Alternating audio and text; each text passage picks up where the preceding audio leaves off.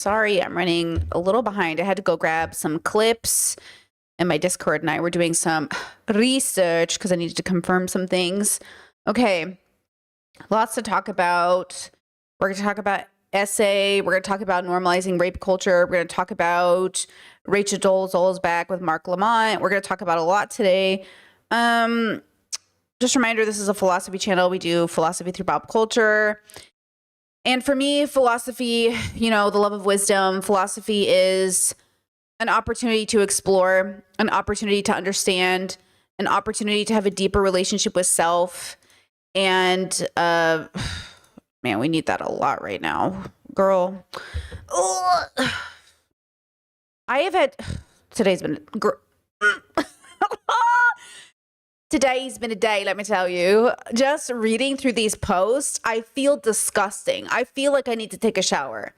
I'm so tired of men today. I'm so tired of the patriarchy today. They're disgusting. These fucking threads are disgusting. I'm so tired.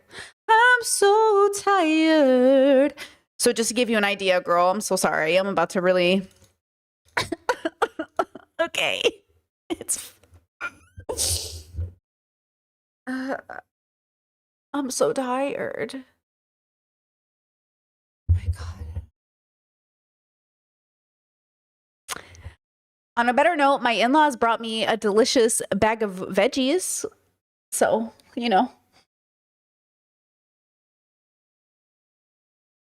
yay for veggies, yay for veggies.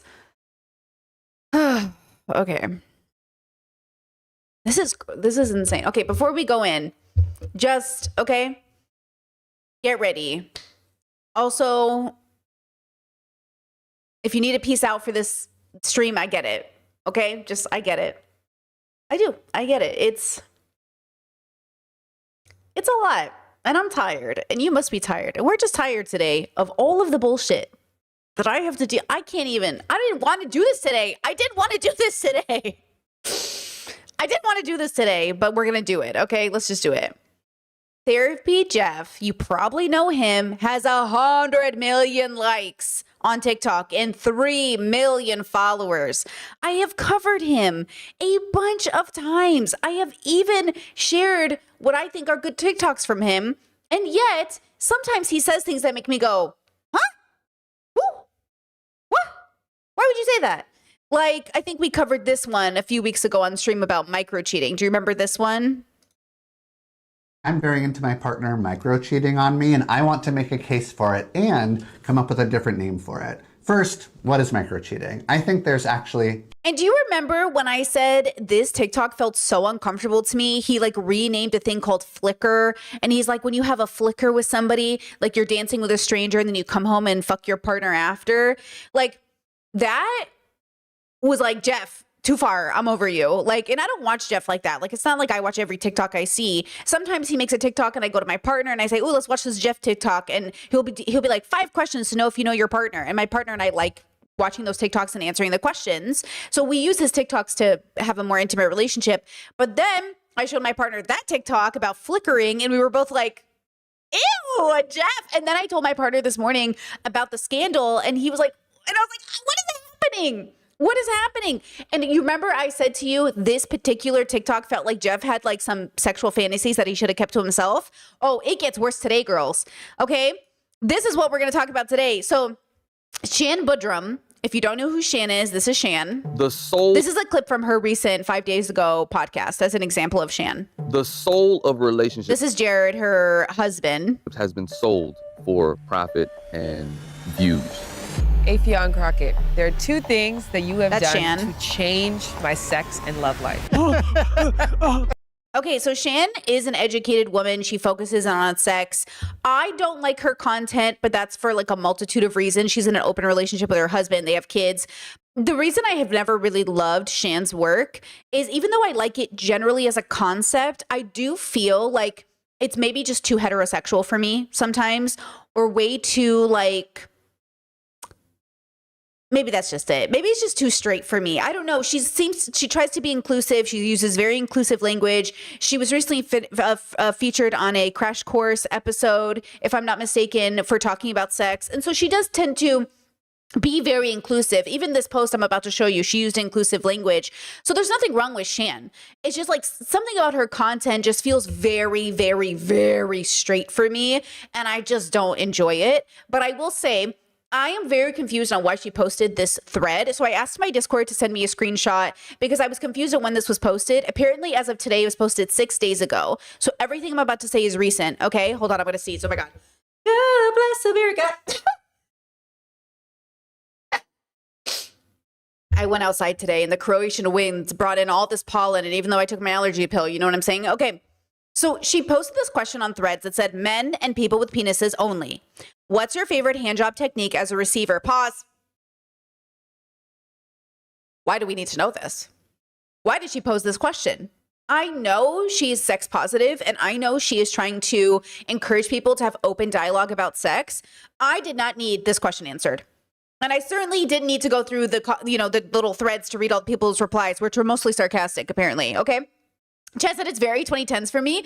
If you mean this question or her content, absolutely. But this question, it feels like this was the question you would ask in like 2011 or something, or 2013, to be like, I'm so, why are we asking it in 2026? And what's worse, why are our therapists responding in 2026? Okay. Hold on. I need water. Oh my God, my allergies are like, I'm going to fuck with your presentation today. Okay. So Jeff replied, and I'm going to show you. So here's this TikTok. I'm going to make a zoomed in version so you can kind of read it better here. He says, okay, guys, just trigger warning. Trigger warning.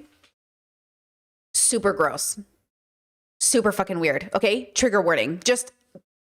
Okay. And you know what? Look here. You see this little picture on the top here? Oopsies, bring it back. Do you see this little picture? That's Shan liking the post, right? That's her liking the post, right? Am I a boomer? Is that what that means? Guys, trigger warning. Jeff responds to Shan's question, what's your favorite handjob technique as a receiver? And he said, oh my God, there's technique, but honestly, a lot of it is the whole vibe. If you're leaning over me, if you're looking a little wrecked and hungry for it, acting confident, playful, and a little bossy, that really does it for me. Technique-wise, the tip is the most sensitive and pleasurable. So tease that spot for a while. Run your full hand over it a few times. When I start getting close, move faster and focus on the tip even more. When I'm done, it's fun to see you feeling really pleased with yourself. Also, don't forget to tickle the butthole and or lick and kiss around the base.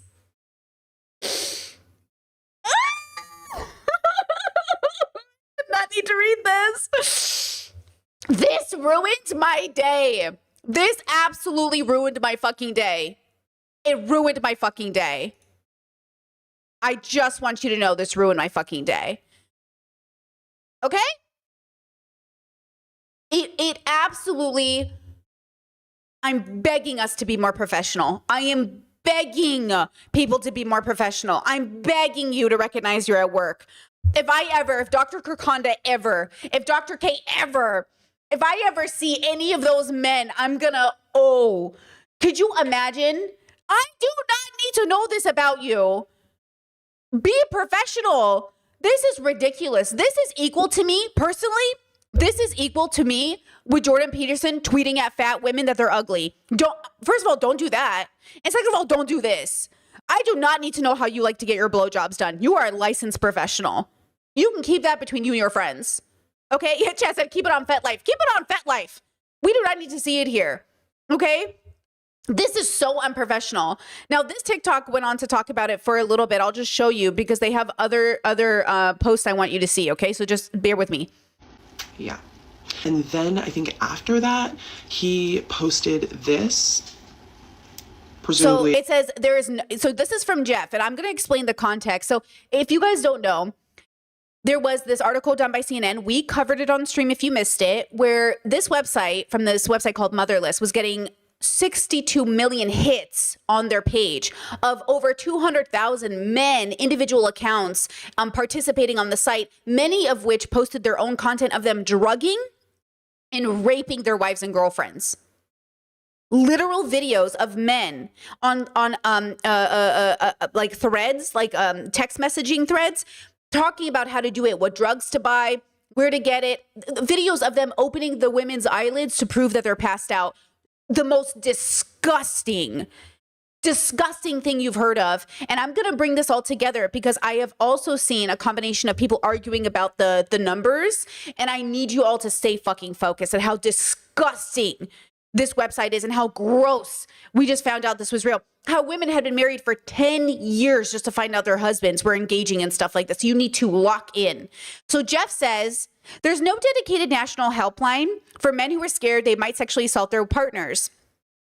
Oh, is there no dedicated national hotline, or for anyone for that matter? Like, if they're experiencing an urge and are worried their fantasies are turning into plans, who can they call? Community Note says, that line already exists. That line already exists. Okay, let me get into this with you. This is disgusting. So here's the beginning of this whole situation. 4 days. Well, first Shan was the first part. So Shan's tweet went up. Then Jeff responded. Okay. Then that was 6 days ago. Then 4 days ago, okay, he made this video. He just snapped is the most protective lie we tell about male violence, and the CNN piece about a rape academy proves it. So reporters spent months inside private online groups where men trade tips on drugging and raping their own wives. Recipes, specific doses, which sleeping pill leaves your system fastest, how to film it without her noticing. One guy was live streaming the assault of his unconscious wife for paying viewers at $20 a head. These men weren't snapping, they were enrolling. A French lawmaker called them rape academies because there is a curriculum, there is a study group, and some of these guys had been at it for years. One survivor said, "We worry about strangers in parking lots. We worry about who's walking behind us. We don't worry about who we sleep next to," and that's because of how scared we are of men just snapping, which does happen, but that narrative gives cover to the millions of abusive men who don't. Her husband of 16 years had been crushing their son's sleeping medication into her tea every night. They went to church together that morning. He came home, he made her tea. We've built a whole prevention culture around stranger danger and red flags on date one, but the men in this story were husbands of 20 years. Intimacy isn't a safety feature, it's actually a blind spot. The longer you've known someone, the harder it is to see them clearly. Pattern blindness is real, sunk cost is real. Your threat detection literally turns down around people you love. So if something has been off for a while, if your body keeps flinching at things your brain says are fine, that might not be paranoia. That's data you should be taking seriously. Okay, so that's true, right? It's going to come from somebody close to you. It's not always a stranger. It's most likely somebody you know. He's telling victims, like, don't doubt yourself. You might be seeing data that's real. Fine. All of that is whatever. Fine, Jeff. Okay. Okay. Then why you make this video? Why you make this video right after? Right? So why'd you make this video? Ever had rape fantasies? Let's talk. If you're a man and you've ever had rape fantasies, let's talk. Pause. What is a rape fantasy? Because the only people I know who talk about rape fantasies are never talking about actual rape. And I think Jeff means real rape fantasy. So just for context, he is not talking about CNC. He is not talking about consent, not consent. He's not talking about ravishment fantasies. He's literally talking about a rape fantasy, which at that point, I'm very confused by. Are rapists having rape fantasies? If they are, it is what it is. I can imagine it. Absolutely. I'm not a medical professional. So listen, because I heard this initially and I realized he's talking about real rape, right?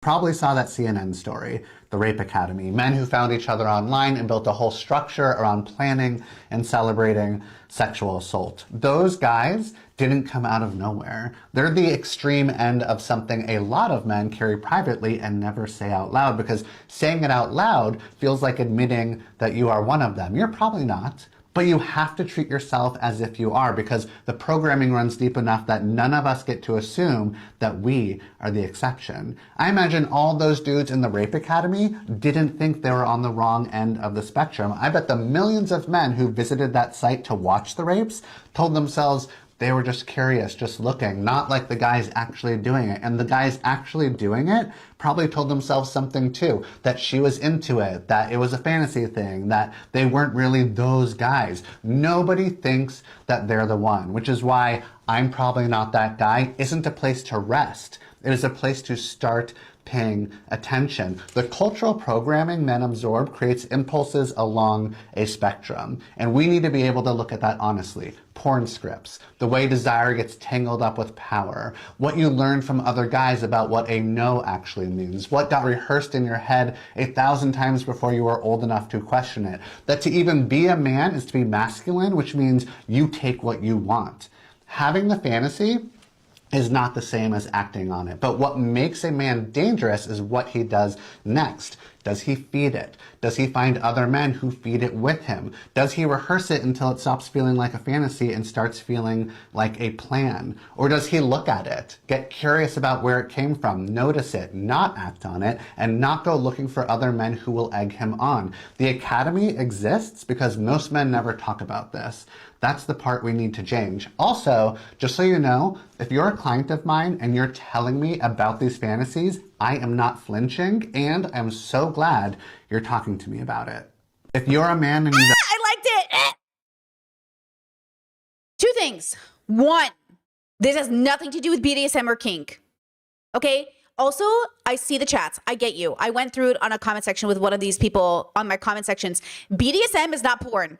BDSM often doesn't even involve sex. So for all of those people who are ingrained in the communities, who have been underground in the communities, we know 99% of us aren't even doing sex with our BDSM. Okay, and not that sex is bad, right? But this is a kink safe space for progressive kink spaces and deconstructed. Most of the leftists I met, most of the anti-capitalists I ever met were in BDSM dungeons, okay? I learned about consent through BDSM, safe words, STI panels. That was the first space I was ever in that never shamed anybody for their weight, what they look like, any kind of disfigurement or disability. That was the first space I was ever in with people that like were radically feminist. So again, there were issues. All kinds of people were there. There are conservative BDSM spaces like Trump voter BDSM spaces, and there are anti-capitalist BDSM spaces. Okay. The issue is that a lot of vanillas get into kink through porn, and they make it, you know, like basically 50 Shades of Grey, which is an abuse fantasy, which is disgusting.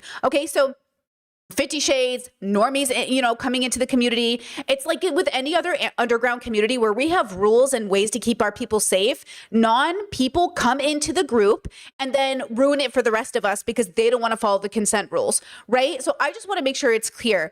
Also, in terms of Jeff always talking about sex and always bringing up sex, there is some rumor on the internet that he's a sex therapist specifically, but also I couldn't confirm it. So I don't know if that's true. Like Shan Budram, Shan's content's always about sex because Shan is specifically about relationships. So that's why her asking the initial question wasn't too weird, though I did take issue with her asking it because I don't know what she thought was going to happen.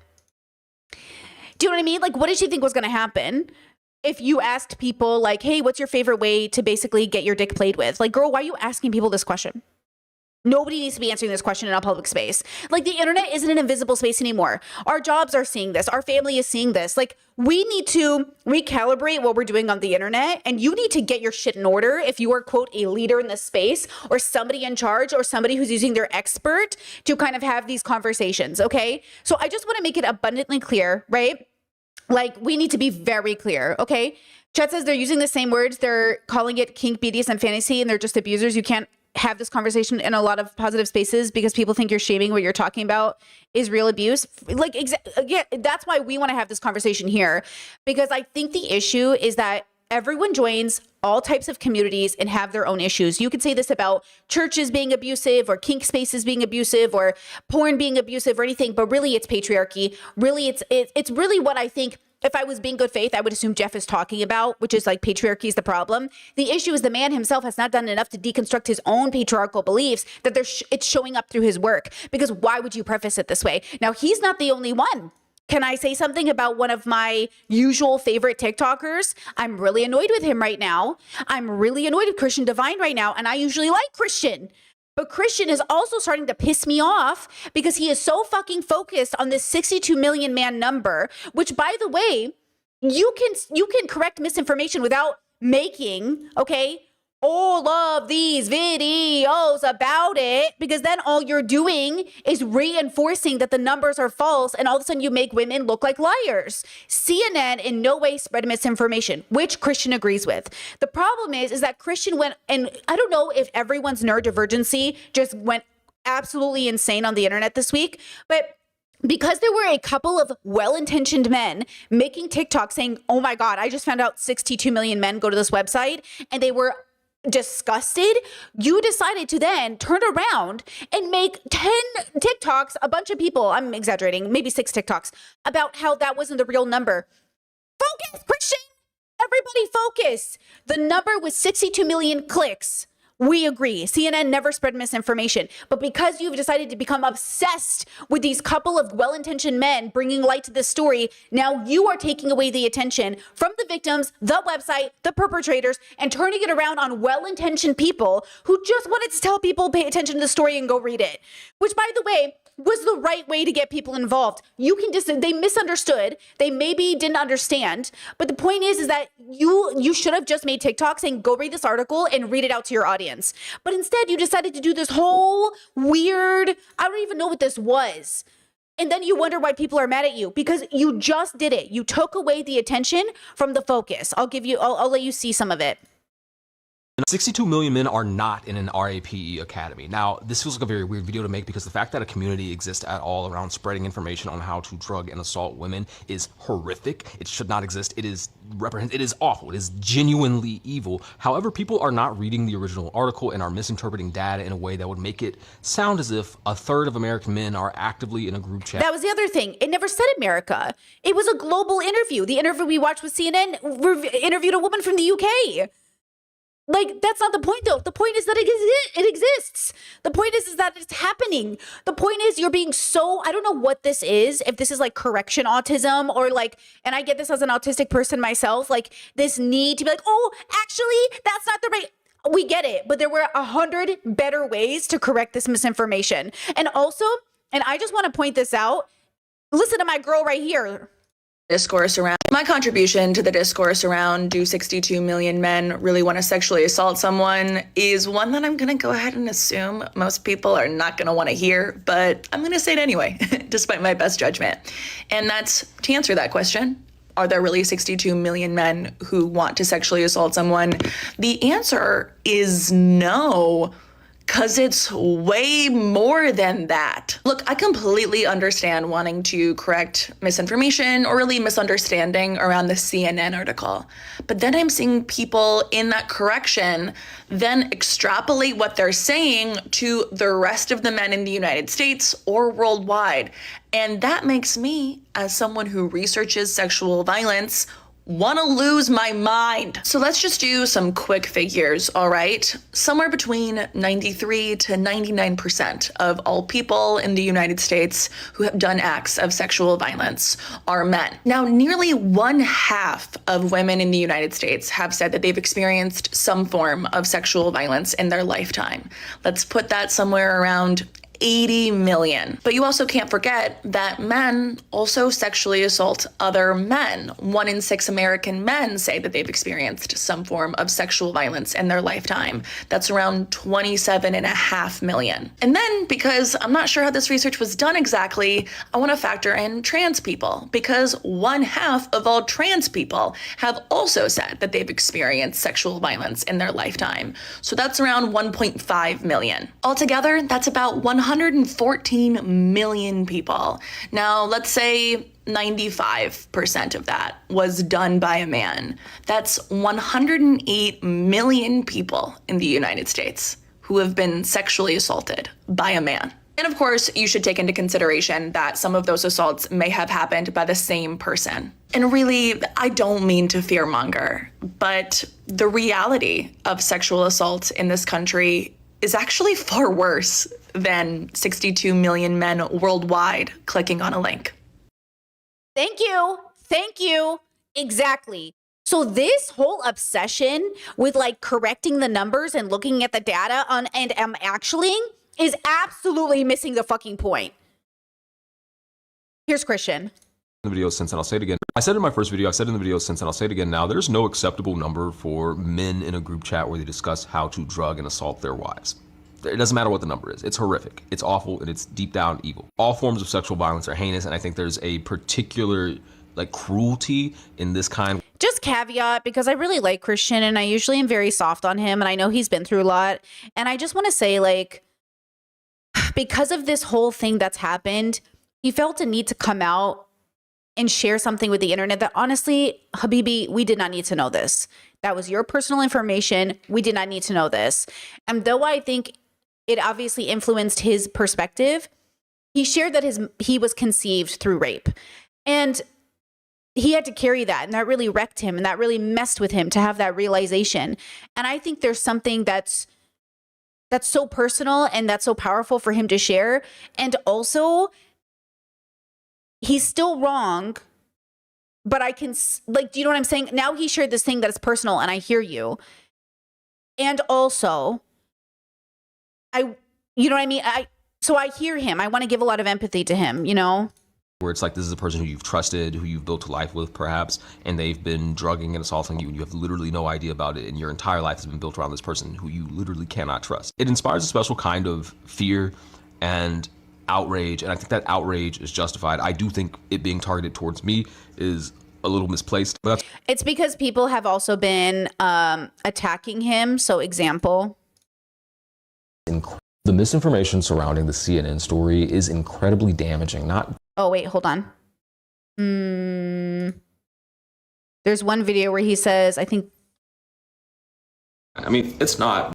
Hey guys, quick PSA, harassing me, that's perfectly fine. I mean, it's not, but it, kind of comes with the territory. I understand what it's like to be on this app.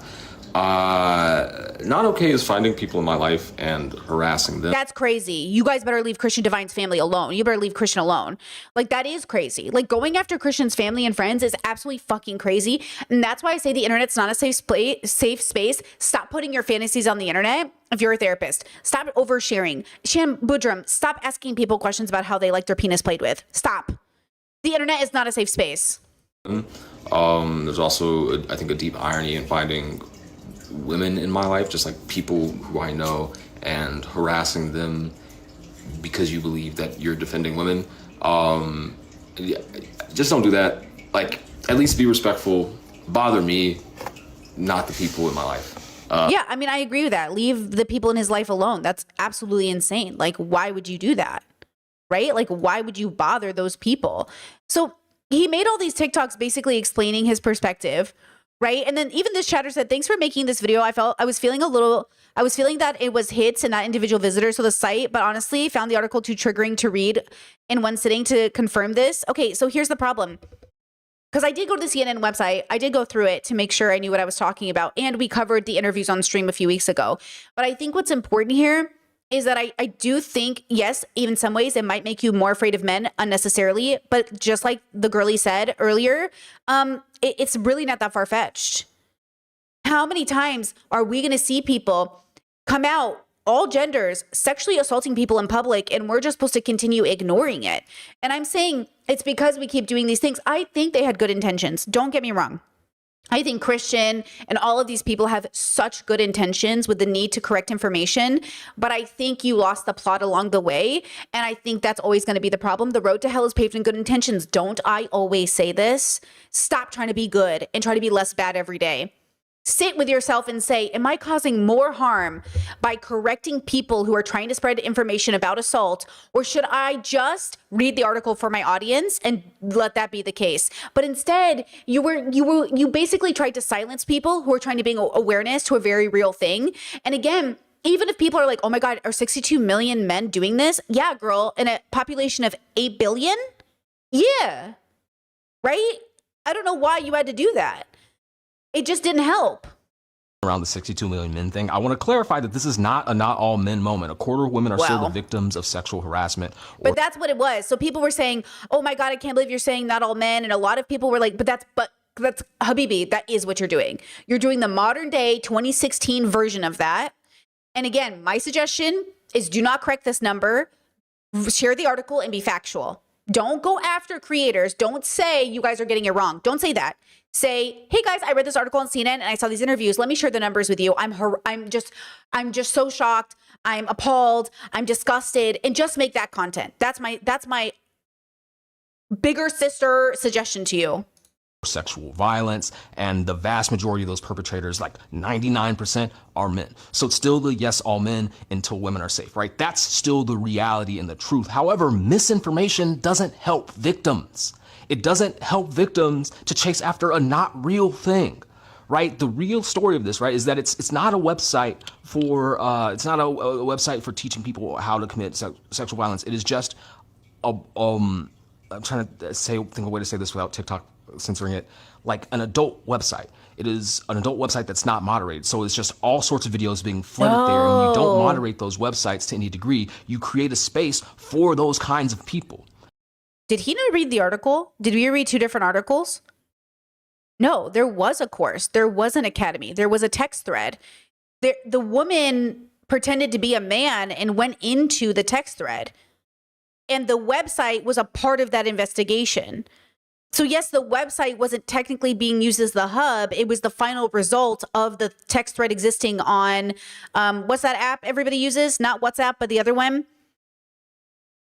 So now I'm confused. Did we not read the same article? That investigation found multiple avenues for this thing to all connect to one another. Telegram. Thank you, chat. Telegram. Now I'm confused on why he said that. And it got 62 million hits in a month. So those websites are still high volume and high traffic, despite the fact that they still have low moderation. And then in a small community on this website, this thing is happening because they created the space for it. That's the real thing of this story, right? The real meat of this story is that there are spaces that are being created. These things are still all dangerous and relevant. It's just saying there's 62 million men in a group chat in a RAPE academy it's chasing ghosts, and it doesn't help victims. And it's not a not all men moment. It's still men. It's still men. It's just the thing that it doesn't help. Misinformation doesn't help anyone. Well, now I'm confused because it feels like you're adding to the misinformation right now. See, I feel like the focus became, let me correct this thing I think is wrong, instead of let me focus on the victims. I'm just tired. I'm tired. You know?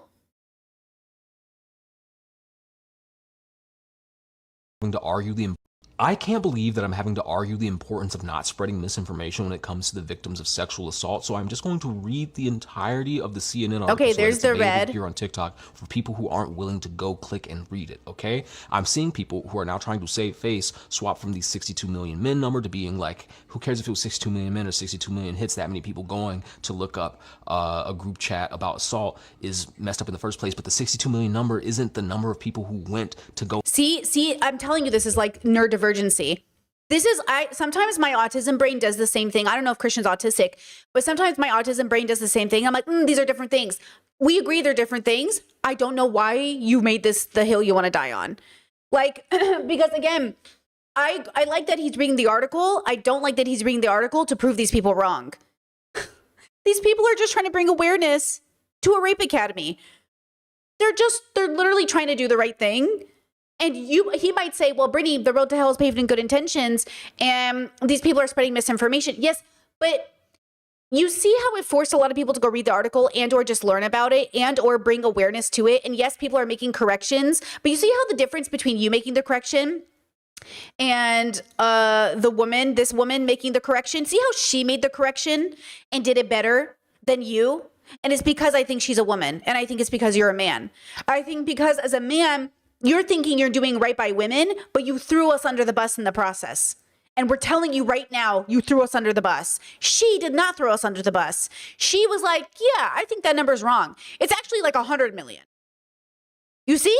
Because it's more accurate to the reality of what we're, undergoing. Now, let me just connect this to a bigger story that I was really fucking mad about this week, okay?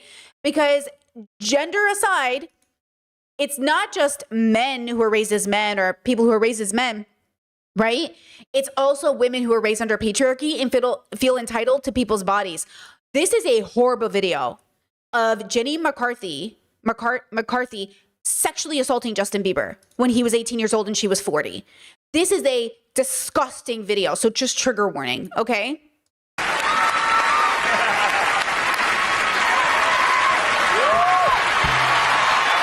Okay, she grabs him, kisses his neck, and then grabs his ass. Look at that. Kisses him, and he's like, ew, what the fuck? And then look at the way she grabs his fucking ass.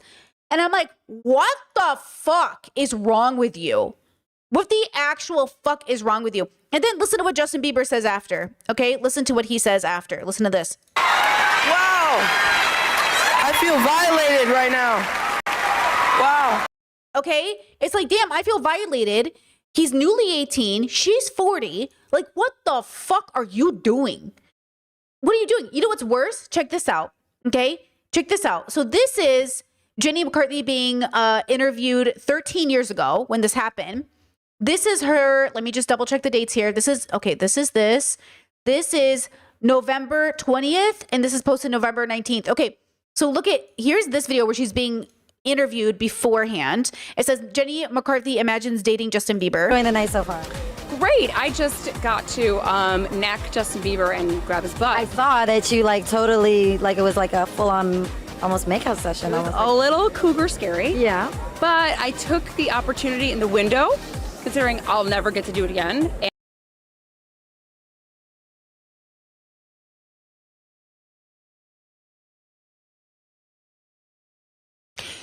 I think this is patriarchy more than anything, right? Because we've been trained.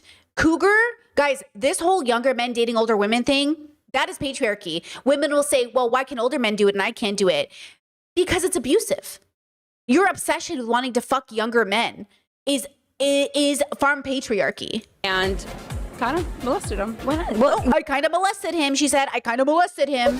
Considering I'll never get to do it again. And kind of molested him. Well, we hear that he may be back on the market now and available. Can you imagine how hilarious that would be? That would be the cougar score of the century. Okay, Associated Press then titled Jenny McCarthy defends Justin Bieber grab at MAAs. AMAs. What inspired the Bieber butt grab? Was that spontaneous? Well, it better be, because that's just weird if it isn't. No, it was weird even if it was spontaneous. See? Yeah, I gave him a kiss and there was a lot of lipstick, and then my partner Luke decided to wipe it off, and I was like, no, asshole, I did that for a reason. So remember me. So then I couldn't help it. He was just so delicious. So little, just I want to tear his head off and eat it. That's it. This is an early start for him, and I don't want to talk to you, Usher. I don't want to talk to you either. Usher and Chris Brown are on tour currently. I don't want to talk to any of these people. Do you know what I'm saying? Okay. Yeah, we covered Katy Perry last week. Chat's Katy Perry. But let me tell you this. This is downwind from patriarchy. Because I don't think your gender makes you a sexual predator. I think the way you were raised is. And these women are raised under patriarchy. That's why 93% or almost every sexual assault is done by a man. But the ones that are done by women, many of them are mimicking patriarchy. Because they're also raised in patriarchy. Your gender doesn't make you a rapist. But, and maybe this is what Therapy Jeff was trying to get to, but he's so fucking stupid he didn't know how to say it, is that we are raising men to be rapists. And we are raising women to be rapists as well. And we need to stop. We need to stop raising people to be rapists. But if Therapy Jeff knows that, then why the fuck did he tell us how he likes his dick played with? Do you know what I'm saying? If you know, Therapy Jeff, okay, that patriarchy raises men to be sexual predators, then why the fuck did I have to read how you like your dick played with? Don't you see how that's a problem? You know what it reminds me of? Hold on, it reminds me of this TikTok I saw this morning. This lesbian harassed on the streets is exactly what reading Jeff's dick play sounded like to me. Hold on, let me bring it up to you. Hold on, I didn't pull it up. I didn't prep it. Hold on, give me a second. Here we go. Ready? This poor lesbian. Safe because you're commenting on my fucking pretty toes. Then you have a problem. If I feel no, go ahead, say it again. You're recording us. I'm recording you too. If you feel unsafe because somebody gave you a compliment about my pretty about your toes, you have an issue. Okay, let's see. So sorry for what you're going through. Have a great day. You too, Karen. I'm a Karen because I don't want to have my body complimented. But you got a Rockaway jacket on. You don't even like niggas. That's her beautiful toes. So 2 grown men told her, you have beautiful toes. And she said, what? She said, don't talk about my toes. And they said, oh, you don't like me? Karen, you're a Karen? Ma'am. Ma'am. This is what I'm saying. Stop telling me how you like your dick played. Stop talking about my toes. Okay? Stop touching Justin Bieber. Stop thinking you can get away with it. And stop pretending this is about gender when this is about patriarchy. But the only thing that makes it about gender is the fact that men are in denial. Men will literally blame trans people and gay people for what like 0.5% are doing. And they'll be like, it's all trans people. But 93% of men are engaging in sexual violence. And they're like, not all men. Listen, all kinds of people can be rapists. And yet we seem to have the one select group outpacing everybody else. And everybody's ignoring it because why? Patriarchy. Because under patriarchy, it's not sexual assault. It's what you're entitled to, right? Well, I'm sick of it. I'm sick of seeing it. I'm sick of reading it. I'm sick of having to cover it on stream. I'm disgusted. And I am absolutely, we're not standing for it. In 2026, we're done. And this is why I say again, I will say it moving forward. Stop letting your favorite streamers do thirst traps. Stop talking about how fucking hot she is. Stop being inappropriate at work. We all need to be more professional at work. And I am absolutely sick of it. I am absolutely sick of it because it happens time and time and time and time again. Remember that anchor? I'm forgetting his name right now. I want to say it's like Matthew or something. Remember Matt Lauer? Is that what his name was? Who had the lock button on his door? Who would trap women in his offices? Was that him? Hold on, let me Google it so I don't. Matt Lauer, sexual assault. Yes, it was. Thank you, Brittany's memory. It was Matt Lauer. Thank you. It hurt to walk. It hurt to sit. It hurt to remember. Matt Lauer's accuser revealing graphic details. It was Matt Lauer. Okay, thank you. So I'm trying to say it time and time again. It has happened. Time and time again, people have come forward. And time and time again, you downplay it. And I understand abuse is a very difficult thing to leave. It's a very difficult thing because the world confuses you on it. When we look at Sykkuno and people are like, he's not a predator, he's not these things, and his girlfriend's like, I'm gonna stay with him, I believe he can get better. Very typical script. Very, very, very typical script. Okay, that's exactly every script of every predator. Victimize your victim so severely that when people try to help them, they fight for you. They fight for you the hardest. Okay, I've been there, you've been there. We have all been there where we want to believe the person who has hurt us, they just are misunderstood. I know them better than anyone else. And the reality is they are absolutely utilizing that to take advantage of you. And that's so hard to process because it could be your dad, it could be your brother, it could be your boyfriend, it could be your relative, it could be a teacher, it could be somebody you really, really want to believe in. It could be a priest, it could be XYZ. And you want to believe like, no, this person wouldn't do this to me. Like, no, like this isn't what, but that's, stop. It is what it is. Now, what should you do about it? Now, Jeff spread misinformation, said there weren't hotlines, there weren't people available to you. You can absolutely go to people for help, and I think you should. I think that's what I would ask more than anything. Recently, there's been 2 cases also of men going through divorce who killed their families. Okay, one was the former Democratic governor, and then the other one was a father of 7 children. He killed 8 of them. One of them was the cousin of the family, was going through a messy divorce. I don't know if you guys saw it, okay? And he killed 8 children because of a messy divorce. And I'm saying, stop killing innocent people because you're having a hard time. Okay, stop it. You cannot, because you're going through a hard time, murder everybody around you. But there is an entitlement to, I am suffering as well. I see that you're suffering. Talk to a professional. Talk to a professional. Why are you taking it out on children? Why are you doing this? Why are you doing this to people? We began with a community grieving after a mass shooting in Louisiana. 10 people were shot in Shreveport. 8 were killed, all of them children. The gunman also dead. Police say the attacks happened at 2 homes. CBS's Jason Allen is there for us tonight with the details. Jason.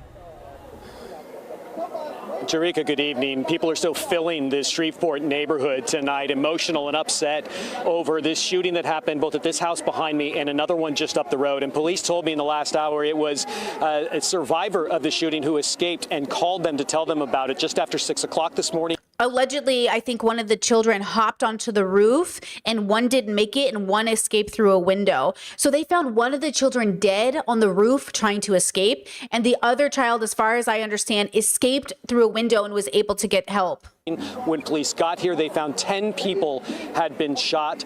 8 of them had been killed. And as you mentioned, all 8 of those were children. Police also confirming for me that at least 7 of those 8 children were the children of the shooter, who they The shooter killed 7 of his own kids. Identified as Shamar Elkins.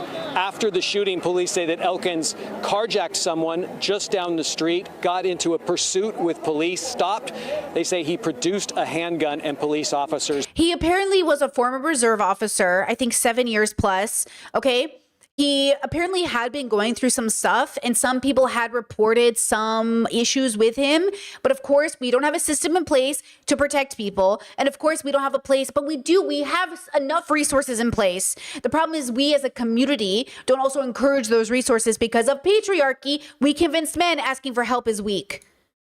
Shot him there at the scene. Louisiana State Police tonight are also involved in this investigation. And yes, Chad said I heard 2 women. The mothers were in critical condition. As far as I know, both of the women there, so the woman of the 7 children and the woman of the cousin who was visiting, they're in critical condition. This is a tragic situation, maybe the worst tragic situation we've ever had in Shreveport. I don't know what people think in the crevices of their mind to want to harm another human being, let alone that of children who have their whole life ahead of them. No, this woman's full speech was so good. Wait, let me get you her full speech. This speech was too good. You've got to hear it. She made an amazing call for action, amazing plea to her community to really stop this, stop this desire to take it out on your community. And it really takes all of us. This is why we say we as a society, we do have to help men, but we as women are not supposed to shoulder the burden of that work. We as a society must do it, meaning systems in place, meaning men also in our social circles. It's about all of us together. So, when I hear this plea from this woman saying we have to do something together, what I hear is we need to all come together regardless of gender, regardless of anything. This isn't a gender war. We're talking about 7 kids murdered. And for what? What did that get you, right? Okay, hold on. Let me see. Okay, I have to find, give me a second. This is so frustrating. It's just and this is why I say, look, I'm not anti-men. I'm not anti-men. But at some point, we have to wake up and understand, they're not willing to do the work. And that should tell you something. That should tell you something, that men are so willing to say, oh, this doesn't have anything to do with me. And look, maybe Therapy Jeff, that was really what he was trying to get at. But he just said it in the absolutely worst way possible. He said it at the expense of the whole community. He made it all about him. And then for him to make that follow-up statement about how men are having rape fantasies, followed by him talking about how he likes his dick played with, read the room. How stupid are you? I don't understand. Tabitha Taylor, City Council. Okay, let's see if I can find her speech. There we go.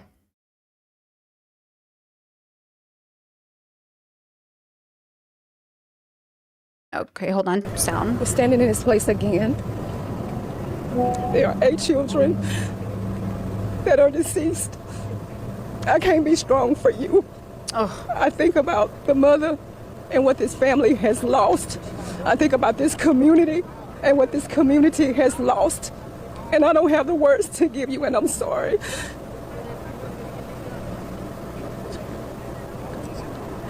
I don't know what people think in the crevices of their mind to want to harm another human being, let alone that of children who have their whole life ahead of them. From what I've learned about this incident is that it's domestic in nature that makes it even more horrific for all the fighting that we do as it relates to this. And maybe you can stand strong with this, but I can't without shedding tears of traumatic pain. I pain and I grieve for this family. I grieve for the lives that are lost, and I'm asking you to please utilize every resource that the sheriff has brought forth now when you know that these situations occur. We cannot be and make this a joke This is not a freaking joke. This is real, and this is the result when someone snaps. So I'm gonna ask the community, along with prayer, with every mental health consultant, counselor that is out here, this family and this community needs you. I need you. Because how do we get through this? How do we get to the next level? It is real and this is raw. And these are the tragedies when there are domestic violence or domestic disturbances in our community. That times 100. Like, if I can get it through to everybody listening, it's all of us. The world is a reflection of us as a whole. All of us. Chat said, when people say they hate kids, I don't get it. You need to watch your fucking mouths when you go around saying, I hate kids. Kids are so annoying. Kids are so, oh my gosh. And don't say, oh, I'm autistic and the sounds of kids are irritating. You're irritating to me and you're not a kid.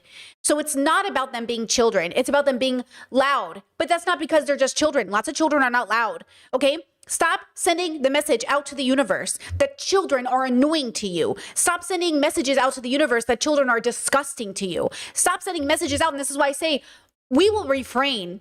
Everything I am doing must now be through the lens of protecting the most vulnerable. The most disregarded group of people in the world globally is children, because you are too goddamn selfish to think about anything but yourself. All these adults in our communities, all of our parents, our aunties and uncles, all of the people in our lives who say, I'm going to work, it's just a fucking Tuesday for you, but it is this child's absolute core memory, childhood, everything they will reference for the rest of their fucking life. So what is just a Tuesday for you is a life-changing experience for this child. So do not bring them into the universe. Do not vote for people who don't care about the safety of children. Stop talking about whether or not we should feed kids school lunches. Feed children, house children, clothe children, give children everything they need. Because one day they won't be children. They will be adults in our communities.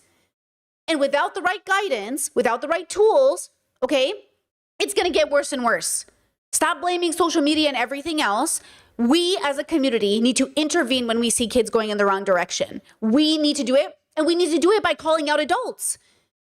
Because the worst part of this is I see adults bullying children on the internet more than the adults in their lives.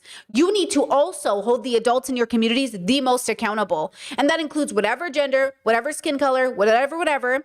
That's why I featured not only the men in the community, but I have featured women. I have featured everyone because we're all the problem. Now, of course, statistics show that men as a whole and men as a system are our greatest threat. And that is because patriarchy is deeply ingrained globally, and it is coming at the expense of boys and girls and they, thems, and everybody else. Like, that is the absolute irony. If you care about boys, if you care about men, you must dismantle patriarchy. It is a system that tells men they are nothing but bodies used in armies, in wars, that they do not get. What did Trump say?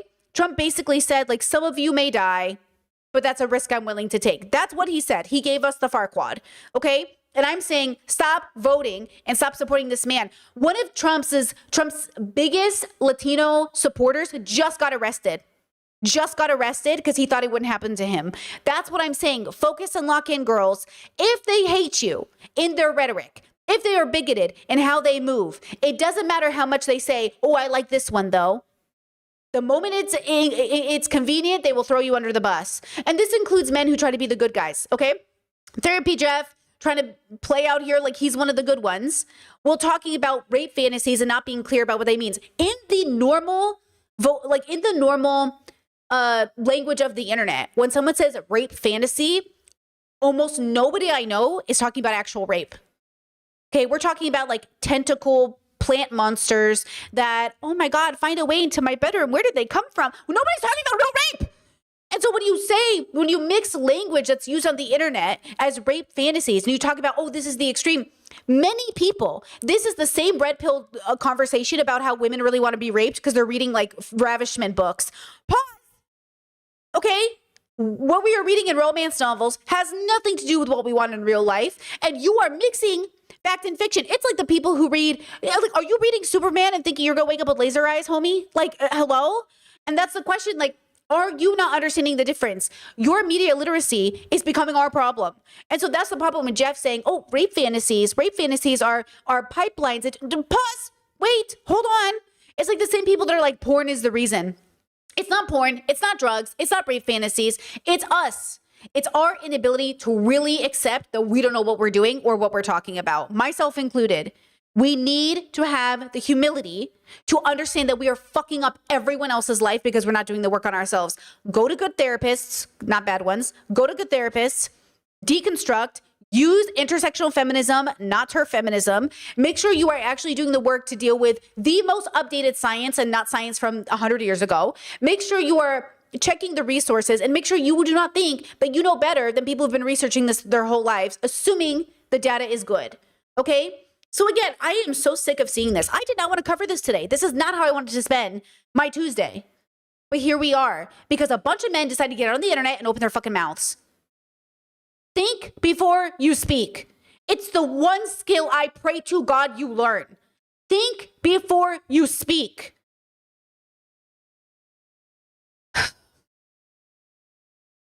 I don't think a lot of kids watching, but if you're watching me, you're important and you matter and you deserve to be safe, which is why I say to all of the people in my life, I work so hard to try to keep kids safe that it comes at the expense of even my own platform, which you know, and I'm sick of seeing other people not do the same.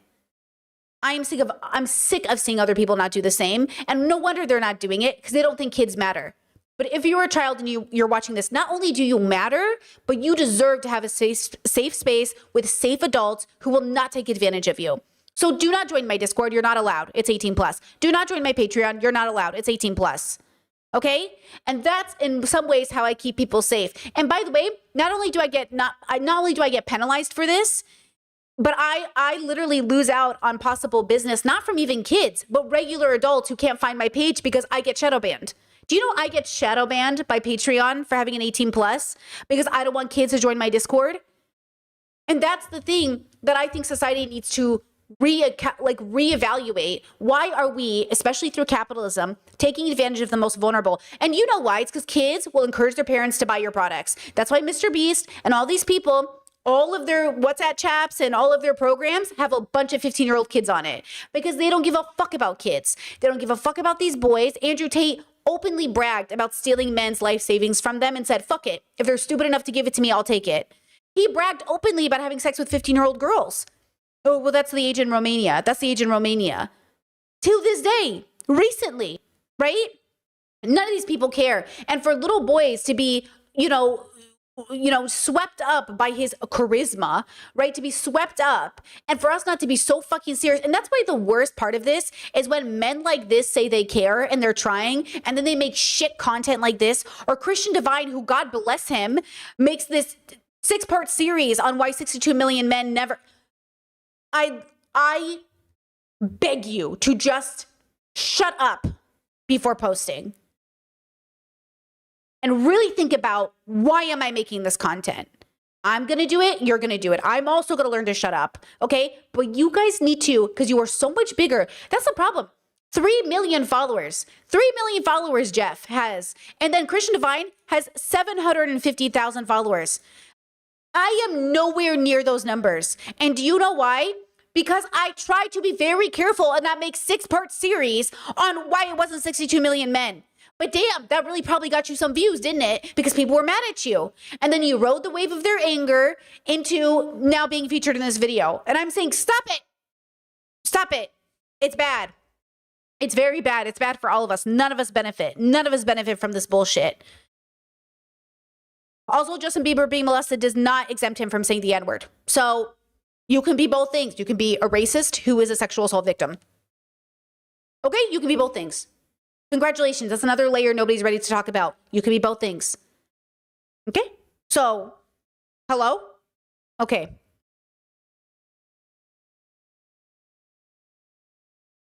We did it. I'm done talking about this.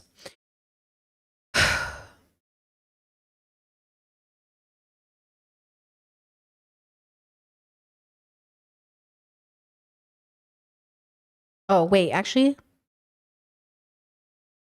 No, okay. Oh, wait, okay. I almost clicked out of a video.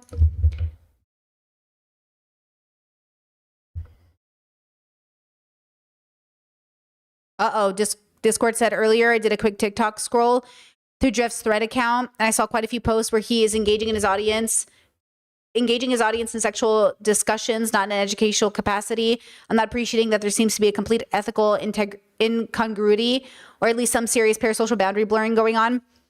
Listen, I don't know what happened to Jeff recently, and I don't know him that well, so maybe I'm fucked, right? This is interesting to me because I think, how do I say this? This is just my personal opinion. I used to read and listen to a lot of Dan Savage back in the day, but some of his opinions on like cheating, infidelity, sex, the way he talks, because he's a sex guy, just started to turn me off. Like, ugh, okay. Dan Savage did a collaboration with Therapy Jeff, and Dan is gay. Dan Savage is gay, and Therapy Jeff is straight. Okay. And they're talking. And there obviously is a line that Jeff knows he shouldn't cross, and yet he couldn't figure out this line. And then I was like, why is this happening? Like, I try not to judge people, right? A lot of people judge Jeff because of the way he looks or the way he sounds. I did think he was gay. My bad. Okay. Or they say, oh, he gives creep vibes. And I really try not to judge people for that because, like, you know, how are we going to talk about not adhering to European beauty standards while also mocking a person for what they were born looking like, right? And yet, I can understand now with all of these TikToks why people are like, he's giving pedo vibes. Look, I don't know if he's getting pedo vibes, but he's giving man vibes. And look, not all men are pedophiles, but Jesus Christ at this point. You know what I mean? Like, what are you doing? You know, what are you doing? And so I don't believe this. I don't think men are born predators. I don't even think men really exist. I think men is kind of a construct created by our natural predisposition to believe that we even fall into these gendered categories. But here we are, right? So, you know, there's some question of like, bro, how am I supposed to... And I can't vouch for you because here we are. But, you know, it's a disappointment. But that's why I say stop blaming people that we're fans of or people that we're viewers of and focus on the fact that why is this happening? Why are men using language that makes us trust them only to turn around and say some fucked up shit? And how did he get 3 million followers before he started saying it? Was he always saying it and we just missed it? And again, I'm not like a huge fan of Jeff. So, I don't know. I only really started following him and showing his TikToks recently. And even then, I don't love him the way I like Dr. Kirk Honda, right? Like I really like Dr. Kirk Honda because I have over the last 5 years, rarely seen some bad takes from him. He has had them though, and I've called him out for it, but he rarely has takes like certainly like this, like never. The way I would be scarred for life if Dr. Kirk Honda wrote that tweet.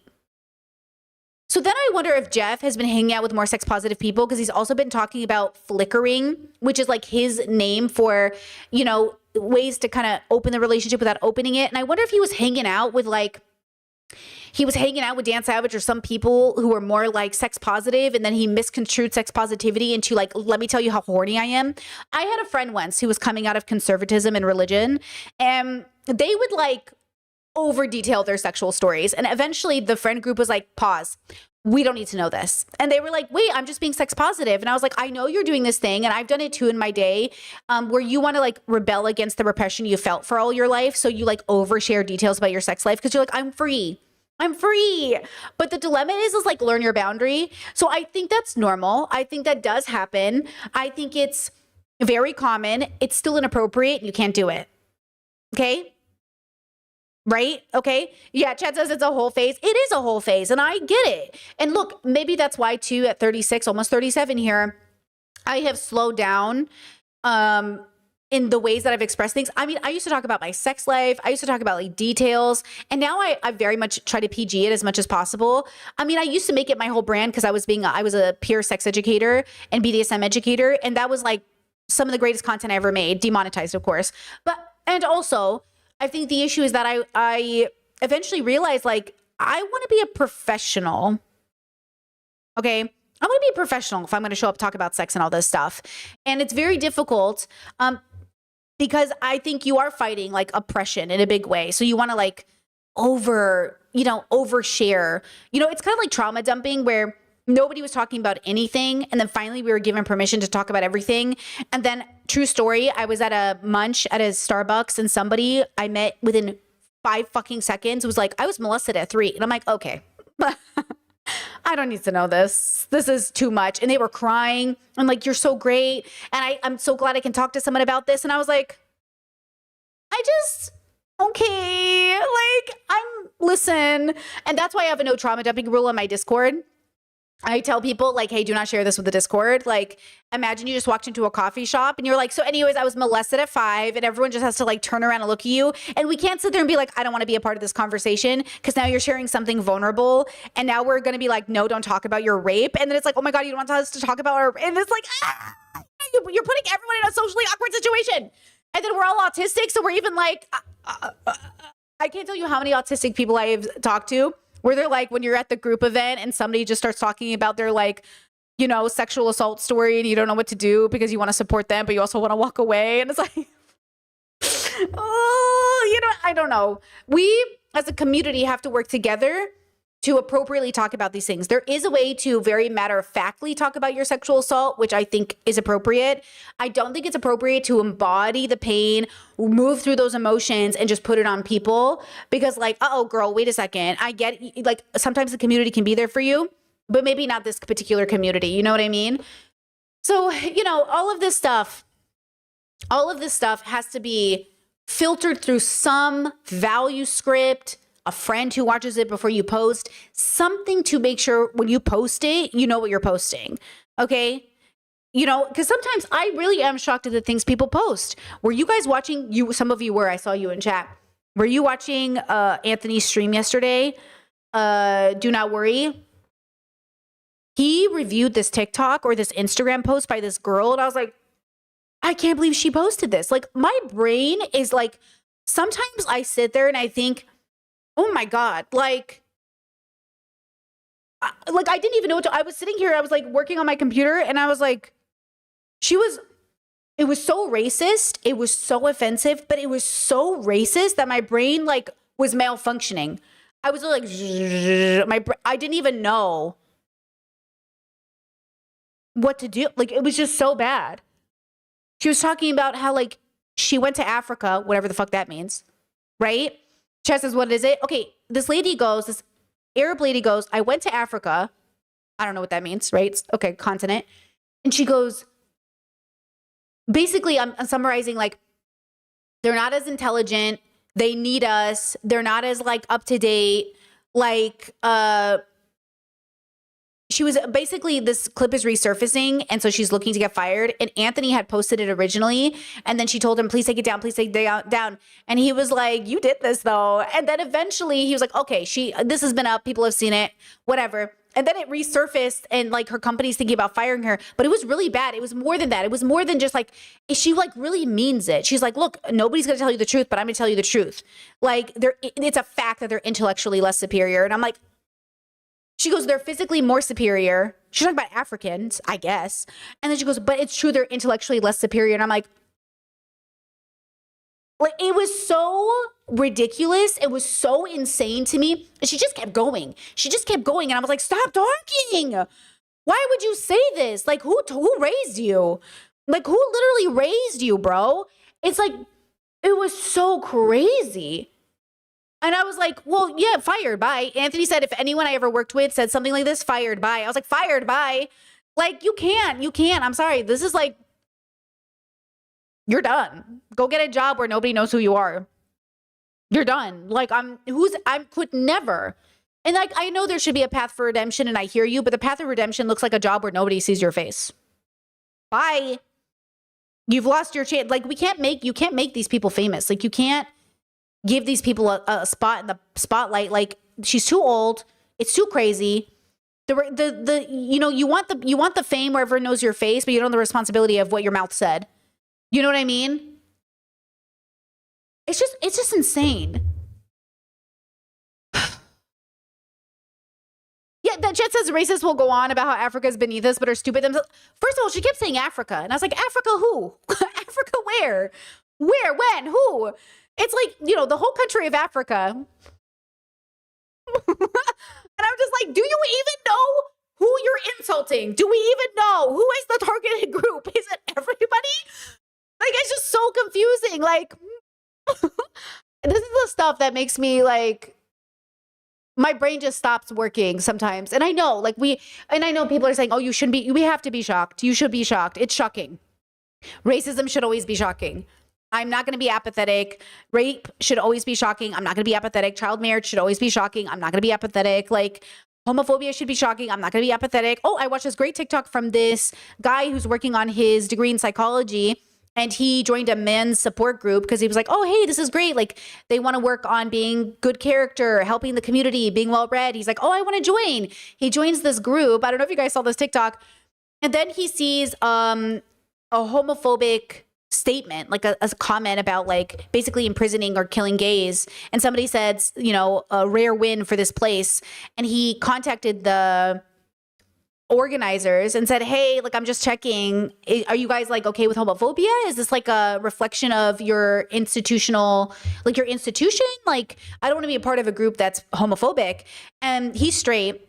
And the creator was like, well, I found it funny. And he goes, yeah, but you're not just saying, oh, it's a funny, edgy joke. You're actually approving of the message. Because the follow-up response was like, yeah, like, I'm sick of this gender affirming care, this gender ideology, this homophobia or homophobic, no, Brittany, homosexual normalization of gay people, like all of this, right?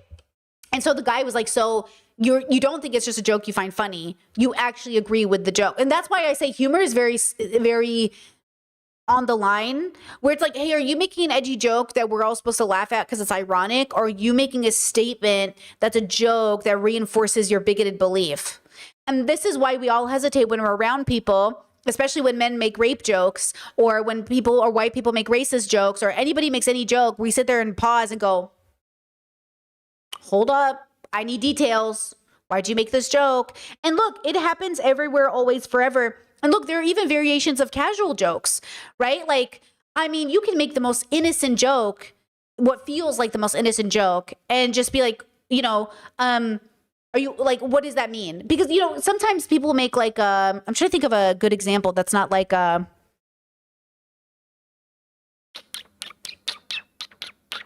can make a joke like, what do you mean you don't know who Shakespeare is? Like, who doesn't know who Shakespeare is? Like, somebody never reads a book. And it might feel innocent, but you could also be actually judging somebody who had none of the resources and none of the abilities. And now this person is internalizing the reality that they never could feel safe enough to ask you about Shakespeare because they knew you were going to make fun of them. So you're actually creating a situation where this joke or this making fun of somebody that you think is innocent, like, hey, dude, I'm just saying it's funny you don't know something that's obvious, turns into people never asking questions because they don't want to feel stupid. That's why I always say no stupid questions. Okay? Yes, stupid arguments. So there's a difference. There's no such thing as stupid questions. There is things as stupid arguments. So if you ask me a question, and if you ask me an argument, and if you make an argument in the form of a question, it can be stupid. But if you are genuinely asking, there's no stupid question because you genuinely might not know.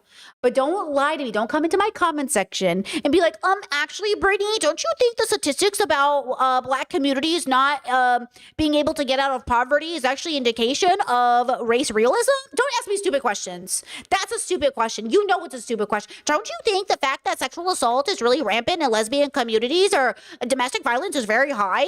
Don't ask me stupid questions. That's a stupid question. Okay? Because you already know what your answer is. You've already made the decision on the argument, and now you're trying to phrase the argument like a question. That's a stupid question. But if you say, hey, Britt, I'm super confused. I just saw this crazy statistic about lesbian domestic violence. Did you hear about this? Is this true? Fun fact, it is not true that most of those women who were interviewed about domestic violence pasts were not dating women at the time. They were dating men. Thank you for asking. See how that's different? Oh my gosh, Britt, I'm so concerned. Is this real? Hey, thanks for asking.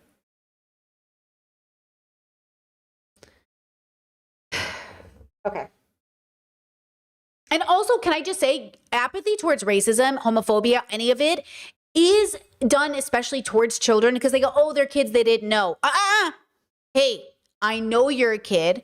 I know you might not know, but now I'm going to tell you, so now you're going to know. And every time you do it after this, oh, you're no longer, I didn't know, because now you know I told you. Same thing with anybody else. Hey, I already told you this. So the fact that you're not adhering to it or listening to me and doing it again tells me you either do not care or you're doing it like in some malicious, truly intentional way. So either way, blocked, right? Okay? And that's the point. That's the point. Kids are watching us. We must display disgust when we see things that are wrong. We must display not shame, but like disapproval over things that we see. You're not living in a vacuum. Even the adults in the room, if we know men don't clock other men about rape, then it requires men to act disgusted when they talk about rape in order for other men to see that it's disgusting. So you must remain shocked. You must remain activated. Not activated. You must remain, say it with your body, say it with your face. Because if we know, display judgment, show it, say it. Because even though, I get it, we're all tired and everybody's tired and everything's everything, but it's us as a whole. The world cannot be this way unless us as a whole. And that's the dilemma. That's the hardest part about existing. So also stop bringing babies into the universe that you don't want them to have to work this hard because we're all working so hard. If you're tired, now imagine how tired that baby's about to be. Stop bringing babies into the world. Because, okay, if you're already tired, absolutely not.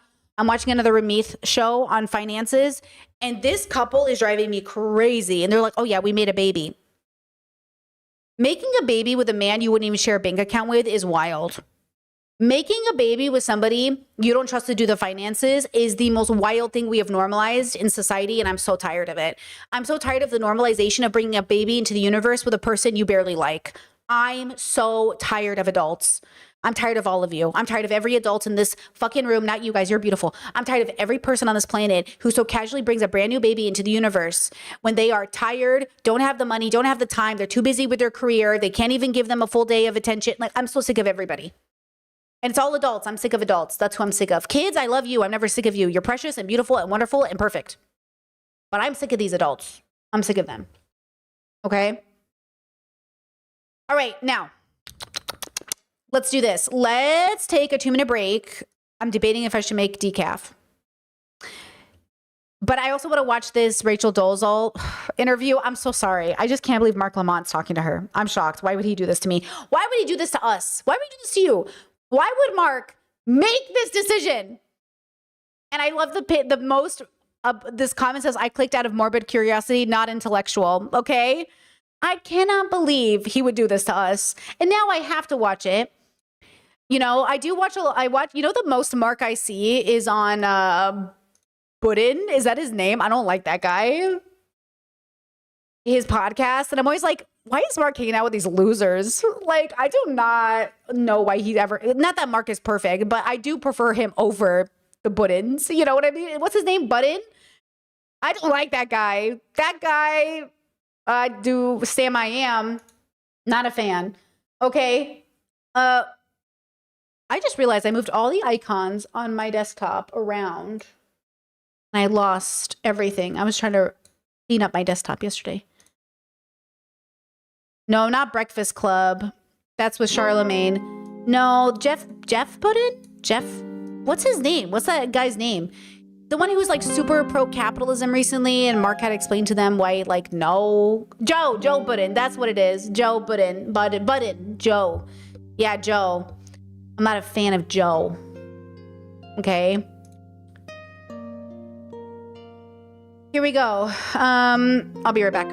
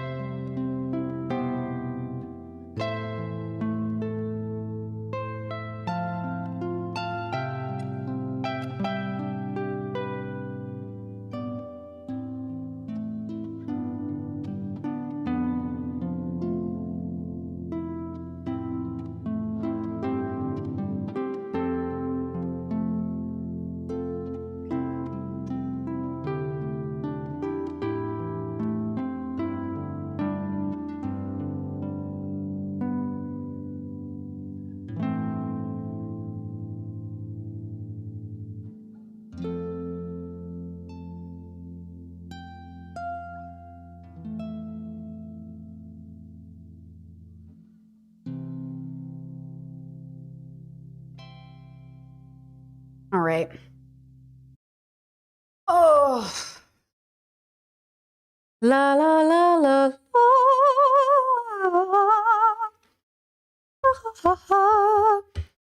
Chat, trigger. Chat, I blame you for this. This is your fault.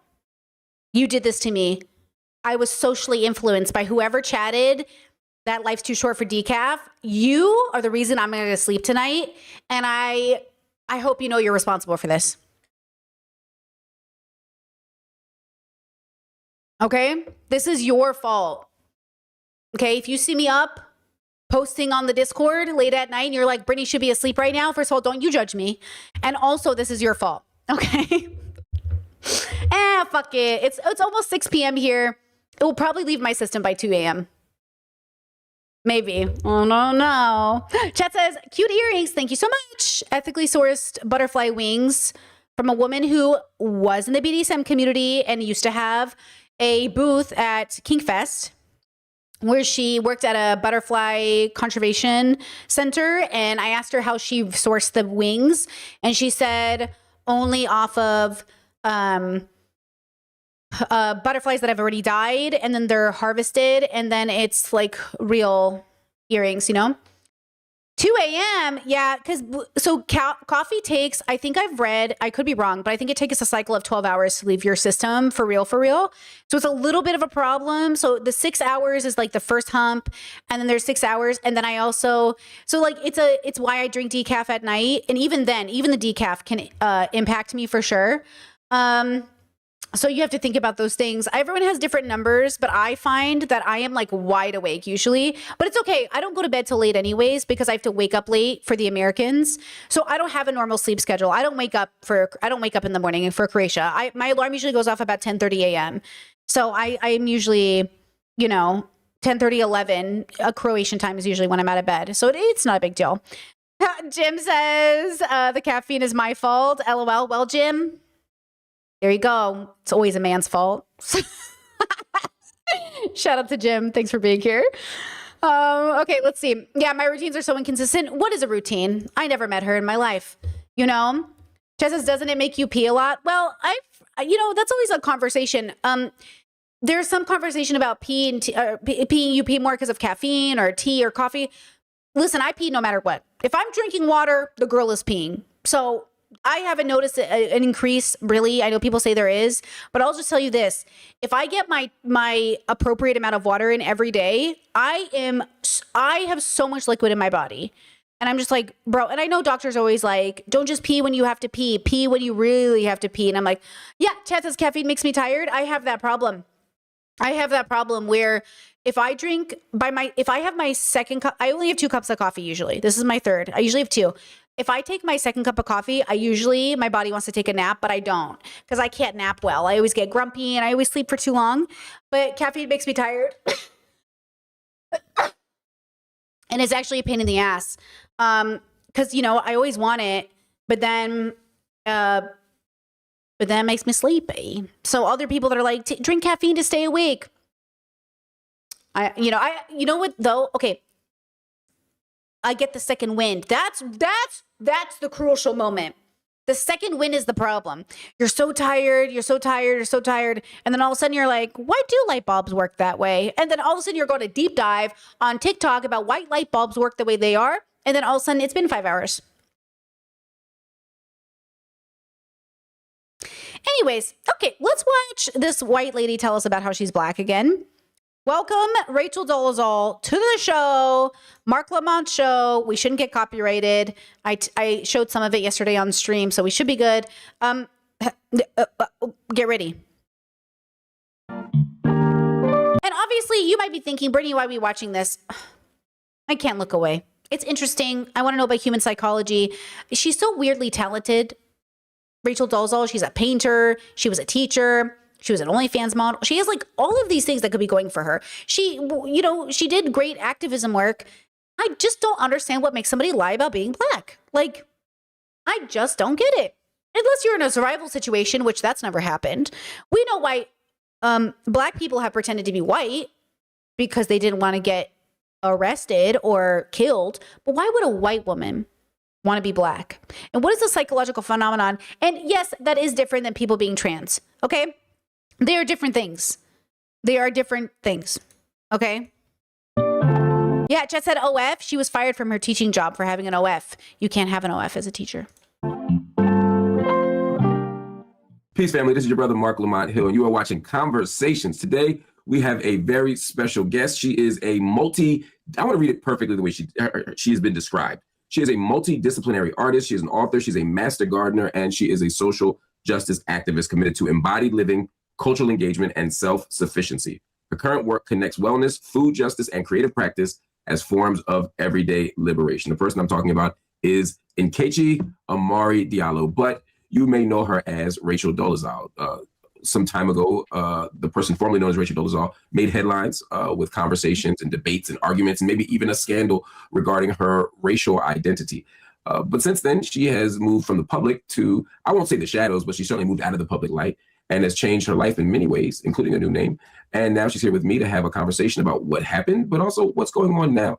Nkechi, it's so good to see you. Welcome. Thank you.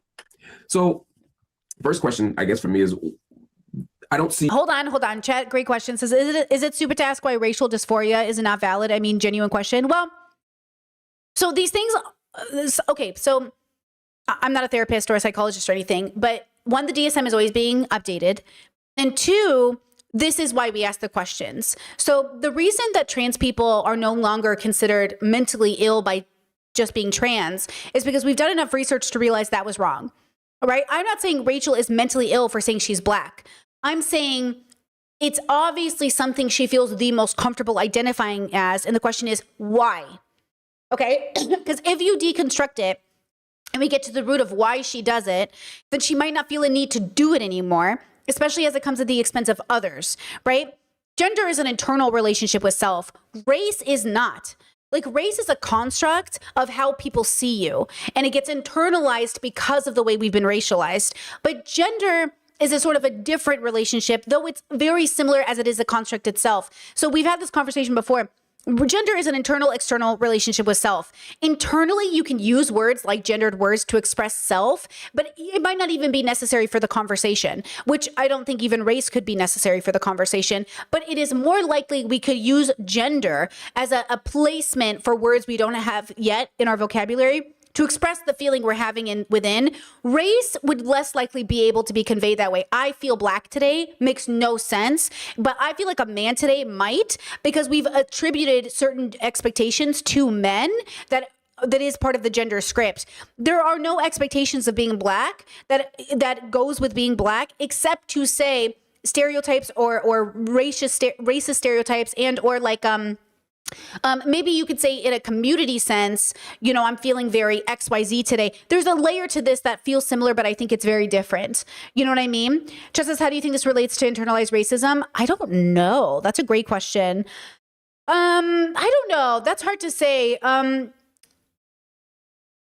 you saying that Rachel Dolezal might hold some anti-whiteness within her? And so, or are you saying like internalized racism. I'm not sure how that would play to Rachel. You can expand on it if you want. Okay, let's see how she answers this first question. You in the media, there was a moment after everything happened, and we'll get into what that means, where I saw you in lots of places. And when I didn't see you, I saw lots of people in those places talking about you.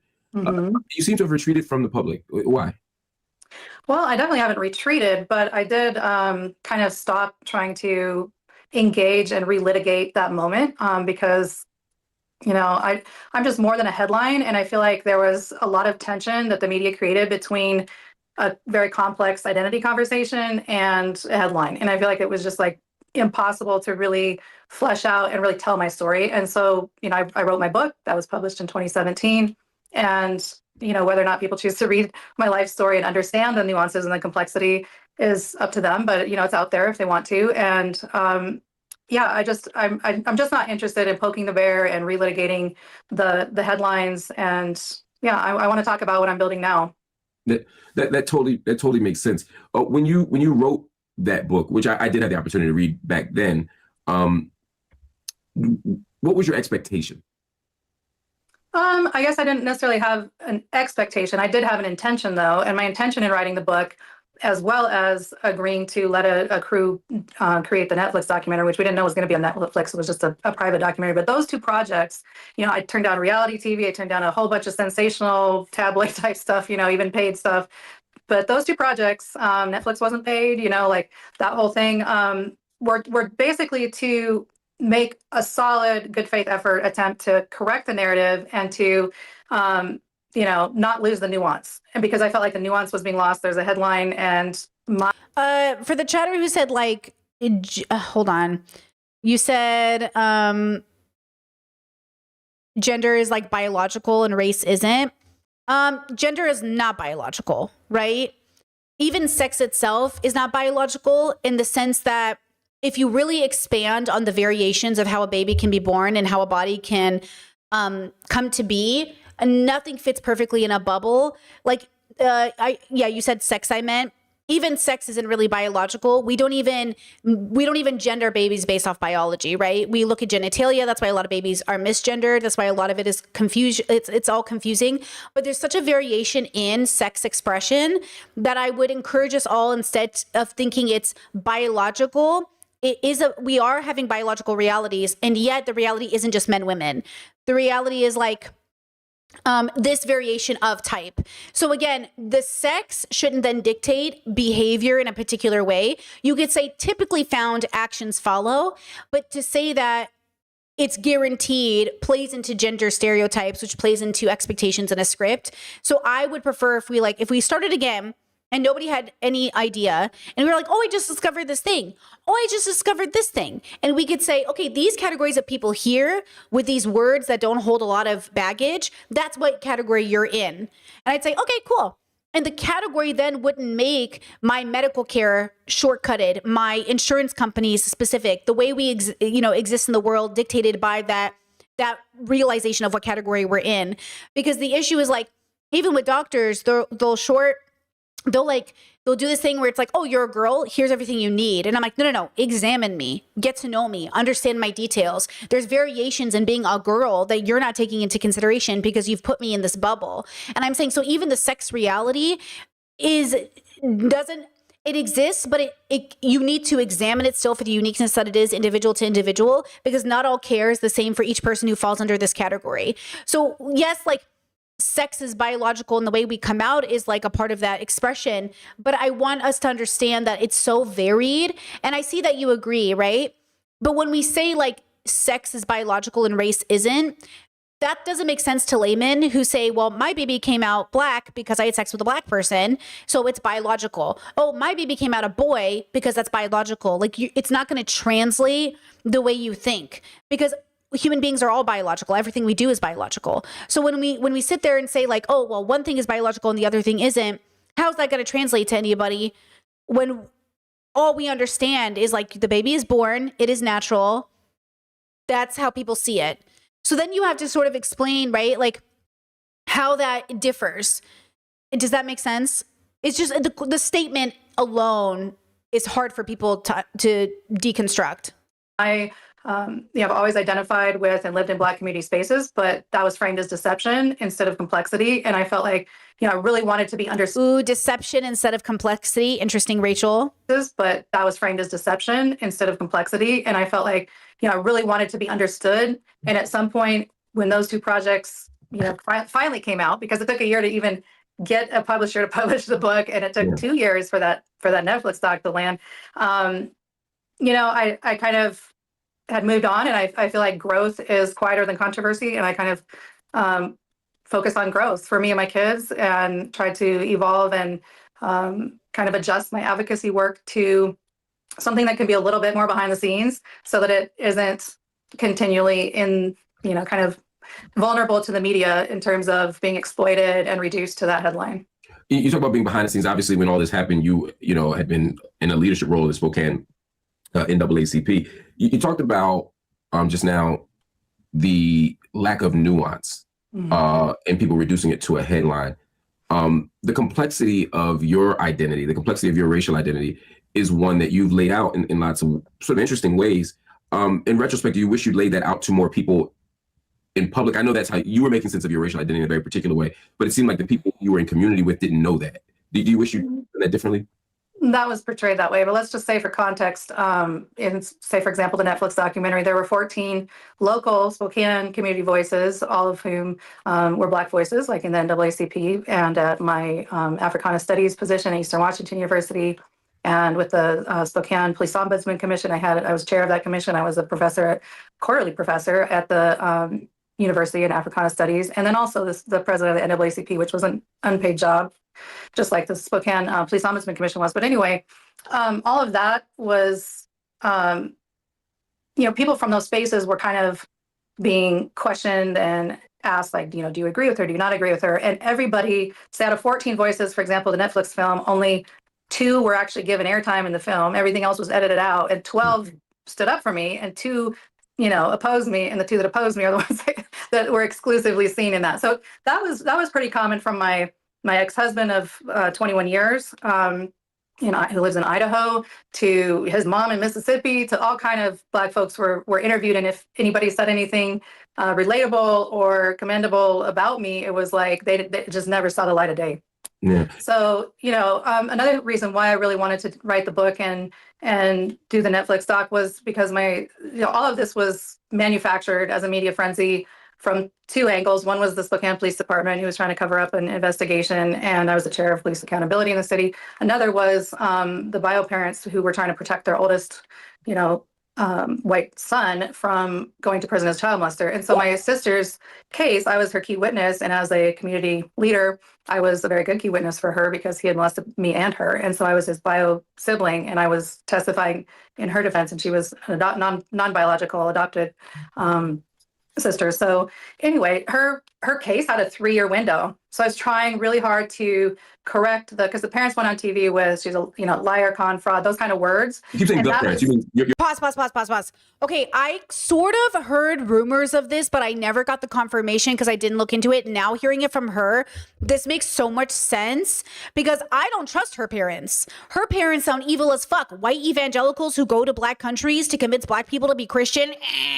Right? Like that automatically made me on edge about this family. So then I almost wonder if I'm sorry, I don't know how to say her name. I keep wanting to call her Rachel, but I know that's not her name anymore. I'm not trying to be disrespectful. I'm just really confused on how to say this name very well. And it feels like I'm just going to botch it. And I also feel like, why did you change your name to this? This is so disrespectful. This isn't even your people. Like, this is what I'm saying. Like, she chose a name that just doesn't even make sense for who she is, but fine. I don't know what to do. Hold on. Let me type out her name. You guys can help me. Nkechi Diallo. Hold on. Nkechi Diallo. Am I saying it right? Nkechi? It's kind of a nice name if I'm saying it. Nkechi? That's kind of a nice name. Anyways, I don't know. So yeah, Chesa, did her parents expose her? So okay, let me just do this really fast because I know everybody doesn't know the story, okay? Everybody wasn't there. I was there. I'm old. We were all there. Nkechi. Okay. Chad said I don't want to call her that name. I know I'm trying to be respectful, but I don't want to be disrespectful. It's hard. I don't know what to do. I'm in an awkward social situation. I'm white. Leave me alone. See, that's what I'm saying. Like, Rachel, we're white. We can't put people. We shouldn't be in this position. This is her bio parent. We were very in touch with our children as they were growing up. I was a stay-at-home mom. I was in touch with the teachers at school when she went to elementary school. This just simply didn't happen. She didn't ever draw herself as an African American. They say she's as white as they are. It's alarming that Rachel continues to make false statements and have no acknowledgement that she has been doing that, and it's become an issue. The way she styles her hair, what some see as the tan in her skin, and her deep dive into black academia have many tonight suggesting she's an ethnic fraud. Here she is speaking at a civil rights rally. Like Maya Angelou says, you know, through all of the struggle, through all of the pain, we still rise. Are you a con artist? I don't think so. She walked away from the NAACP Monday, resigning from her leadership position in Spokane. Colleagues, co-workers, and many others in the black community are saying her explanations aren't enough. Your actions speak much louder. Now, hold on. Is this also a white woman pretending to be black? That's a joke. Can I make that joke? The joke is Rachel can turn it off and turn it on when she wants. This lady doesn't get the privilege of saying she's white today. That's also why people are mad, okay? That's also why people are mad. Rachel gets to pick and choose. Okay, I'm sorry. That was a joke. I was making a joke. I'm sorry. In your words, if you didn't want to be a liability to the cause, you would have came clean from the beginning. You would have told the truth from the beginning, and people would have accepted her. The controversy. That's the irony. She could have been accepted. She could have been embraced. Did she think black communities weren't going to embrace her because she was white? Like, she could have been embraced. But also, I think there is a psychological want to be accepted so directly that it feels like, oh, I want to pick up this struggle as my own struggle. It feels a little bit, you know, when straight people try to co-opt gay spaces and they're like, we're fighting for our people. And I'm like, who's our?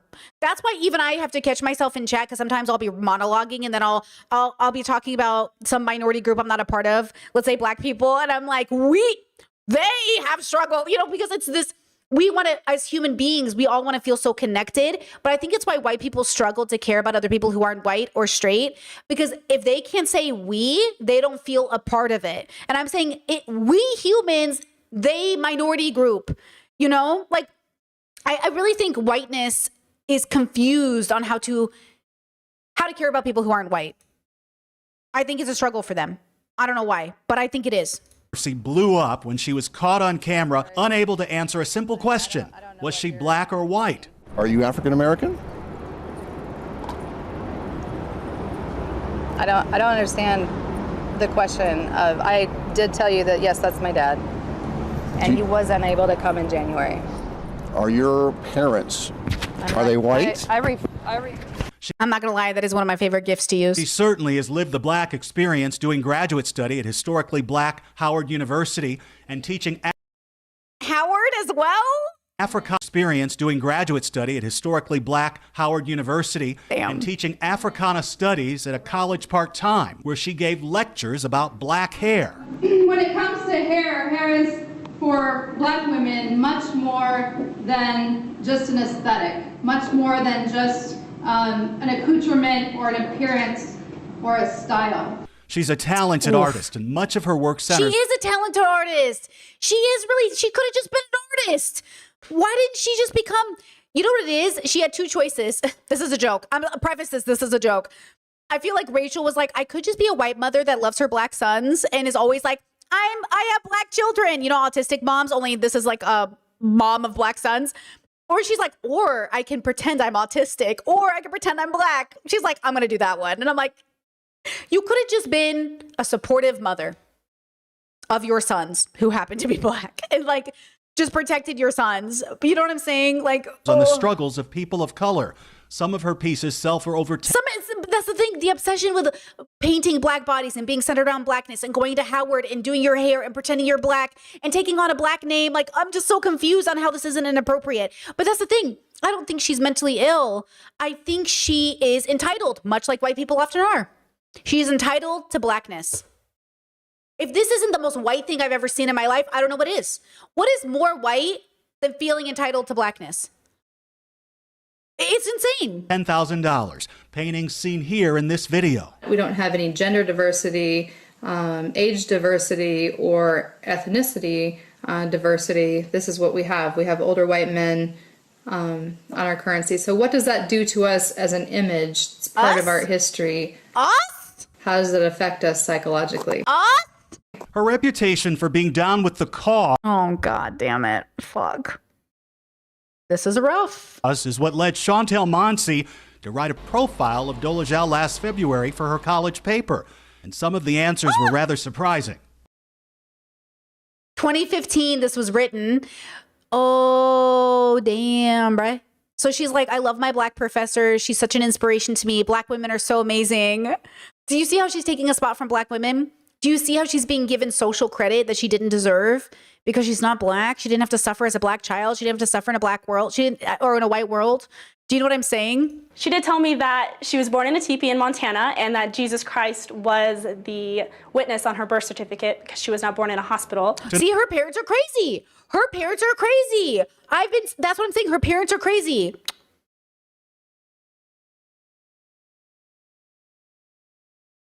You know, I think we've all, okay, listen. Tonight, she's having to explain this story too. Yes, they were living in a teepee and were building the house when I was actually born.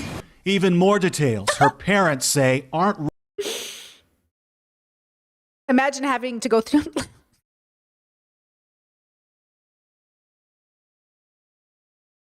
Real. She did not grow up in a teepee. It's become a pattern. It's become a habit for her, perhaps to misrepresent us as backward or something like that. It's very concerning. We're just... I fully believe, though, that there was molestation, and I believe those parents are covering for it. I also believe that. Okay? Hoping that the day comes when... Maybe she was so traumatized by her molestation that it manifested in not wanting to be as far from anything like her parents as possible. And what's farther than blackness, question mark? Non-Christianity, question mark? Maybe it was a trauma response. I mean, this is a very, listen. Rachel will face these personal issues she has. Like, I don't like the way they're going after Rachel. Does that make sense? Like, I'm defensive of Rachel against these people because I don't trust them. I don't trust white evangelicals who go into black countries trying to make them Christian. That is the biggest red flag to me. So then that part makes me go something, and I trust Rachel's sister. How is Rachel and her sister both coming out saying they were molested by their older brother and the parents are defending him? You know what I'm saying? So there's layers to this. With her identity and her integrity. And I believe that would be the beginning then of a new chapter in her life. There was an ironic moment on her long road to blackness in a lawsuit filed in long road to blackness is crazy. 2002, when she was then known as Rachel Moore and was a graduate student at Howard University, she accused the historically black school of discriminating against her, claiming that the removal of her artwork was motivated by a discriminatory purpose to favor African-American students. So you know you're not black. Dismissed. She now says she's transracial in the way some are transgendered, a comparison that many transgender activists say is ridiculous, explaining that their situation is not a choice. That is not the reality of... Well, okay. Choice is doing a lot of heavy lifting here because what is free will? But I agree.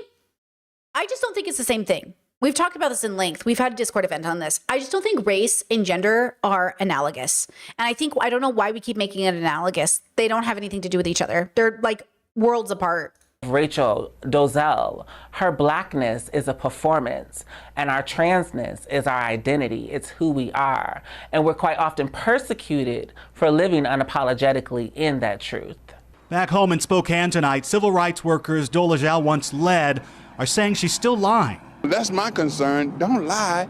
Tell the truth. This morning, I was at the level of anger that I didn't even want this woman to even land back in Spokane and even step foot in our city because I felt like not only did she single-handedly put a divide across the nation about race and... All this did was empower white people and come at the expense of Black communities, which is why I think it's really fucked up. Gender and just all these things, all these conversations that have been had. On MSNBC, she said she understands the anger, especially from Black women. I would probably be enraged. I'd be like, what the, this person, how dare she? They don't know me. She says she's lived the life and knows who she is, no matter what anyone else thinks. For Nightline, Okay, so now that you have, this was posted 10 years ago. So now that you have that, let's go to our girl now.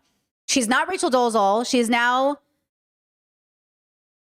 Nkechi. How'd you guys tell me to pronounce it? Fuck. Hold on. It's a real name. Like she changed her name to, I think you guys had a Nigerian name. I can't find the pronunciation. Oh, Nakachi. Okay. So she changed her name, which I think she's doubling down on it. Okay, ready? We're back to Mark Lamont. Your parents. My biological parents, her adoptive parents, like we all were raised in the same family. But anyway, so. Oh yeah, that's the other part. That's the other part that's a part of it, right? Her parents adopted, I think, Black children, white children, ? Like multiple kids. So there's a lot going on.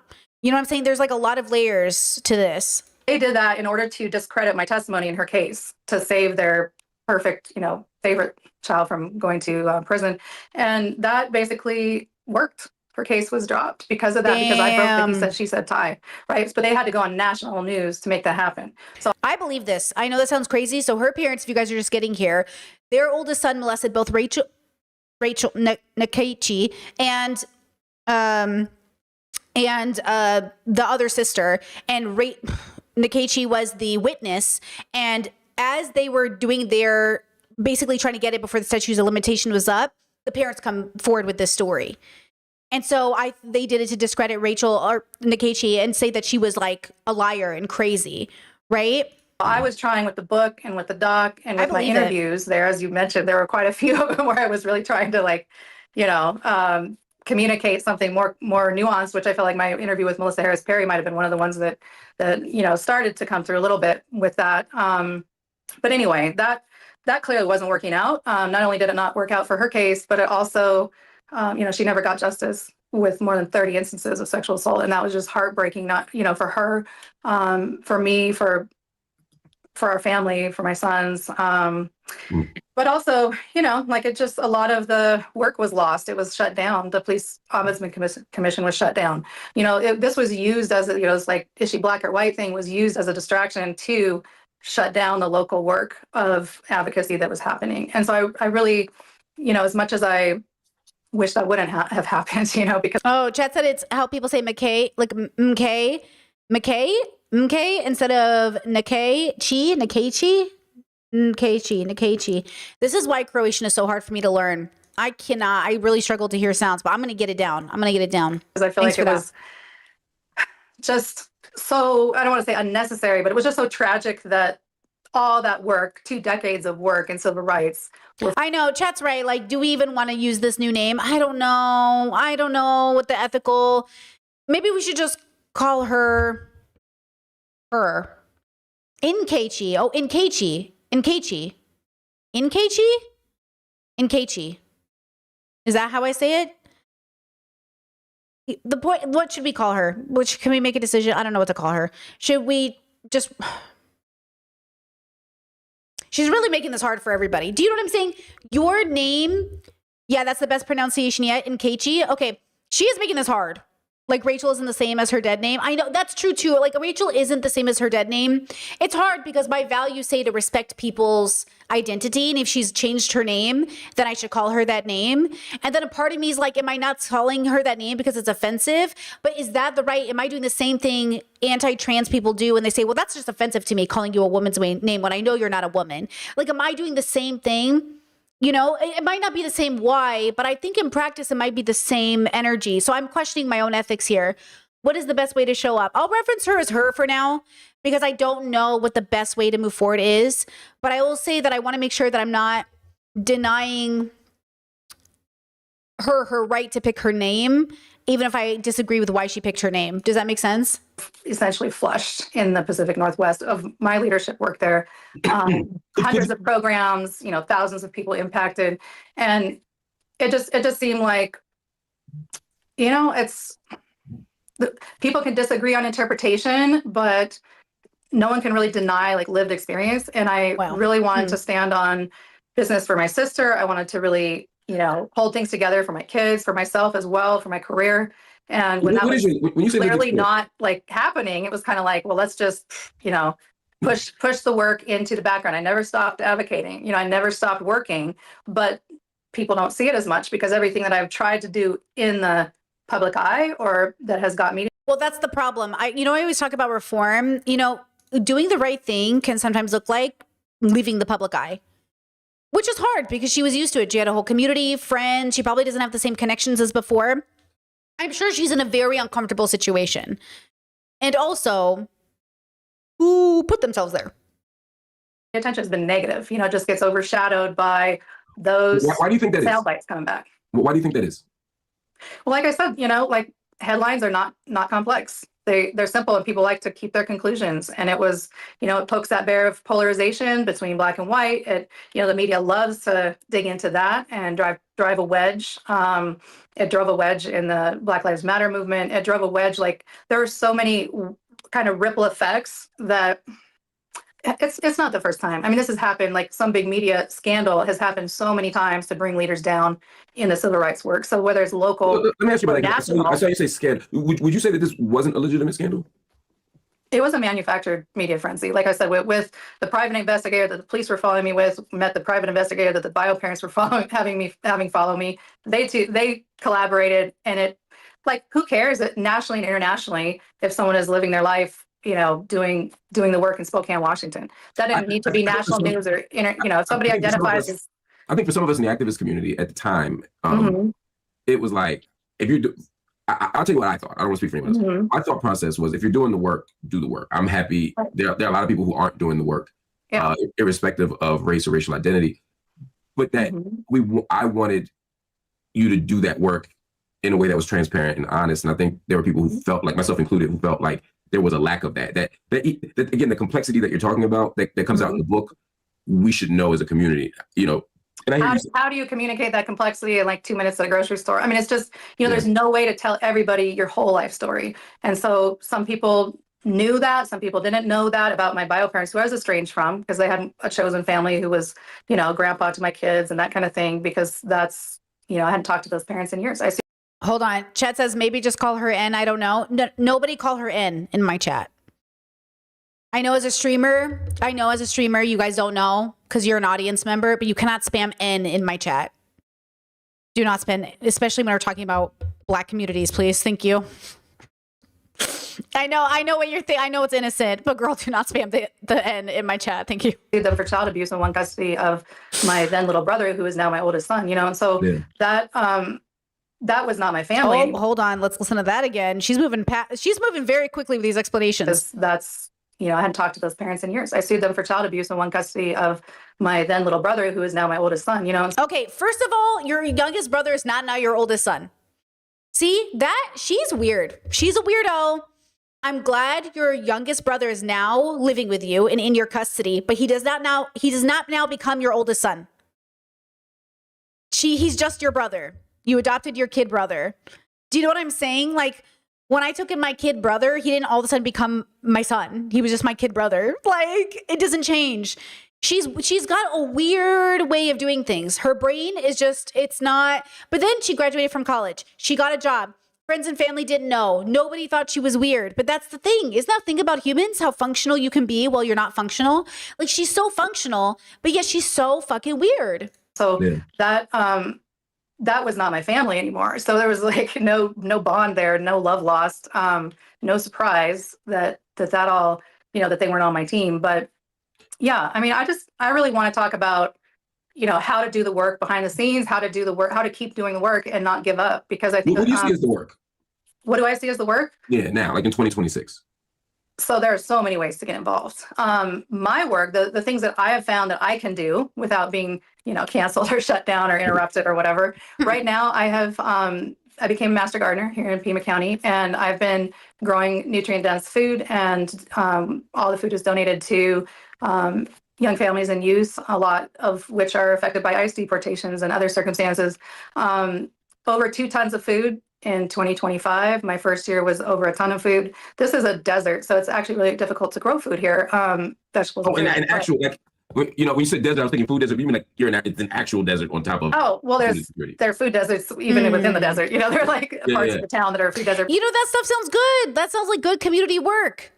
That's what I'm saying. I don't think any of the work she's done is being questioned. She's done good work over the years. But all of that work can get erased so easily by one decision you made. That's why reputations are so interesting. That's why your character is so interesting, because, you don't get to say, I have this life work. Look at this life work that I did. If it's coming at the expense of, it's like what we've learned recently with all of these men. You think their life is good, and then you find out they rape somebody. Their life's work doesn't matter now. You can't sit there and say, oh, well, I raped somebody, but look at all this great activism I did. It's like, well, you know what I'm saying? And then it's her inability to take responsibility for the way she's hurt these communities and to triple down, like somebody said, on the name is crazy. Like, that's the layer of unsafe that I feel. I can't even imagine how people would feel who were Black, who felt like I trusted her. They probably had intimate conversations. How many Black women had events with her and talked about very intimate things, maybe about hair, right? We saw her do that segment on hair, maybe about something personal. And she was just like sitting there going like, oh yeah, absolutely. And like, we saw her pictures as a child. She never had to deal with having Black hair as a child or being Black as a child, and how much intimacy was shared between people, because, that's how we connect. We're in relationship to, a lot of us connect through struggle, right? So when you're not this thing, it can feel like, oh, wait, who even were you? But no, it's the actual desert with cactus. And it's a very challenging climate. We have 119 degrees. We have, winters that within 24 hours can range in 40 degrees from, just a 24-hour period, hot, colder to hotter. So I not only am growing and donating food to families with food insecurity, but I'm also teaching people in the community how to garden. And, I think, if I'm not mistaken, she lives in Arizona, I think. Because plants don't care about anybody's complex identity, right? And yeah, a lot of people are like, oh, master gardener, whatever. But this is one of the things that, if you rewind all the way back in Black history, George Washington Carver was the first master gardener. Yes. And that Tuskegee Institute was the first land grant university situation where, coming out of, the failed reparations situation, people needed to eat. And what is more basic in the human rights spectrum than clean food and water? That is truly the foundation. Civil rights is a specific category of human rights, right? And great. And I fought for that. You fought for that. A lot of people are focused on that, and that's well deserved. But clean food and water are the foundation to all of the rights, because that's the right to live. If you don't have life, you don't really have any other rights. So to me, that is just such a pillar of empowering people to grow food and feed themselves, and getting more libraries to carry free seeds. A lot of people don't know, you can go to your public library and check out seeds for free and grow them, so it's like free food. I'm like now years old finding that out. So I can go to a public library. Yes. Wow. If they don't have them, then, they should be pushed to getting that. But there are many libraries now publicly. There's a movement to have, and the idea is that you check out the seeds, because those are things grown in that local environment. So they're, in this case, desert adapted. So they're going to be successful variety. Now, hold on. You know what? I want to go back to that chatter who said, what's the difference from body dysmorphia and race dysmorphia? She technically could have, and I'm not a professional, so I wouldn't know. I suppose she could have an issue where she looks in the mirror and thinks she's Black. But then that would be mental health. That would be like hey, you're not seeing the construct of race correctly. That is your skin, right? And I know it's painful. I remember, I'll just share myself as an example. I went through a stage of being confused about being white and also being considered a person of color. I remember one time I was invited to a black and brown like dance club. It was like an event, and white people who were next to me in the group were like, hey, why can't we go if Brittany can go? And the girls said basically like, well, Brittany can come because she's Assyrian, but you can't come because you're white. And they're like, yeah, but Brittany's literally white. And I was like, what am I? And like, you know, but you're still white. But I understand when we start saying like a safe community, or we start asking ourselves, I can understand why white people, and I know some people don't even want to play those games of like white versus spicy white versus white. Like, you're white. I am white. Like, there's in some circles, I would never even argue my whiteness, right? I would not even argue it. I think the question is like, you know, I think what people are trying to do is create a circumstance. And this was in Seattle. This was years ago in Seattle. And Seattle is so white. Like, it's so white that the Black community is segregated. The Filipino community is segregated. And then there's the white people. And so I think they were trying to make a safe space for minority groups to come together to hang out who didn't grow up in typical whiteness, like America whiteness, right? And so I think like that was hard, and I think the white people who weren't invited felt really sad. I think they felt rejected because we were all friends together. So it's like, if we're already friends, why are you hosting an event where I can't come? And yet, I would recommend for people to say instead, because of the systems we live under, because of the nuances of bigotry, it's necessary for now to have spaces in which people can congregate together and have a safe space to say things without, you know, every white person getting offended at every white joke or every sentence, or talking about colonization. And then, you know, it's kind of like having a queer gay party and like a gay party. Like, if you haven't seen my commentary video on Bert Simon, that's my second channel. I have a video called When You're Gay But Not Queer. You know, if you check out that video, it's just people fighting in the comments about like, who's gay enough. You're all gay. It's just some people are philosophically queer. And so, you know, when I'm in a queer group of people and we're talking about gender inclusivity and gender fluidity and gender, it's easier than when you're with the Blair White trans girls or the insert conservative gay person here, Rubin, whatever, Dave Rubin. It's like, I don't want to invite Dave Rubin and Blair White. Yes, they're gay and trans, but like, they're going to ruin the vibe. They're literally going to be Debbie Downers. And it's because they're bigoted. So I think that's the question, is like, if I'm trying to make a safe space for people to come be, you know, then you can't come. And Rachel, like, so imagine a group of women in Rachel's life said, hey, we're creating a space for Black and brown voices. We'd really like to make a safe space for people. And Rachel basically lied to get in. She basically said, like, is there going to be free donuts? I'm Black today. And then she took it really far, right? She like took it to like a crazy, like the bit is going too long. But I think she did it from a place of wanting to be, because she saw maybe something in Blackness that she couldn't find in whiteness, which maybe was community, or maybe was safety, or maybe was a lot of things. Maybe it was like almost like weirdly complementary.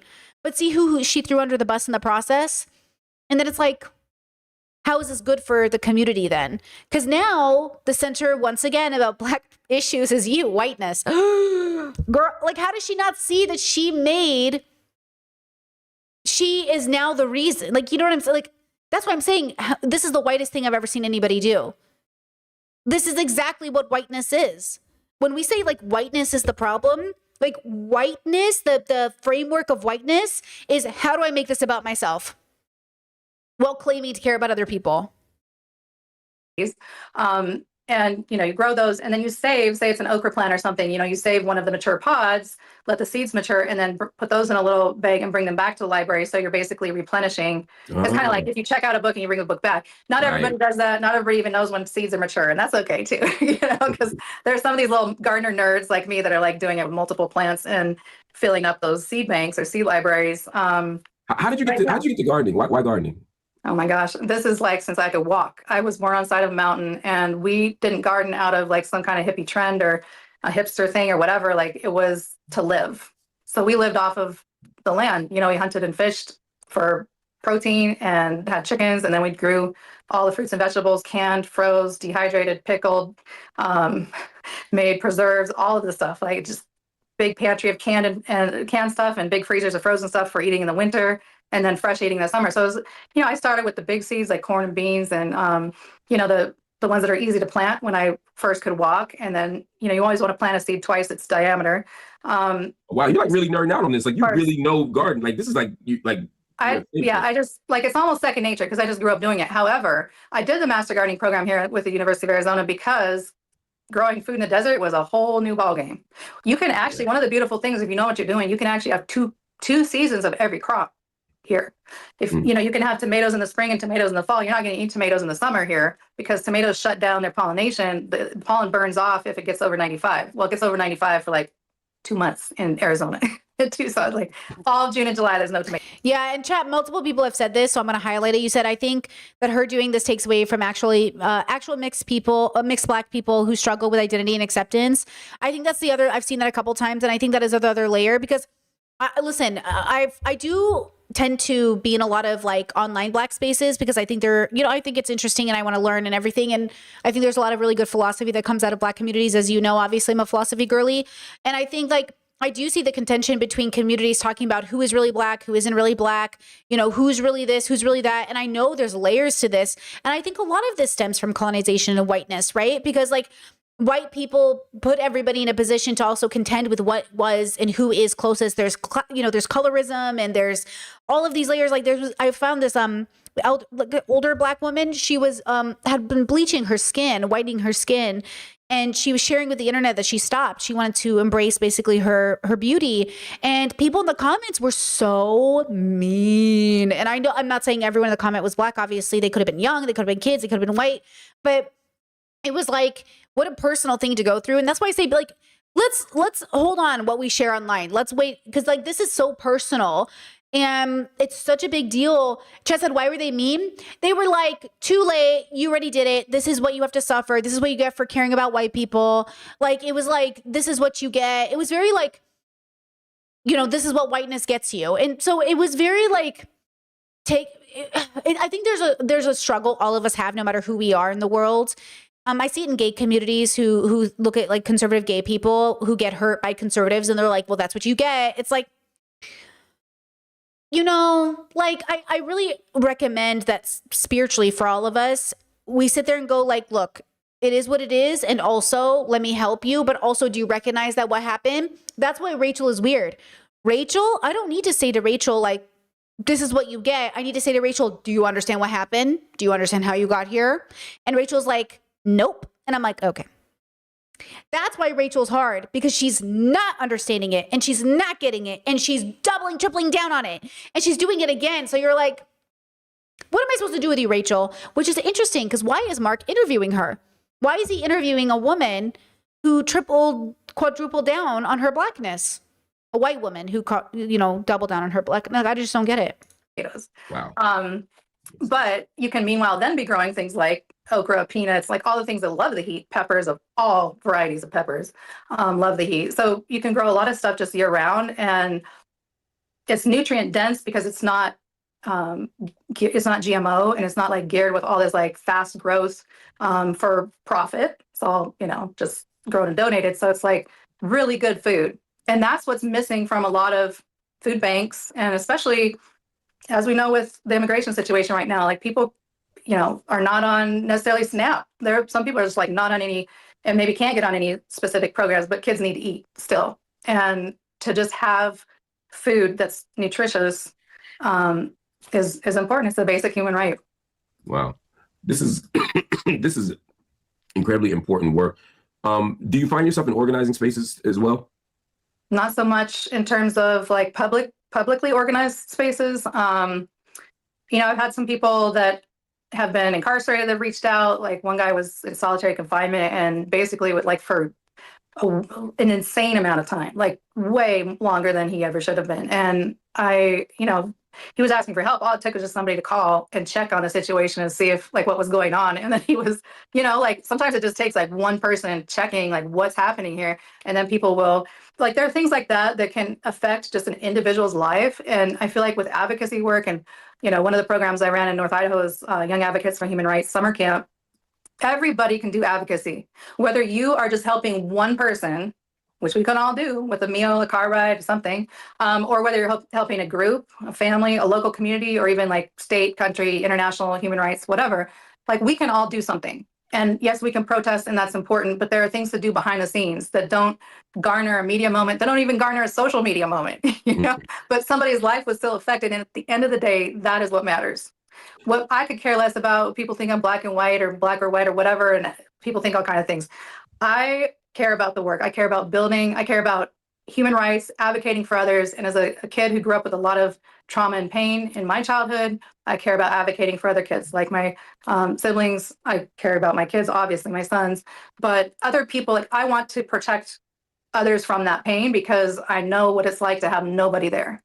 How are you dealing with your own trauma and pain? Okay, I definitely want to hear the answer to this question. But Chad says, Brittany, is he feeding into her delusions? Maybe giving her social credit? Isn't it harmful, especially in our political climate? This feels harmful. I'm definitely confused. I will say that when I saw this get posted, I was like, oh. And the reason I'm watching it with you guys is because that's what we do here. But also I am curious on why he decided to do this and like, what are we learning from this? Yeah, I don't know if he's just being like a curious person or what it is yet. I don't know. I'm with you guys. I'm a little lost too why he's platforming her because I do think she does more harm than good. I think she just muddles the water so much and it's just confusing. And I feel like she should know better, but that's asking a lot from a woman who's going around telling people she's black. You know what I mean? Like I feel like she should know better though. And remember, like that's the irony of like, she's college educated. She's well informed. She was an activist. Like this is why human beings are interesting to me. And maybe Mark has a little bit of morbid curiosity like I do, where I'm like, how does somebody who's college educated, who seems smart, who's so talented in different ways, why is this their life? Why did you choose this life? You could have chose to do so many things. Why this one? And that's the part that I think is interesting from a human perspective. I think that's why human beings are so interesting to me. Like you had all the options in the world. Well, I say that it's a little hyperbolic, but you had some of the options in the world. Why this one? So let's see what she says about trauma, because maybe that will give us an idea. Both from childhood and from the last decade or so of craziness. Like, yeah. What are you doing? Well, you know, really, I've turned to wellness for, fitness, wellness, because I developed Hashimoto's, which is which came out of chronic stress and trauma. Wow. I think a lot of people are kind of starting to discover that autoimmune diseases are not that uncommon because your immune system gets stuck on, like in the on position, and from trying to defend the body from all this stress and trauma and PTSD type of scenarios where you're constantly in fight mode physically to just, want to live and want to go on the next day. And Hashimoto's is a autoimmune disorder. One of my friends has it, and I'm not surprised that she has an autoimmune disorder. Not succumb to illness, and so it gets stuck on, and then it starts attacking other healthy tissues. And with Hashimoto's, one of the things the body actually, great point. Chat says I think she may have trouble accessing her own traumas, so her over-identification with Black experience is the way can be expressed. Or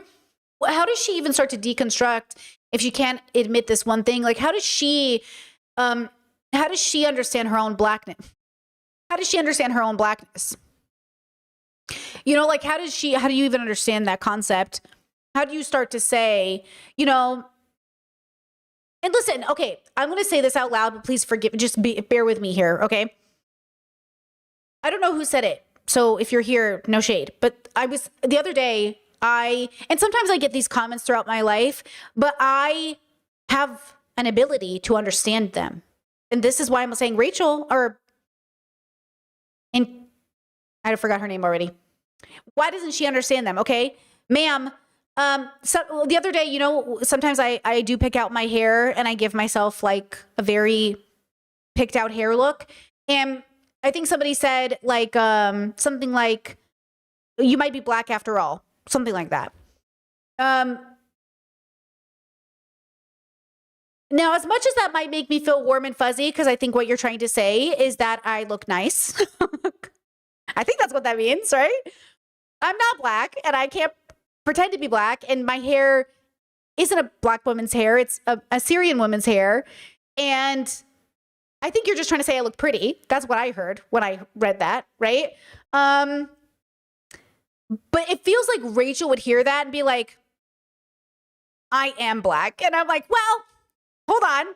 Or someone might say, oh, I dated a black guy and I'm black now. Oh, I was with a black girl. I'm black now. Or I also have cookouts. I must be black. And it's like, wait, it's like, I also like Destiny's Child. I must be, pause, and I think it's that, like, there's that, like, identifying with the warm, fuzzy feelings of feeling welcomed and embraced. You know what I mean? Like, oh, I'm invited. That's why when FD Signifier did his tier for who's invited to the cookout, I just know everybody was like, me, pick me. Like, ooh, they want the social approval. I don't know how to explain, even though I know black communities already know, white people really want your approval. A lot. Deeply. They so deeply want black community's approval that they're so angry they don't have it, they double down on their bigotry. And Rachel said, instead of hating black people, I'll just become black. And then white people were like, well, if a man can be a woman, she can be black. And so I do warn, I do think this is the whiteness. This is the whiteness of her. This is why I say she's so white, she became black. Because only a white person would feel entitled to blackness to this degree. Do you know what I'm saying? Like, that is the whitest thing she could have done, is try to be a black person, right? Chad says, Brittany, do you think that Mark is covering this sensitive topic responsibly? I don't know yet, to be honest. I don't know.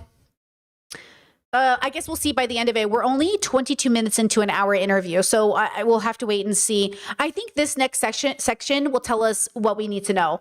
Okay, so let's go back to it. We're going to talk about the trauma perspective, okay? It does in stress is to kind of go into low energy mode, kind of withdraw. I would say energy mode, fatigue, and so, hair loss, weight gain, all those things are possible. Because it's like hypothyroidism. I'm saying, I know I'm saying for the audience's benefit. Oh yeah, no, exactly. Those are symptoms, but like what your body is doing is trying to protect itself by conserving energy. But the thyroid is being actually attacked in that process to shut it down so that you can kind of like withdraw a bit and hunker down. But when you're no longer under, in the eye of the storm of stress, your body needs to like not be fighting, because with that light switch on, all your light bulbs are going to burn out. You have no more energy. Like you said, fatigue, weight gain. I mean, I've fought really hard with wellness, diet, to not be 600 pounds, with hypothyroidism. So to me, that's just like something that is not only important for me personally, but it's something that is important for me to model to my kids too, to take. Oh, you know what another example of this is? I'm so sorry.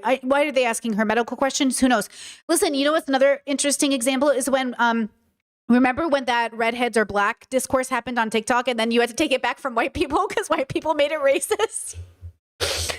White people suck. Whiteness sucks. Okay, so remember the discourse was, oh, you must be black because you're a redhead. And then white men with red hair started saying the N-word. And I was like, you cannot help yourselves. You cannot help yourselves but to ruin everything. But the truth is, you're not black. You just have red hair. You're a ginger. Okay, so yes, okay, like that's a really good example. But except Rachel said, correct, I am black. Except you know what I'm saying? And then Rachel, now the real question is, does she use the N-word with her friends who are black? How deep did she go? Because that would be another layer of like, oh, ma'am, so who knows? Or maybe she's like, as a black person, I don't use the N-word, and I don't think anyone should. Maybe that was the kind of black person she was pretending to be. No one should say that word. I don't know. Take care of yourself. And I think as a young advocate and activist in my 20s and 30s, I'm 48 now. It's over a decade since all this went down in 2015. Wow. It's like, as I'm getting older and as I'm living now with this autoimmune disease of Hashimoto's, it's like, I appreciate that saying of put your oxygen mask on first. Because I used to think that was total crap. Like, whatever, like, obviously I'm going to put the oxygen mask on my kid. What are you talking about? Like, I don't have to take care of me. And in our 20s and 30s, I feel like, we feel invincible. We're not tired. We're not stressed. We're just like, go, go, go, go, go. And that energy is really good for the movement. But I also, I'm talking about liberation, justice, equity. So, but it's also like when you get older and you realize, okay, I got to take care of me or I'm going to have nothing to give, you know? Like, And in that vein of taking care of you, you talked about wellness. I know you do fitness, you're dieting. Do you see a therapist? I have seen therapists, and it depends on whether it's, you know, how I'm doing. Like if I need to, I will. But not like a regular. Not regularly anymore. I mean, I've done that for years on and off. And actually I had done that quite heavily leading up, you know, before 2015 to heal from all my childhood trauma and, you know, sexual assault, all those kind of things. And then like, boom, the same people that caused all that trauma went on national TV and, you know, my career got ripped apart. It was just like, that was definitely like a re-injury. I think for Rachel or for this lady, it would be good if she thought to herself, I'm not going to listen to my parents because they're not good people, and I'm not going to take criticism from them, even if they're right, because they're bad people. And I would agree with that. But I should listen to the voices of the people who are closest to me and who love me and make space for me. And that's the question. If the people she had worked with, if the specifically Black people she had worked with said absolutely not, and then she said, but I'm not going to listen to them either, then at this point, it's just Rachel's going to listen to Rachel. And that's the problem, or this lady's going to listen to this lady and nobody else, right? And that's, I think, the layered dilemma here. Let me see if I can do this really fast. Hold on.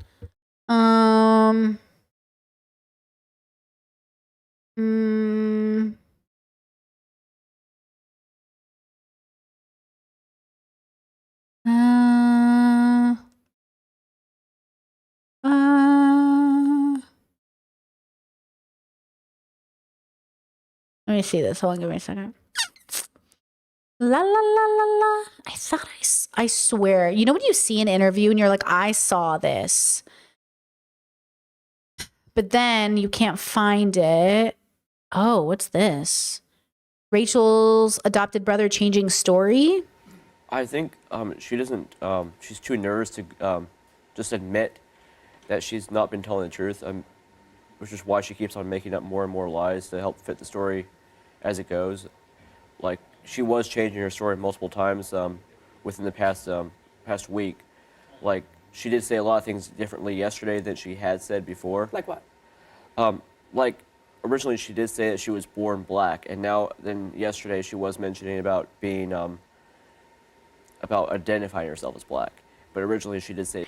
This is her adopted brother? I don't know which brother this is. Is this the brother they accused of molestation? I don't think so. He's too young because they said older brother. So is this the young brother she adopted and gave a home to? Which brother is this? This must be the younger brother. Well, obviously he's younger. I swear I saw an interview with the man that she always introduces her father, who was a Black man. Oh, here, let me see this. We have an ABC News exclusive in the story of Rachel Dolezal. This is 10 years ago. The NAACP leader now accused of lying about being Black, her own parents coming out and saying their daughter is, in fact, white. And now her two adopted brothers are speaking out, offering their take on the sister and the secret that she asked them to keep. ABC's Candace Gibson is in Spokane, Washington for us this morning. Hi, Candace. Hi, Paula. Hi, Dan. And I got to tell you, the more we talk with people in this small town of about 200,000, the more we get a sense that people feel duped by the head of the local NAACP. In the meantime, the person at the center of this controversy, the root of it all, isn't speaking out. This morning, the adopted brothers of Spokane NAACP leader Rachel Dolezal speaking out for the first time about the controversy surrounding her racial identity. She took me aside and told me to make sure that no one found out where she was actually from and that she was going to change her identity and for me not to blow her cover. The most talked about NAACP an uproar. Dolezal making national headlines after this interview went viral. Are your parents, are they white? The civil rights activist and Africana Studies professor accused of lying about her race, marking Black on a City of Spokane volunteer job application. She had the best intentions and she did some good, but she did not go about it in the right way. She grew up white and she was really privileged growing up. This photo of Dolezal sporting long dreadlocks extensions at an MLK rally in January, appearing different from the blonde girl born in Montana seen in these photos released by her parents. Dolezal's brother saying Rachel's physical transformation started a few years ago. It started out with the hair, and then she'd have, you know, probably a little darker tan. And it was I'm concerned. Are any of these boys the molester? Like, I'm confused about who I'm looking at right now. Because she said her brother molested them. I don't think it's any of these. These boys look really young. They look like kids. Am I assuming it's the brother who was the molester is not going to show up on these interviews, right? very progressive. Dolezal emailing NAACP chapter members over the weekend, writing, "There are many layers to this situation." Her credibility on the docket Monday when the NAACP board meets. No, he's full white. Okay, the brother who these are the adopted. Oh, you're right, the bio brother. Oh, the bio brother did it. Okay, so he's gonna be a white guy. Okay, thank you. Dolezal's predecessor as chapter president telling me he had no idea Dolezal might be white. You had no idea your successor was white. Right. It just didn't matter with me, really. So she said, I went by what she said. And what did she say? She said she was African American. Wow. And everybody believed it. In the meantime, Dolezal in that Okay, so I wanted to show you an interview because I remember watching the interview from this man she said was her father figure, who said like when she would go to events, she would introduce him as like my father. But I remember watching a video where it is a black man, and he said I was like a mentor, like a kind of like a father figure. You know what I mean? But not a biological. But he knew that. This. Let me see if I can bring this up. Like this would be. This is like some of the pictures that come up. You know, and so he was absolutely shocked. But I think I'm trying to think of where I might have seen that post. Here's a picture. Like, who is this man? It must have just been a man that they knew growing up that maybe she did feel more connected to, you know? I've had mentors that I feel like are my father figures, but yet they're not my bio father, which is what I would specify. Like, this isn't my bio dad. This is just like a man who plays a father figure, I suppose. I don't know. Okay, very interesting. Now we have some background again. Okay, let's go here. In that sense, and even now, like these horrendous things are coming out in the Epstein files, and it's just like there are so many people who are vulnerable that need somebody to advocate for them. Yeah, and it's a crazy world. Did you ever talk to a therapist about sort of how you were navigating your racial? Oh, and by the way, great question from Mark. But I do think this is important because my Discord said, you know, I do not like or trust this woman. I just want to make it abundantly clear, even if we are being compassionate in any way to her story, what she is doing is absolutely like just, I don't even know what good word to use that would coincides with my values right now, but it is borderline unforgivable. And I don't even believe in unforgivable, but it is like, hey, we need people to be the adults in the room. Like, I need you to fucking get your shit together. Serious shit is happening. Stop playing with me. You know? So I just want to make it clear, like, we might be watching and observing, but we're using her to have a larger conversation, but this is not good. This is deeply unethical. Like deeply, deeply, deeply, deeply harmful for so many people, for her, her kids, her community, just so many people. Identity? Yeah, definitely. And I don't want to get into the privacy of your therapy sessions, but did your therapist sort of agree with you with the kind of where you landed in terms of your identity? Yeah, I mean, there weren't any, like, you know, it really wasn't that crazy. Like, a lot of people, again, this is something that was framed as deception and crazy and wacko. But I taught race and culture studies for a decade as well at the university level. And there's nothing scandalous about racially identifying as human and, you know, rebelling or resisting the race worldview. And culturally, yeah, there's a line in the sand, just like with politics. You're left or you're right, you're black or you're white, you know, you're this or you're that. And there's no like, oh, I'm like in this nuanced position here. You have to pick a side, and on forums, in moments, and if you don't pick a side, people are gonna pick your side for you. So as you remember in my book, like I kept trying to tell her, like, I have white parents, oh my gosh, your mom must have had an affair, whatever, we know you're mixed or this or that, you know. So like, it's just like the person that, you know, gets called like, or the statement is like, oh, you know, you talk white, like you're not really black or whatever. Yeah. And like, what are we saying with these kind of things? Because I feel like it's, you know, when it's convenient, then we're like, well, no, black is just melanin and you don't have melanin, so you're not, you know. And I feel like there is an awareness of the Pan-African diaspora and an awareness of our shared humanity, and that technically we are all members of the Black human race because we all go back to Black mother eventually. But yeah, that was nobody wanted to hear that, right? Of course, right? Because that's kind of where, like, for a therapist though, like that's not all of that isn't an issue. For somebody on the outside with social media or this or that, like, yeah, of course they're gonna, hop on the headlines, and it's all been talked about ad nauseum at this point. So.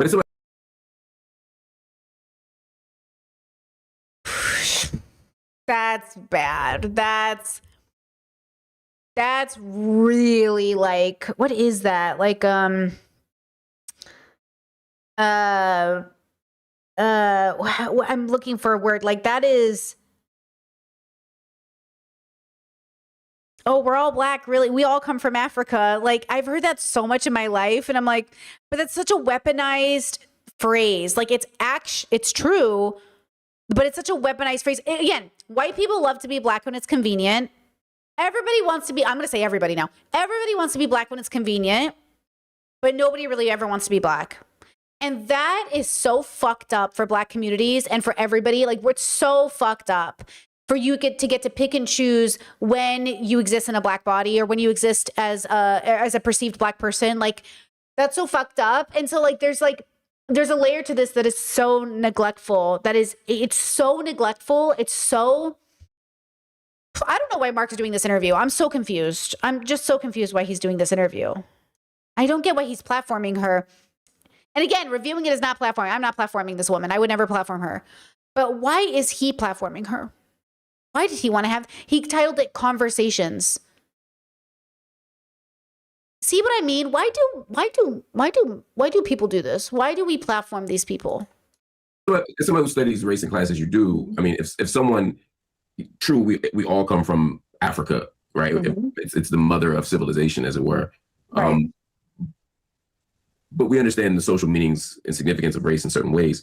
So if a person who is of a ancestrally white background is going for a Black scholarship or is identifying as Black in a social circle, there's a certain collective understanding we have as a society about what that means. And so at some point it becomes misleading. I mean, do you in retrospect feel like you've misled anybody? Like I said, I stand by the life that I continue to live and the relationships I have and the work that I've done. I think that when you're talking about, oh, we all know that race is real. Well, no, we don't. That's been a social construct that we can deconstruct, and we don't have to agree with the race worldview. We don't have to just continue to walk in lockstep because that's what everybody else is doing. I think that cultural identity is important. Cultural allegiance is important. That's not biological, but it is there. And I think that, religious allegiance is also another important part of identity. People are all in different opinions about gender fluidity or whatever, but I think that when it comes to race, the human race doesn't meet the zoological requirements for separate races.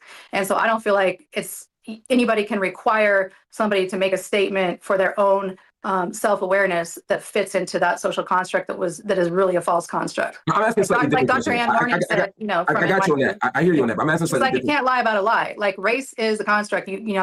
We are the human race. So she's like, that's not. She wrote The Nature of Race, which is another great textbook. I'm asking a slightly different question. What I'm saying is, I get rejecting the racial paradigm, and certainly the Black-white racial paradigm, which is very narrow and it's not very helpful, particularly in other places around the world. I guess what I'm struggling with, and then we can move on. What I'm struggling with is if a person hasn't if you know that a person has constructed race in a particular way, whether you believe in it or not, you're not saying, if you say to someone, I am Black, or someone says, are you Black? And you say yes, you know what their understanding and expectation is. And you're not saying to them, well, yes, because I am rejecting this racial paradigm and logic and da-da-da-da-da. We're kind of just saying yes. And so when we that's an assumption you're making, that I'm just saying that every moment of my life it was no, I'm not. You're kind of like making it, you're boiling it down to like you should this is an example. I'm using it as an example. I'm not. Okay. So chat, great points made in chat. So here's what's happening.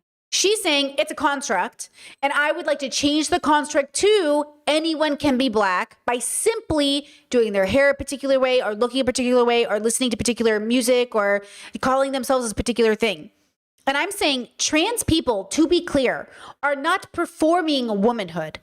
They are not. Trans people are trans whether they transition or not. They're trans whether they, trans just means not aligning with the gender assigned at birth. So that could be a mountain of things. Race is not the same thing. And yes, though it's a construct, it's a social construct that we're working on deconstructing to understand it better, because deconstruction doesn't mean dismantling. We're not trying to dismantle Blackness. We're trying to deconstruct and dismantle systems of oppression that come at the expense of Black people and brown people and so on. So when she says, like, I want to change basically I'm kind of inferring that she wants to change the construct to be, you're Black if you do Black things in quotation marks. The question is what does that mean? So it's an outward self. So the inward self isn't Black, but she's saying, I want to be, wait, now I'm confused. Wait, I lost myself. Hold on. She's not saying she internally feels Black. She's saying, I identify as Black, which is different. It's like the people who think gendered people are saying I identify as a helicopter. You remember when people were saying that? Trans people aren't identifying something outside within. They're identifying something within outside. Does she think she's Black inside? But if race is a construct, then you can't be Black inside because you're not. But like gender is a construct in terms of how we express it and act within it. I'm losing myself here. Just lose it. Anyway, I don't know what to do right now. Does this all kind of, Let's see. Chet said her mindset is kind of bigoted. I like these stereotypes of Black people. Therefore, that makes me Black. Yeah. Chet said, I think she thinks she's Black inside, but the issue is there is no Black inside. Chet said, Kidology said similar things, but threw trans people under the bus about it. Kid's going through something, okay? But Kid is actually a Black woman raised by a racist white man, and she has things to deconstruct. I'm not about to attack her. You know what I mean? Like, she's going through it, okay? Call her out on her ideas, but understand it's coming from a real place of like internalizing anti-Blackness, which is devastating, right? It's devastating to see a Black woman think she is less than, to not love herself. This is not a Black woman. Rachel is not a Black woman. She's a white woman co-opting the struggle that people like Kidology have to go through because of whiteness. Like, that's the fucked up part of it.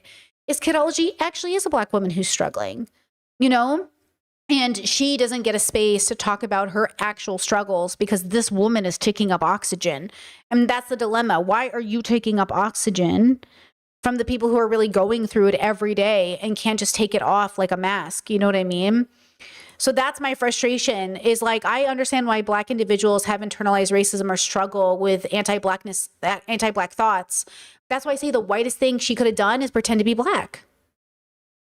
And so for her to discount it, for her not to care about other people's feelings, for her to have no empathy, and then to say, oh, I do all this activism work, so you guys can ignore everything else. That's what whiteness is. What did Jeffrey Epstein say? Jeffrey Epstein said, when they asked him, is your money dark money? He goes, I don't think those parents whose kids I saved from polio care. What does that have to do with anything, sir?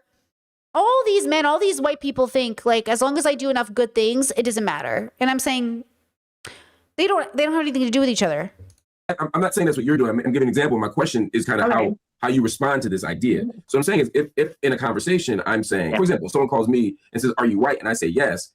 Oh, yeah. Chad said the difference between race and ethnicities as well. So that's the other part I have an issue with her for, is like, you don't have a shared ethnicity with a culture that you are espousing as your own. Like, you don't have, if you look at your cultural background, this goes back to white people not having a home. Whiteness is sort of listen, one of the most privileged things I have as an Assyrian person is I feel as long as I meet another Arab or Assyrian person, I have a home. As long as if I go to Iraq and I meet my family that I've never met before, I know I'm going to be embraced, and I would start acting like, I would just start feeling at home.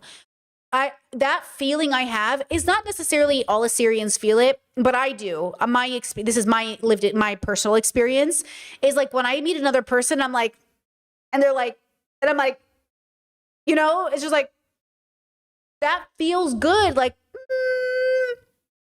that feels like, it feels really good. And I don't think they get that. I don't think these people, this kind of white, they get that feeling. They don't get to walk into a supermarket and be like, and that's a bummer. And also, they only know how to have it through racism. That's the other part. They only know how to experience it through racism. Because I've had white men specifically get very angry with me over that. They're like, oh, so what? You're like racist? And I was like, no. And they're like, because white people only know how to make community through racism. And that's the dilemma, this type of white, this specific type of white. And maybe that's why she wants to reject it, because she wants a community and her lineage, her ethnicity doesn't allow her to have one. Right? Maybe that's it. Maybe that's a big part of it. I don't know. But I think it's layered. Could be for lots of reasons, right? Mm-hmm. And some of them could be legitimate. Some of them could not be. Who knows? But the point is, if I understand the person on the other side of the phone constructs race in a certain way and has a certain understanding, as we kind of do as a society, then I'd be misleading them. My question for you was, I don't think, again, you're talking about hypothetical, like a phone call where you can't see each other, this, that, what hypotheticals. I don't think any of these things are helpful to the actual core of the matter, because all of those hypothetical scenarios, if I was like this, I would have done, well, you didn't live in my shoes. And so if you were me, you would have done the same thing that I did. That's what I'm asking you. Were there moments where you felt like you did that? That was my question. Was, are there moments where you felt like you did have where anyone was misled by how you understood or articulated your racial identity?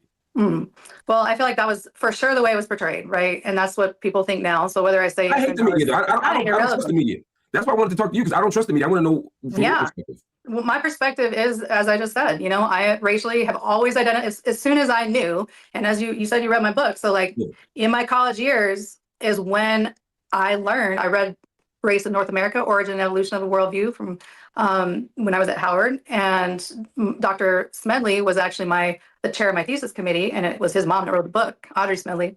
But yeah, I mean, he was like, you need to read this book, because it's just like you're carrying a whole burden you don't need to be carrying, basically. Because I was around being like, people like, oh, she's albino or she's mixed or and I was just like, okay, I'm from Montana, my parents are white, blah blah blah. People are like, no, you're not. Like, whatever. Like, we know. I have a red bone cousin that looks just like you. Blah blah blah. My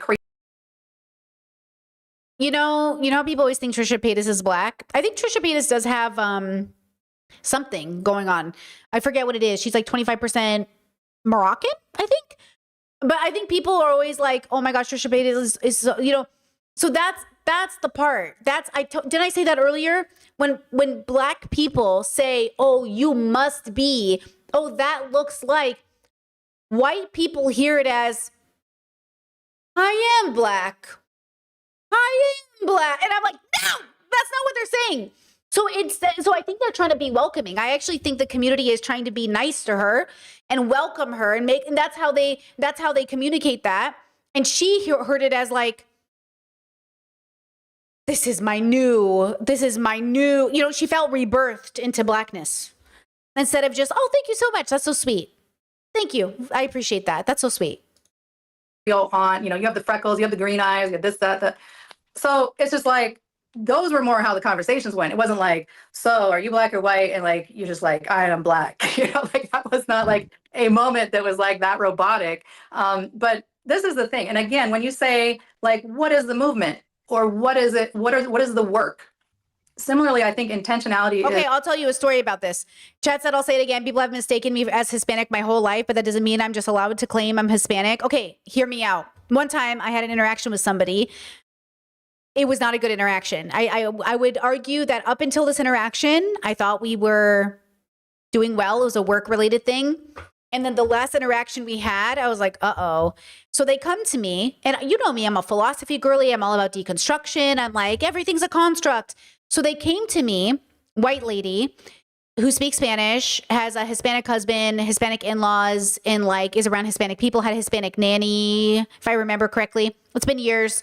And she goes, I want to identify as Hispanic. And I was like, oh, but you're not Hispanic. And she goes, yeah, but I speak Spanish. I'm blah, blah, blah. Here's the list of things. I want to identify as Hispanic. I was like, no.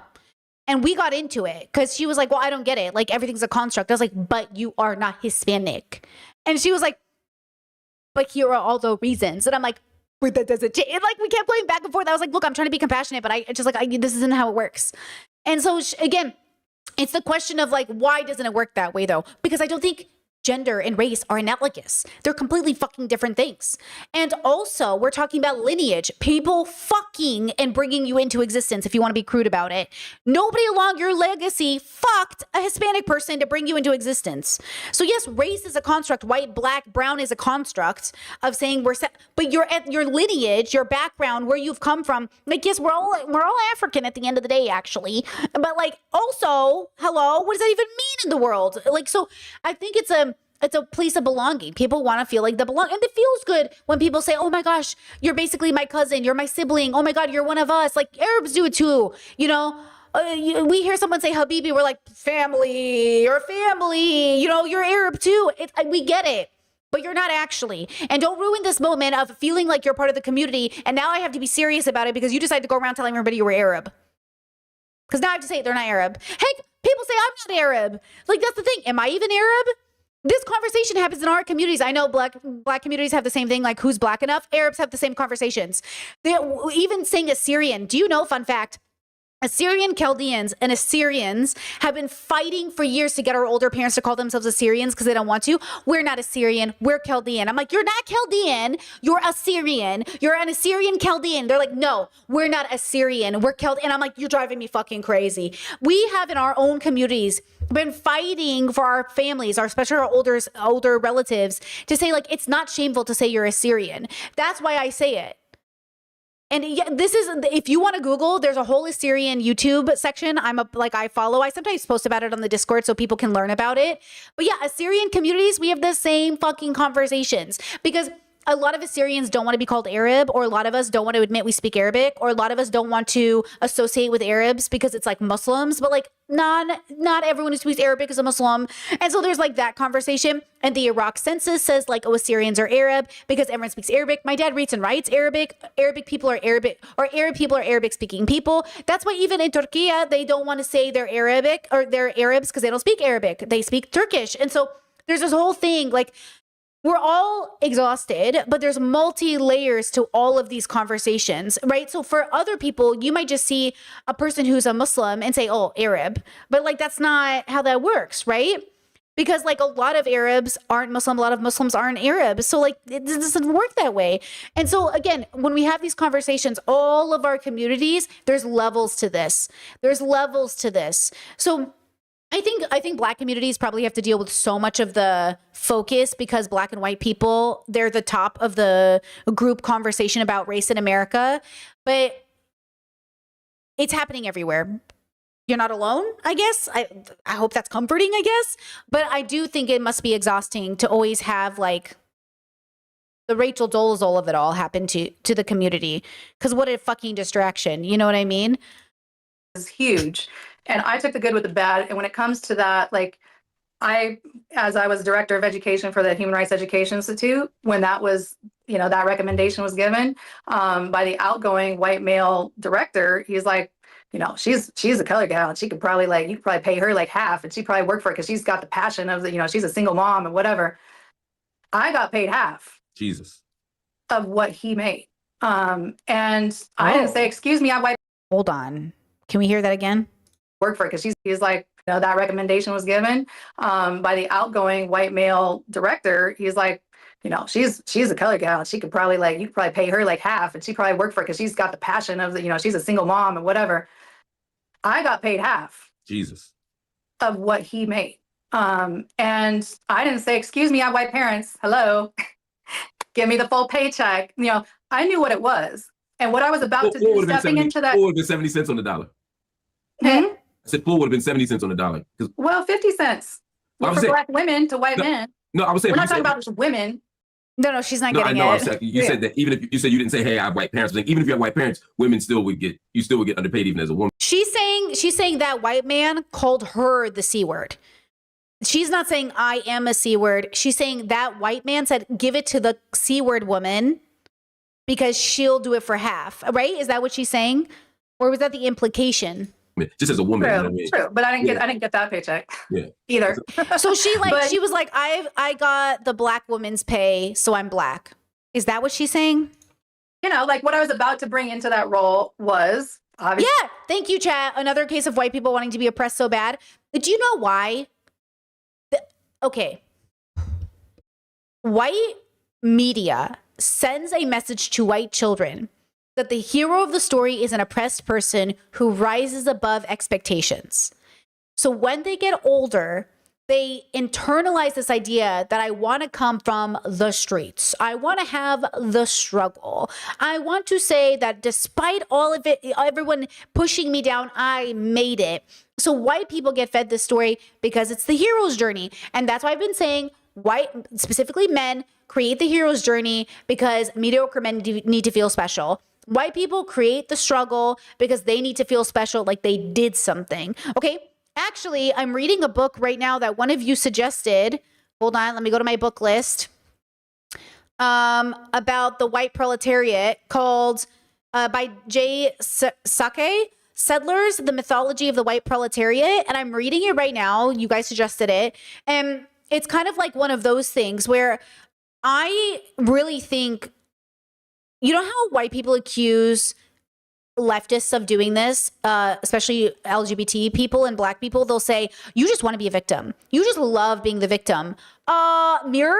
Hello? You? White people love being the victim. And a big part of it too is like white men will say, nobody cares about our pain. You don't even care about your own pain. Rachel Dolezal doesn't even care about her own pain.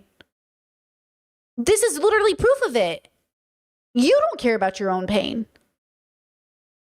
You know? So it's like, that's the I'm summa cum laude from Howard University.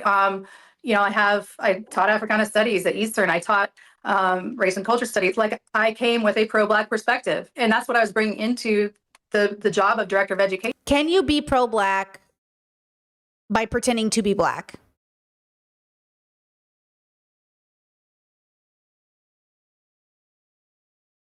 I brought a lot of Black history programs. The first Juneteenth celebration ever to happen in North Idaho, way before anybody cared about it being a national holiday.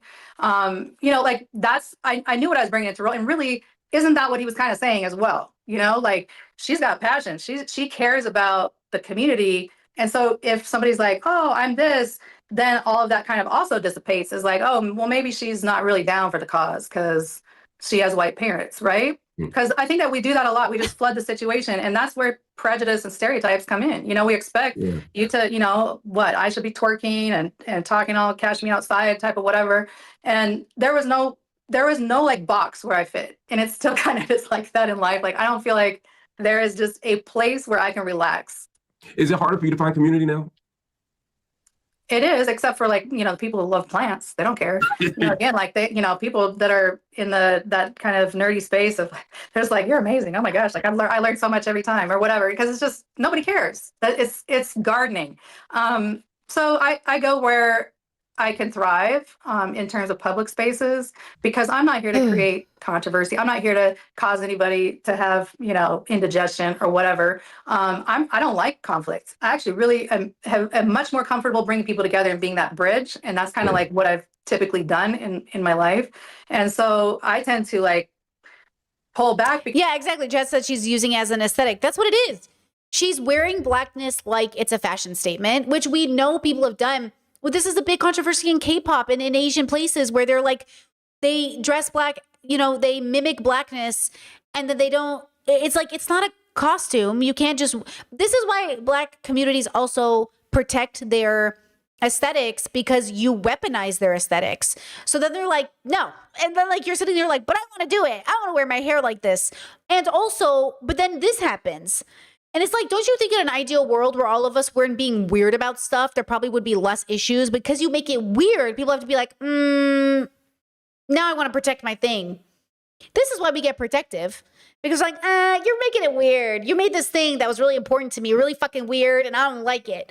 And I think we all feel this about, wait, we're all part of communities that I'm sure we want to protect and be like, this, you can't have this now, you know? And that's how I feel a lot about, you know, even the use of the B word recently, where I'm like, you know what, you can't say that anymore. You don't know how to use it right. And that's the part about being human that's so hard. Who can I trust that if they do their hair like this or speak in this way or use this word, I can trust it's coming from a good place? And honestly, I don't think the world is a safe enough place to just assume that everybody is safe. I mean, we know that because we know like sex crimes committed against people you know is just prevalent, right? We can't even trust our own family members or friends to not molest us. Like she said her own brother molested her.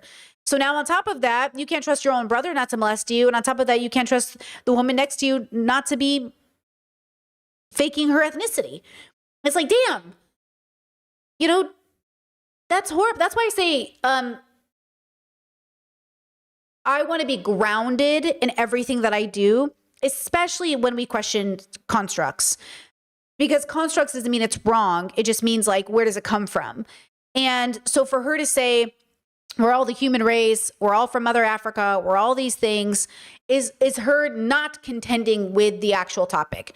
She's not talking like somebody who's having the real conversation, which I'm sure is very frustrating for people. I see it in the chat. I would love for her to say, I was not born black. I have white parents. I am not black in a literal sense. I'm literally not black. I'm literally not black. And yet, here are the reasons I think I am black. Here's the reasons I think I can identify as black, and really explain them, and then explain why you feel entitled to identifying as black. Because like Chad was saying earlier, there are people who are more light-skinned or mixed, and they get, questioned, are you black? And it's not the same thing as somebody who's, proud to be black because they're fighting against the oppression of white supremacy. It's somebody who's not even attached in any capacity, in any way, trying to co-opt the struggle. And look, people want to struggle. It feels good. But good news, you don't have to, okay, unwise suffering. Let's talk about philosophy. I always say you must learn to suffer wisely. You don't have to, pretend to be oppressed. You probably are. Are you a woman? Are you black? Are you trans? Are you gay? You don't have to pretend. The system hates you. So let's talk about that. But what they do instead, they go, I'm white and I'm a woman, but that type of oppression isn't enough for me. Let me add some more oppression to my pot of soup. And let's go with, I'm going to be black now. And it's like, why would you, you know what I mean? You're not even, it's just like a ridiculous, and it's because they don't want to be a white woman. And I get it. Like I've had some white women say to me like, oh, I feel like I'm not invited into these spaces because white women have a bad rap, and even black people hate white women. I was like, well, do you think maybe it's because of white women historically have weaponized their whiteness in order to cause havoc to black communities? I'm not saying you're doing that, but I'm just saying, I think that's also the problem. Like when people talk about white women, I think it's hard for us who, I'm literally a white woman, but I don't think of myself, right? But it's true that I am a white woman. So if you're a white woman listening to people talk about how white women have weaponized white womanness, and you're like, I don't feel that way, this hurts my feelings, I'm like, why are you even thinking about you? Like they're not talking about you, or maybe they're talking about you, but they're not literally talking about you, And so I think there's layers here. So that's maybe what she also felt. Maybe she didn't want to be a white woman, given how she heard them talking about white women, the students around her. And then the students around her reinforced in her, like, you must be mixed with something. And then that made her, you know what I'm saying? It's like the white people who want to be native, Chet says I was born, Chet says I was born 1/4 native, but I didn't get to grow up with my native family community. My identity as an indigenous person has been learning our history and informing others about colonial harms. And that's the other part of it too, because at least you have a root. She doesn't have that, which is why it's doubly, triply, quadruply more offensive. Like you don't have a root in your ethnic, your line of lineage. Your ethnicity you have no connection. No, maybe she did a 23andMe and we're wrong about that. But those memes people do where they take a 23andMe and find out they're like 1%, what is it called? Sub-African, sub-inherent. You know what I'm trying to say. And then they go, that's a black king right there. You see, those TikToks? Okay, they're sub-inherent, what am I trying to say? Sub-Saharan.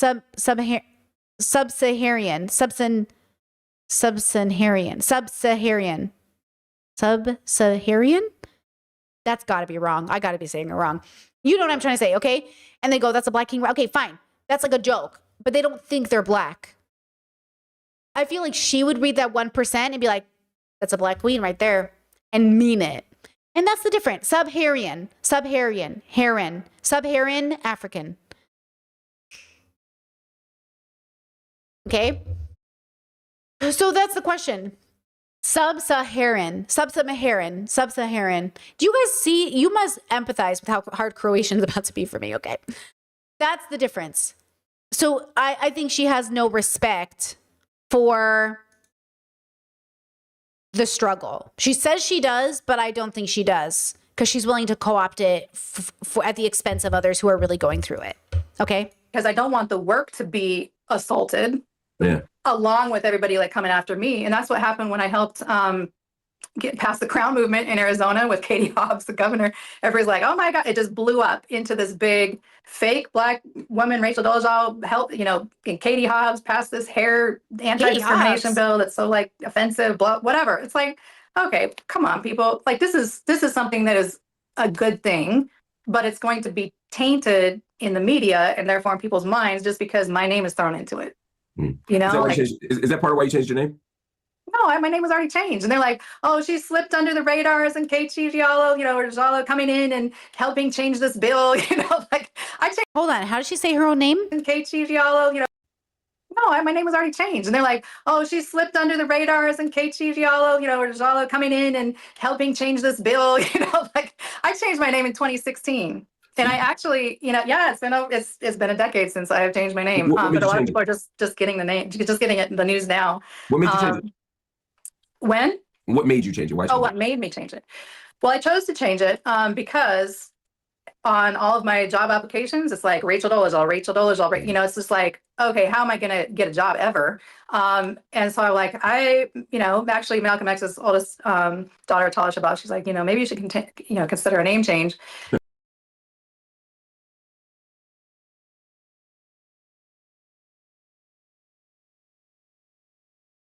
Malcolm X's daughter?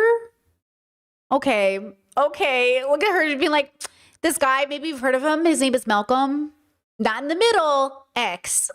But I also kind of, daughter Talia Shabazz, she's like, maybe you should consider a name change. But I also kind of felt. Can you just pause for a minute? And the irony, there's an irony that you may be the first in Kechi in American history who has a better chance of getting a job than a Rachel. You know what I mean? Like it's. I don't have a good job. Actually, no. No, I'm saying the only job that I've gotten as in Kechi, I got fired from. So, like, because of media, you know. Yeah.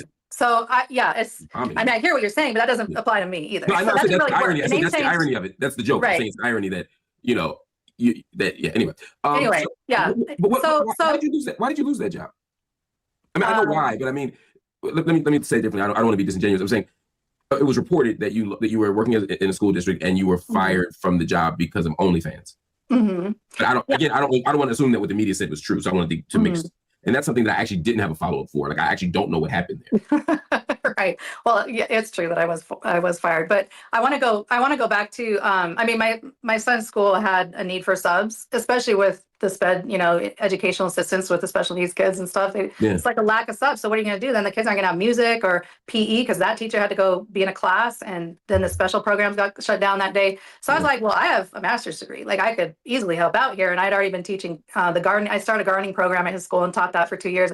Like 520 kids, they're learning gardening. They're all excited about eating a radish that they're like, well, I don't like them at the store, but like this one tastes good.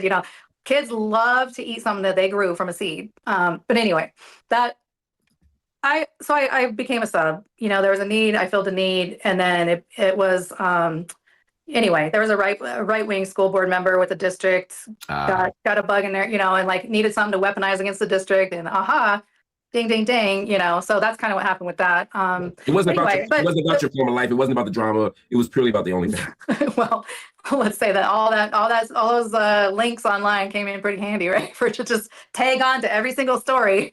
Gotcha. And blow it up and even bigger, snowball the situation. But yeah, I just wanted to share that. Like I felt like it was a little weird. It felt weird to name myself. A lot of people think I just chose Nkechi Nyere or Nkechi for short. Out of the blue, just like from Things Fall Apart or some book or whatever, something super African, Igbo. But really, it was, I heard from a group in Nigeria, the Igbo community, and in the email, it was like, we see you for who you are. You are a high-frequency Nubian spirit incarnated in this lifetime in a white envelope in order to traumatize white supremacy spiritually. And we give you this name, Nkechi Nyere. Who said this to you? A group of Igbo, an Igbo community in Nigeria. That's what the name Nkechi Nyeri is, Igbo. Nkechi for short. People have a hard time with just Nkechi, right? And Diallo is actually pronounced Diallo. It's Fulani. We don't have to get it. It's like it's just phonetically, it's easier to say Diallo. But anyway, so the name means gift from God. And Rachel means lamb, and Dojo means to lie down. And basically, that whole name means, like a martyr, like just get beat up, And I was like, I want to move forward into this. I liked the reflection that they saw me, they saw my spirit. And so I took that name, because again, it just felt weird to just like randomly pick a name for yourself. My sister changed her name too. We both have the same last name now. Oh, that's nice. She changed her full name. So yeah, everybody has like somebody else that has the same last name in the family, in our immediate family. Anyway, so it's,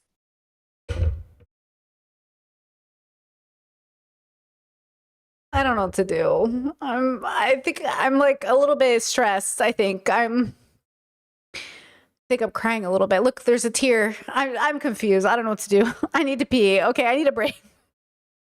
Give me 2 minutes. There's so much there to unpack. I don't even know what to do. Okay. Do you think she had to pay them $10,000 for that name? Like, do you think they're like, and if you donate $50,000, we'll let you use this name? And she's like, bet. Like, I don't know. I don't know what's happening, girls. Give me a second. I don't know what's happening. I'm just very confused.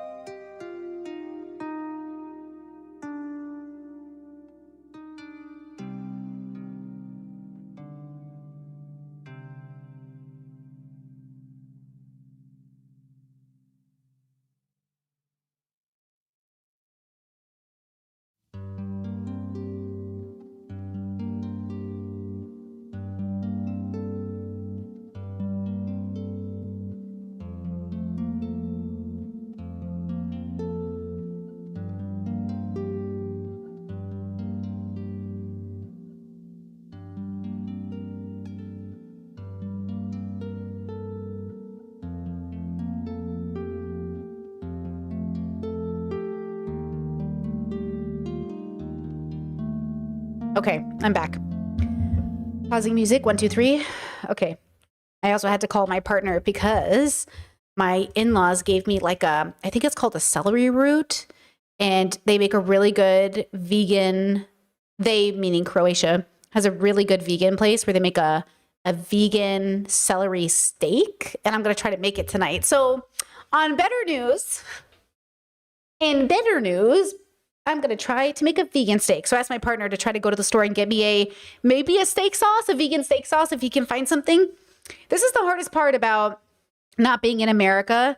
Is like, I was like, do you have A1? And he's like, I don't know what that is. And I was like, I love A1 sauce. I don't even know if it's vegan. I don't even know if I can have it anymore, but something adjacent. Anyways.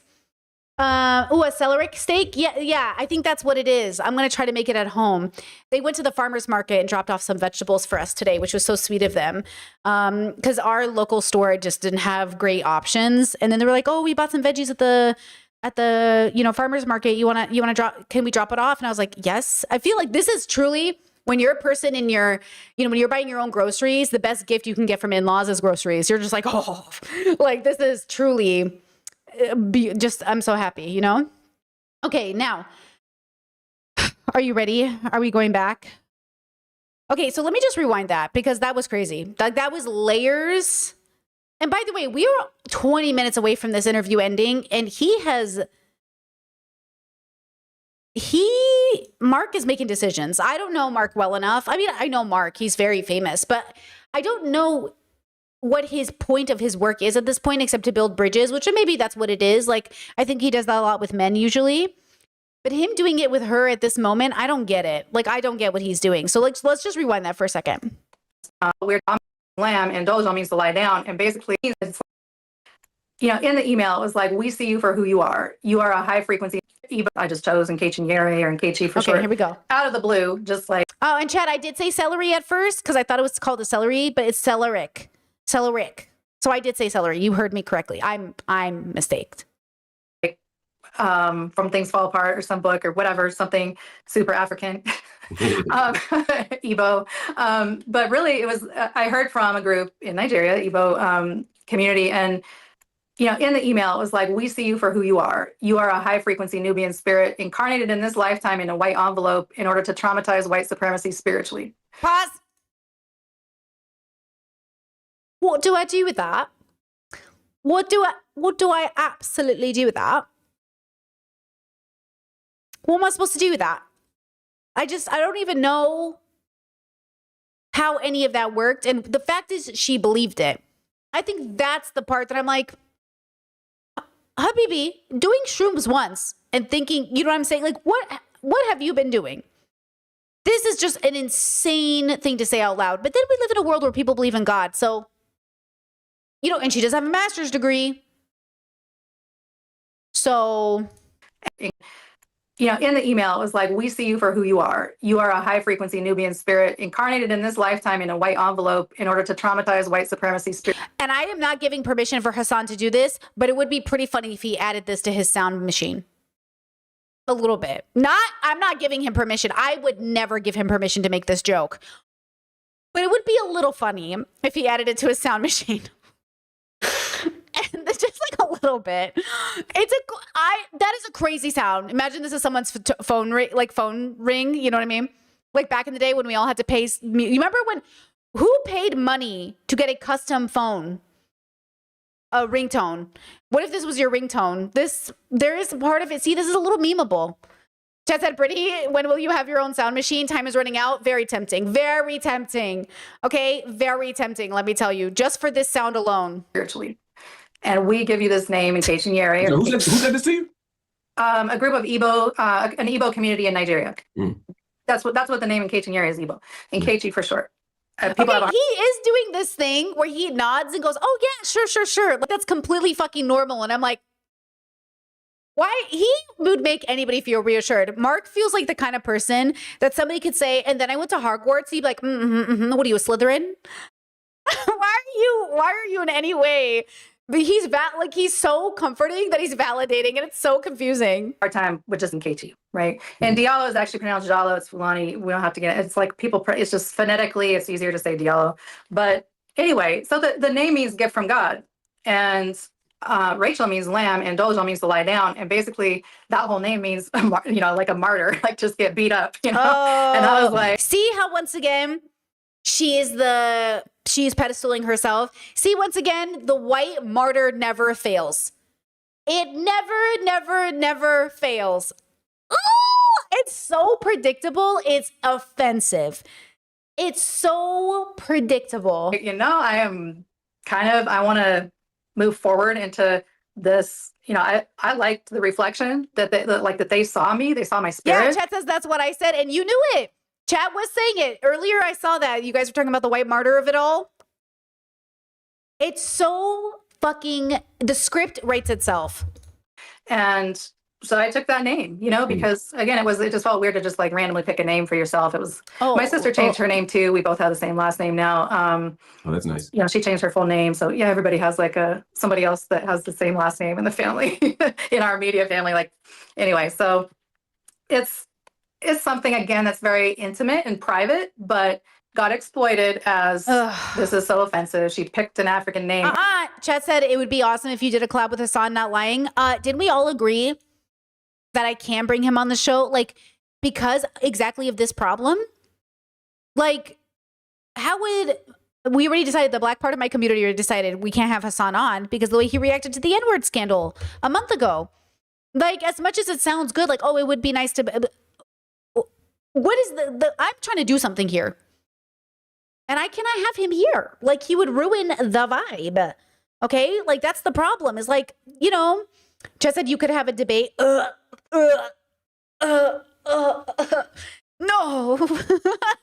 No.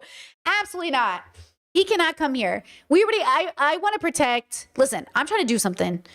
And I can't do what I'm trying to do if I invite these people. And look, call it purity politics or purity spaces or whatever else, but I'm trying to do something. We could debate about One Piece, though. That would be interesting. Talking about One Piece? No, I won't do it. Not even for One Piece. Or whatever, It's interesting that when I flew to Sydney, because my oldest son, he married a Yoruba girl. And so, big traditional Nigerian wedding, right? All the traditional attire is required, not like you're going to have a choice. And it was funny, a lot of people are like, Nkechi, oh my gosh, are you Igbo? You look Igbo. Oh my God. It's just like people, it's almost like believing is seeing more than seeing is believing. And so when people hear oh, this person is whatever you say about them, and then you see that person and it's like the Rorschach test, you're like, oh yeah, I could see that, But yeah, anyway, that's where the name came from. And it's special to me, and I thought that with a core name change, I could keep that on business, personal matters, job applications, that kind of thing. With my resume, maybe I'd be seen for my resume, which was pretty nice at that time. But Jess says teach him about philosophy. Once again, women having to do all the work to teach men the basics. Ain't no way. That's what I'm saying, right? And chat said, no way. I don't want Hassan's chat here. I know. My Discord said it's already hell on earth every time Hassan's chat is here already. That's what I'm saying. Girls, absolutely not. Absolutely not. He does not curate safe spaces for people. And I would just get harassed forever. I would get harassed forever. It would be horrible. But, the good news, right, is it's never going to happen. So we don't have to worry about it. The media exploited it because court-ordered stuff is discoverable. So it got kind of let's out there, and okay, then let's see. Now it's synonymous with Rachel Dolezal, kind of, How often are you recognized on the street as Rachel Dolezal?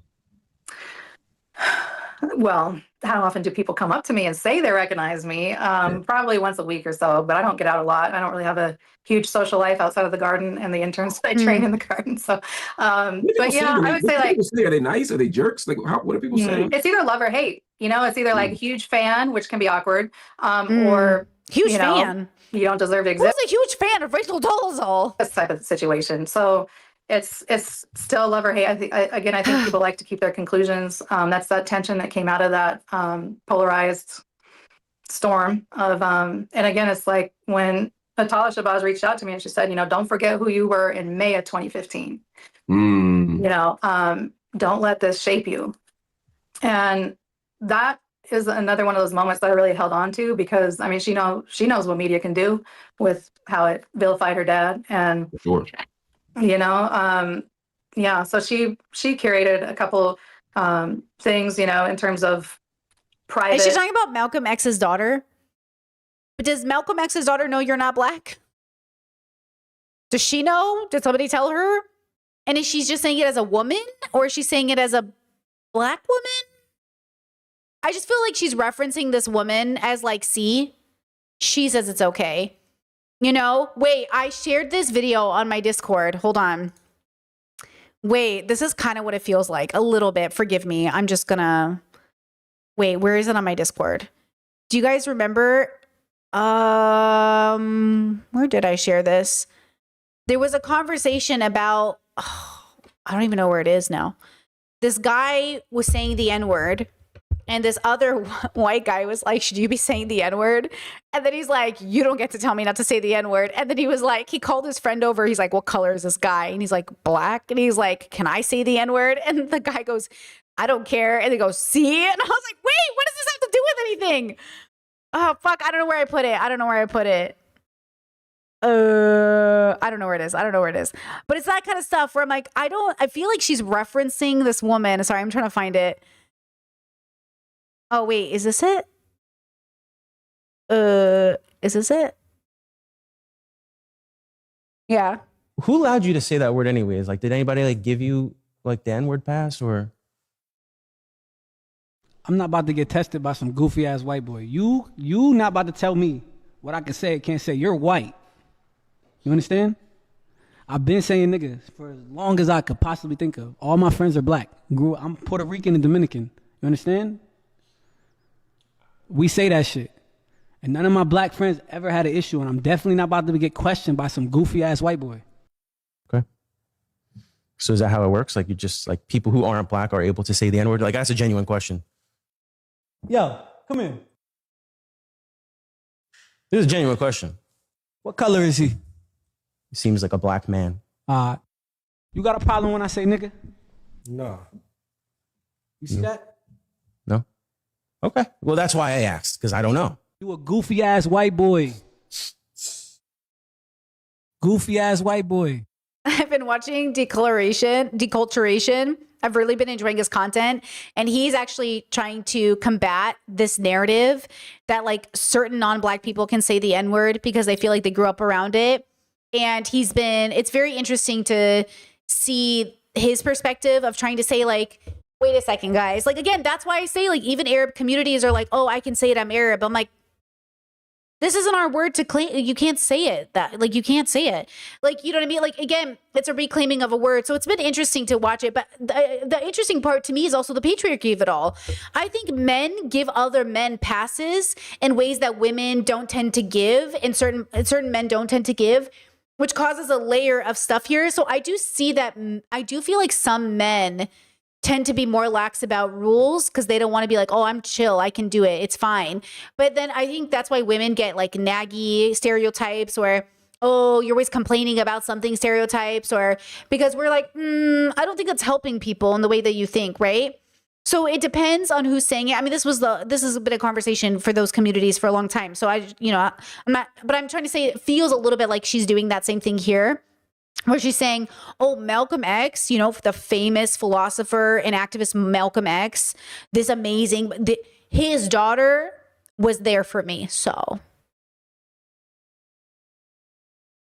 you can't say anything about me. Like, that's not how that works, right?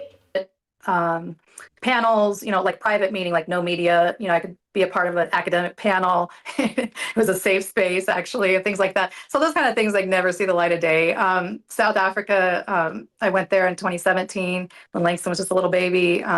We flew there because the COSAN legislative panel wanted me to talk to their group about like their initiative of creating a non-racial South African society, because even though after apartheid has ended, there's, you know, somewhat more equity and inclusion, it's still very racialized in terms of forms and other things. And it's like, there's no freedom to be Khoisan or Xhosa or Zulu or whatever. It's like black and white and mixed, or, you know, their apartheid term is colored for like mixed, Indian, Asian, whatever, that whole like in between group. So it's kind of like that still is perpetuated. So how do you find new solutions with old vocabulary? And they're like, we want to be culturally Khoisan, one of the oldest tribes in the whole continent.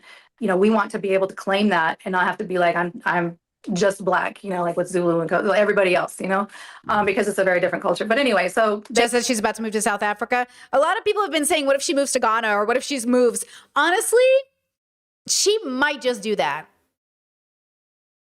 which would be kind of crazy. That would be, there's a level there where I'm like, hey, are you okay?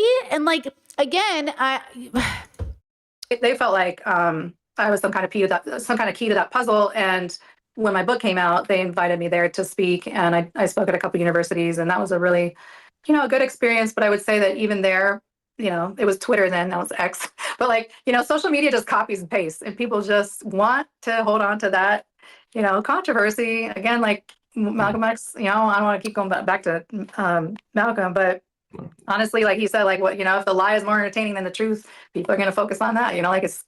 Rachel, I mean, ma'am.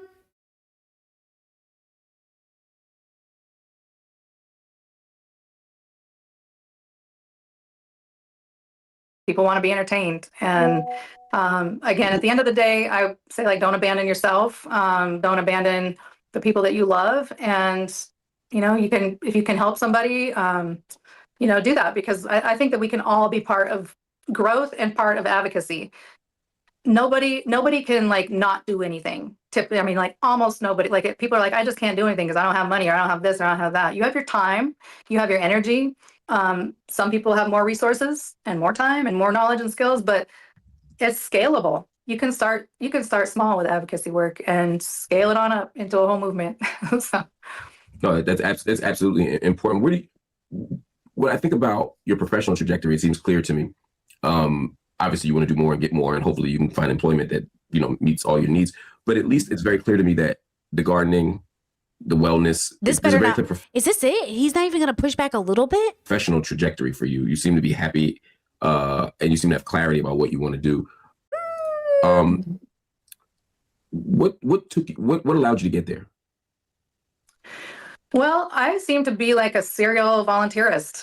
This is all work that doesn't pay, like somehow I always come back to finding the most fulfillment in jobs. Like I'm technically a unpaid employee of the University of Arizona as a master gardener, but like it's just like that community involvement, that advocacy work just ends up feeding my spirit more than. For the record, I don't think she should be jobless, and I don't think she should have to risk unhousing because of this identity crisis. So I want to be clear. I think she should be employed. But I want to be clear, the employment should not come at the expense of marginalized communities, and she doesn't have to be the face of a movement.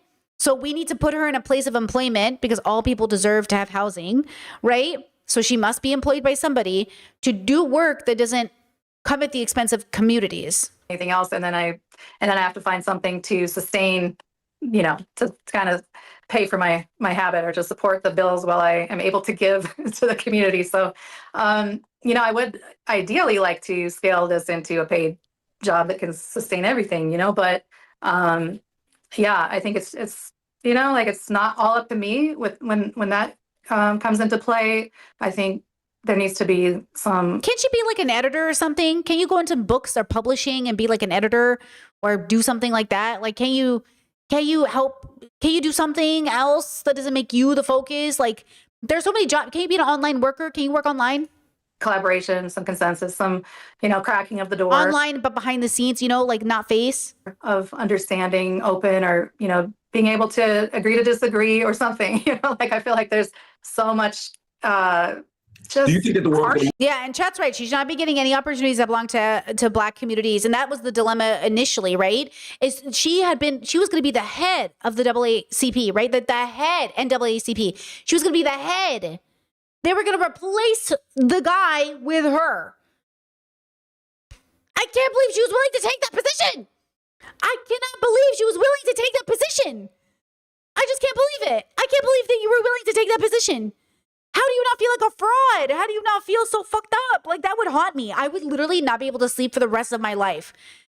They would literally keep me up. I would have to I don't even know how she could do that.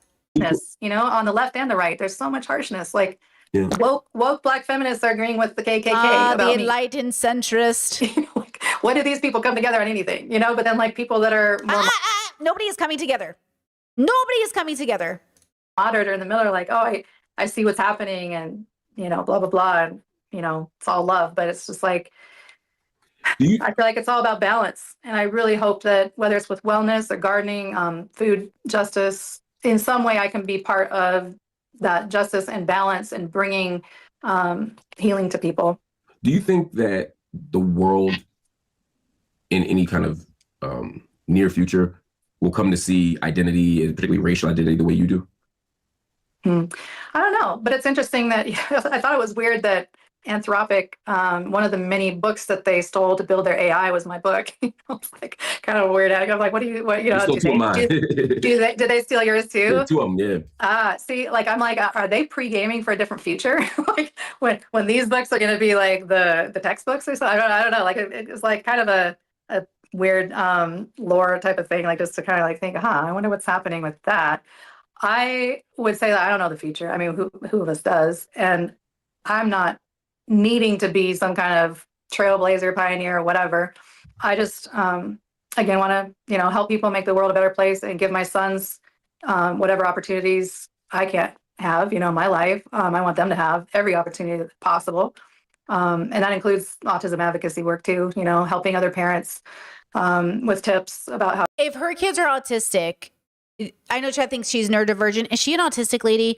Because I do find that a lot of the people that I see who really struggle with identity can be neurodivergent. And I do think like sometimes there is like a level of, do you know what I mean? I don't know. To manage that and navigate neurodiversity, which actually, by the way, Jesse Jackson was starting to get into that advocacy work right before he passed the, neurological conditions. When it starts affecting you or your family, you really start understanding like how. Look, guys, sorry, I'm going to make a joke to all the autistic people in my audience. I'm just going to make a joke. Okay. I had to say it because I was going to make it. And then I was like worried you would take me seriously. I was going to say autism is underdiagnosed in Black women. So I'm sorry. That's not funny. I'm sorry. Intense. It's a little funny though. It's like a little funny. You know what I'm saying? That comes into play in life. So speaking of which, I just heard my son kind of like starting to knock on my bedroom door. I know you got to run. I appreciate you. This was a bad interview, bro. Fuck. I have one. Well, I need like 2 minutes. Okay, he's like, one last question. Are you white? Are you Black? Ask her a question.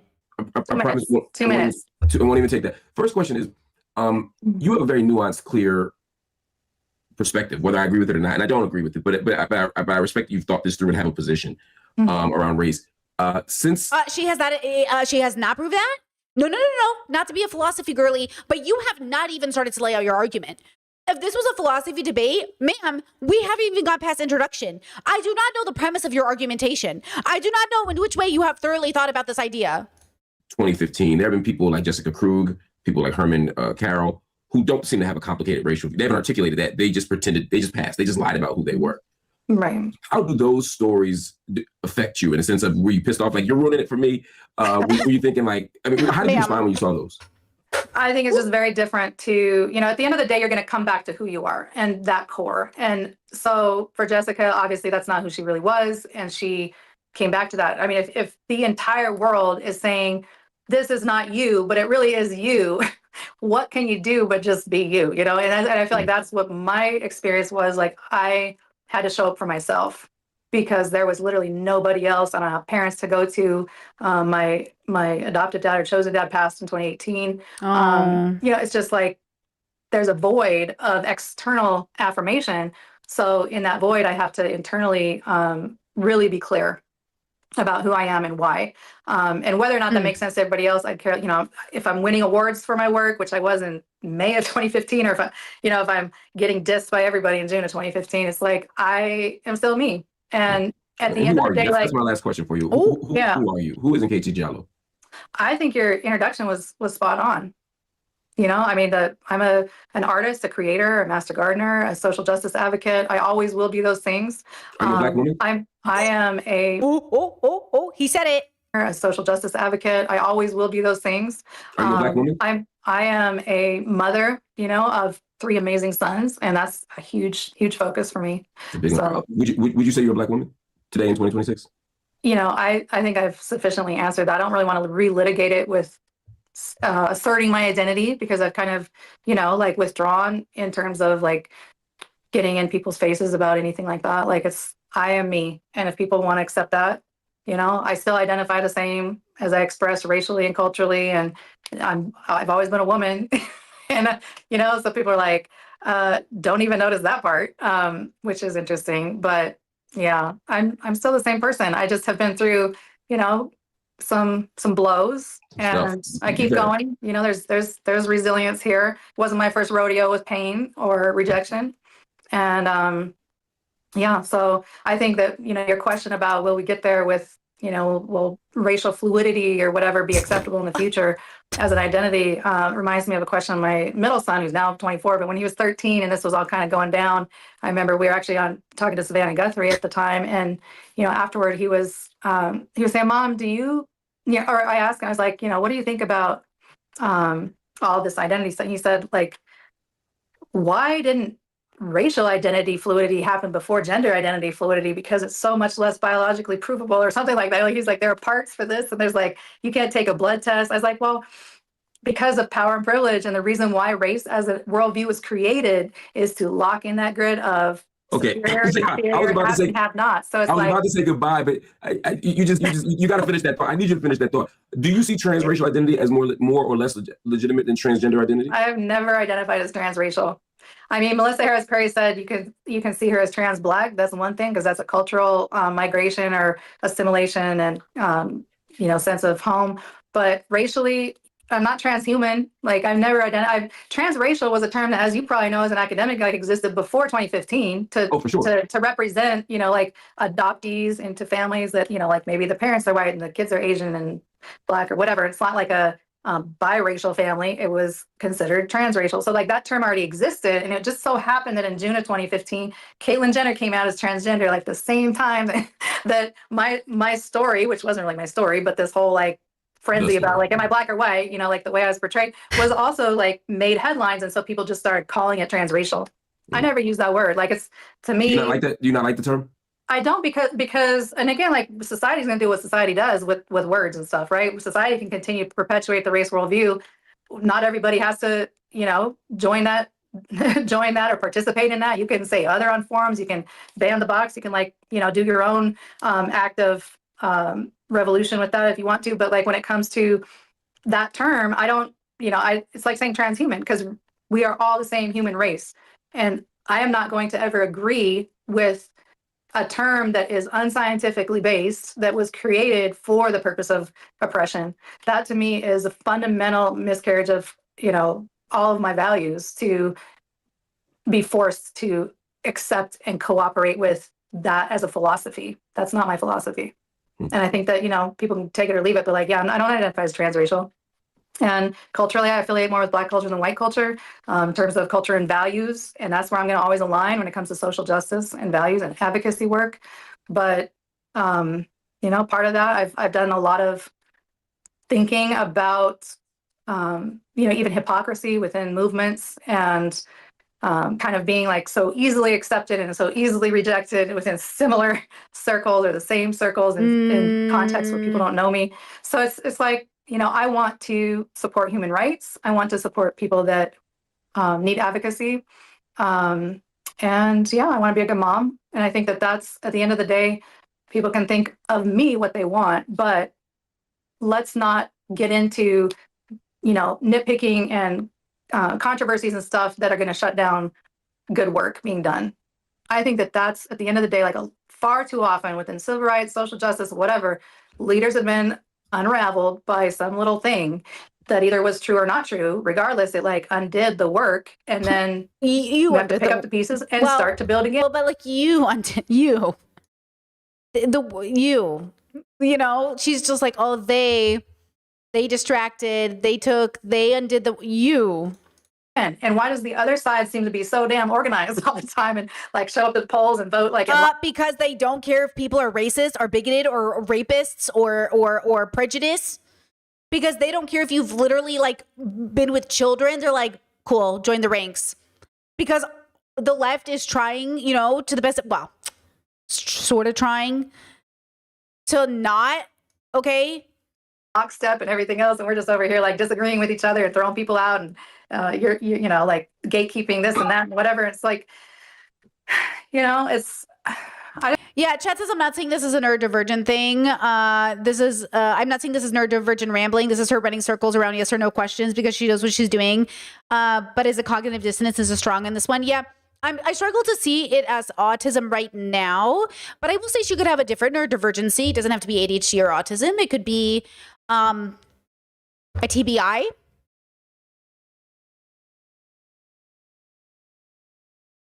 don't know what it is, but I will just say it sounds like a liar. This is how liars talk.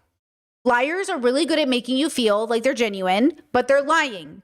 She's lying. That's what's happening. She's lying. And because she's lying in a way that feels genuine, she's just a really good liar, you know? I just hope that the world can be a little bit more inclusive in the truest, broadest sense of that, regardless of people's identity. Now, and again, the cognitive dissonance is maybe she doesn't know she's lying, but she's lying. And that identity But I think she knows she's lying in the same way that everybody knows. Be something that's private too. We don't always have to go around asserting it in every single space. You know, I'm bisexual, but I don't like go around being like boom, boom, boom. I'm sorry, what is that? In every single space. You know, I'm bisexual. Never mind. I take everything back I said about her. She's a bisexual queen. She must be protected and nobody can say anything bad about her. As a queer person and as the queen of queers, I will just say, actually, now she is a protected part of our community. I will hear no slander about this Black queen. I'm sorry. I'm just kidding. Black and bisexual? We love her. I can't. She's killing me. But I don't like go around being like boom, boom, boom, because guess what? That's not like, what does that matter to a conversation, you know? Unless it's about that. But anyway, it's just, I feel like it's okay to have your identity. It's okay to be you and to also show up for others. And I wish that more people would do that. I wish people could get that energy of giving and not taking. And I think that that's the story that, you know, if you read with an open mind, that my book really is about that. Like, it's about giving. It's not about being a taker and, you know, exploiting anything or, you know, whatever people want to assume. And that's, again, intentionality, and the vibe is the most important thing. The vibe? Regardless of who said that earlier? One of you said that earlier. You said she's a vibe person. If the vibes are vibing, who called that out? One of you did. I read it. You said she seems like the kind of person who's just like vibes alone. Like she vibes, she has Black vibes, so she's Black. Wait, somebody said that. She literally just said it. You guys are so smart. The vibe, and that's, again, intentionality, and the vibe is the most important thing. What? Regardless of what we call it. So, I mean, regardless of what we call the person in categories, I think that the heart and the spirit are more than the body in shaping our identity. And wait, I believe that too. I just think you can't be Black unless you're Black. I believe that too. I think we're more than our bodies. I think you're more than your skin color. But I also think you cannot go around telling people you're Black if you're not Black.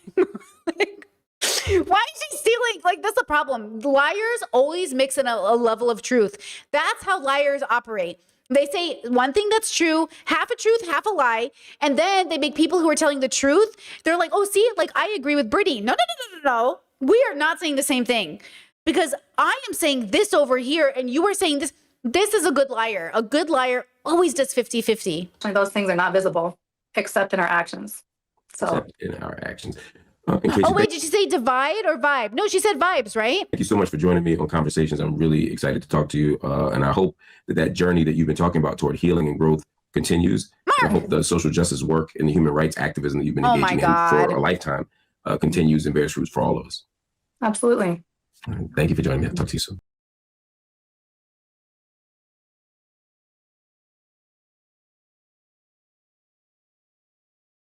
Look, I'm not going to tell Mark how to do his job, but what was that? Comment section. Okay, so this is Mark's channel. He said, the top comment says, I clicked out of morbid curiosity, not intellectual. Let's just expand. Same, genuinely. Okay, all of us are on the same page. Okay. And then, okay, let's see. She could have named herself Donna or Tanya. Donna Briggs. This is the name she picked over. I'm so over it. See, I covered Donna Briggs over on my Bert Simon channel. Let me bring it up, actually. And Donna Briggs was another one. And people were in my comments saying, this is a white woman. You need to respect her. Donna Briggs was never black. And you saying she was black is very fucked up. Hold on. Let me, in case you guys haven't seen that video. Donna Briggs. Look, 75,000 views. People, places, things, and environments. I don't let any negativity control my peace. Snapchat, Instagram, TikTok, YouTube, Thread. Nothing will disturb your peace. I'm going to be coming from the angle of having a relationship with self because this is a philosophy channel. And one of the questions, I looked really cute this day. I look so cute this day. Totally honesty between what she tells herself and what she tells the public. Since we can't account for what Donna tells herself, we have to assume it's similar to what she's telling the public, that she is a white woman with a tan, or rather... Morning. Motivation, ambition. What is your greatest fear in life? Poverty. And according to Donna... What mental illness looks like, and the mania... I'm having a mental block. What's the girl? This is Donna. The new rapper with the big butt. You mean Nicki Minaj? Nicki Minaj. Okay, now check this out. I saw this on Ellen yesterday. DeGeneres. On Ellen DeGeneres. Okay. We can talk about that too, but we're not going to talk about Ellen.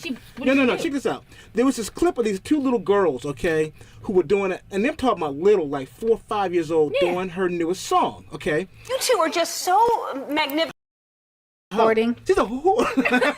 So they're calling Nicki Minaj a whore. I didn't say that, no. But she's But she's she doesn't care about that. But doesn't she's care. not trying to be a role model. But think about that, man. And you got her hugging your little kid? Hugging your little kid. Not a like, role model. I'm so happy that my little kid hoe. got met by a super hoe. Got to meet her. So it is abundantly clear. And then she later says, like, he says, a black woman said this about her. I didn't say it. Like, Donna is a black woman. And that too. Okay, was it because he... Did he ask to be taped?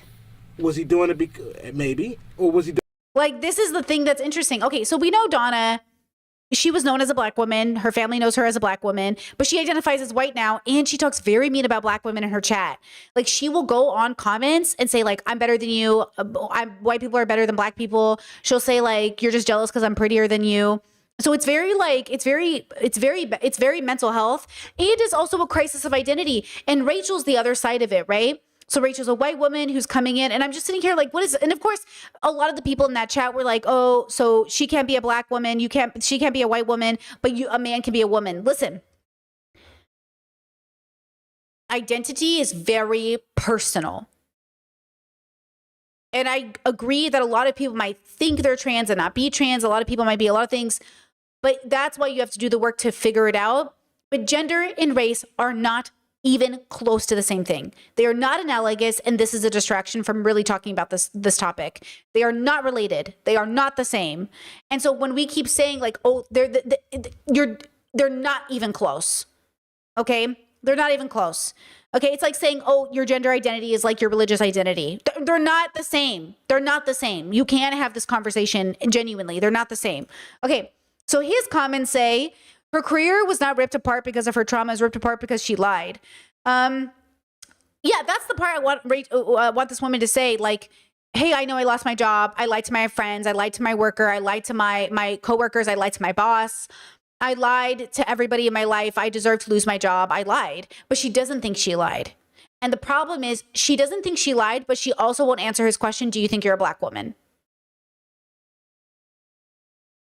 That she's just a liar, right?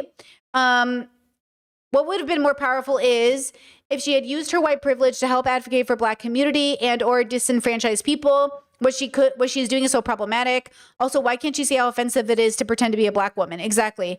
Problematic as fuck. She sounds like she thinks she's some sort of chosen one and savior. Exactly. Okay. So what I hear is she has no accountability. Exactly. You can study birds all day long, but you never really know what it feels like to fly. I don't care what she studied or who she sat next to. She can't possibly think she's able to speak on behalf of black people. Let's see. What's this mean? So she's Nigerian and Senegambia. What's this? I don't know what this is. Like from Senegal or Senegambian? I don't know what this is. High frequency Nubian spirit is crazy. Mark's face. Well, at least I learned to get some seeds from the library. Actually, true. It's a joke. Oh, it's a joke. I don't get what it is. I don't get what that means. I don't know what the joke is. I'm not in this. I'm not in the bubble. Senegambian. It's a Senegal is an African country. Is that what they call? Is that what they're called? I thought it was Senegal. Senegalese is the language. Oh, Senegal and Gambia. So from Senegal and or from Gambia, which are two countries in Africa. Okay. I know Senegal. I don't know Gambia. I think that's maybe new. Okay, interesting. She needs more therapy. She's unhappy with who she really is. Based off the thumbnail, she's still at it. The frustration she's right about race as a construct. My beef with her is that she insists on trying to cosplay blackness instead of getting in them white spaces and faces and shaking shit up for folks she loves. Exactly. This is what happens when you really want to be invited to the cookout. Kind of. Yeah. I think this is what happens when you really not just want to be invited, want to feel entitled to being invited. She doesn't want to be a guest. She doesn't want to be a guest. And the problem is that she is. Ooh, Chad says I'm going to Gambia this year for a wedding. Ooh, happy travels. Yeah, she wants to host. Chad says she wants to host. Yeah. Damn. Yeah.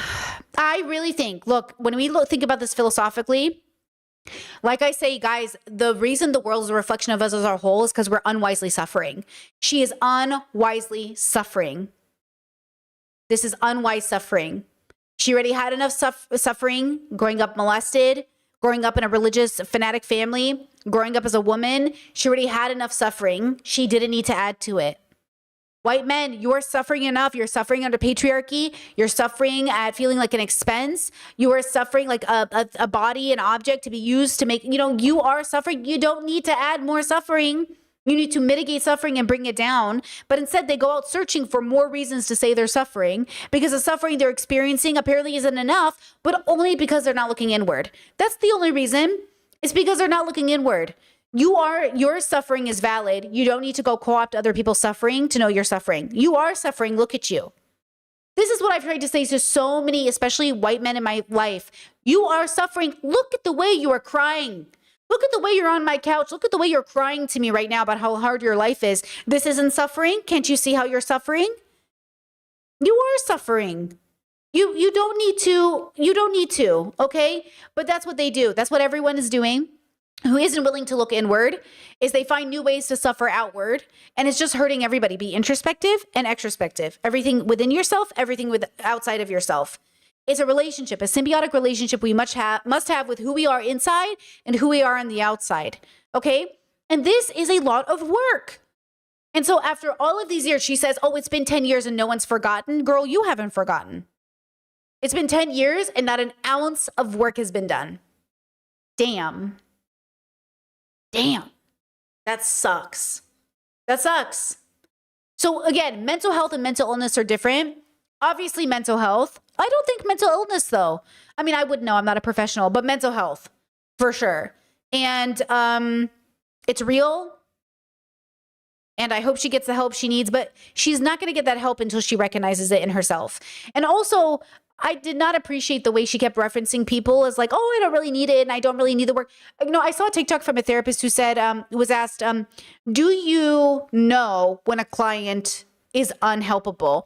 And they said it's not that the client is unhelpable. It's that they can sometimes eventually recognize that the client isn't actually here to change. And then the client will say, therapy didn't work for me. Girl, therapy didn't work for you because you weren't ready or you had the wrong therapist. Just as I think this has to be mental health for Rachel. It is. Okay, so mental health and mental illness are different. I don't think she has an illness. I don't think if she got the right medication, she would get better. She's not suffering from a mental illness, but she's suffering from mental health. She explained all of her traumas, but it's not like, if we give Rachel the right pill, she'll have executive function. It's not like, oh, she'll stop hearing voices, right? It's not a mental illness. It's a mental health problem and a philosophical one, right? That's what I'm trying to say. I'm trying to say, like, there's not a pill for you, Habibi. There's not a pill for you. You have to do the work, okay? You have to deconstruct your own trauma, name it for what it is. You know, again, like, yeah,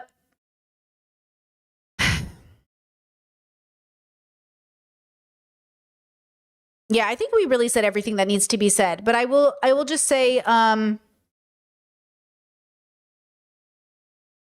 once again, we need to protect children. She was not protected as a child.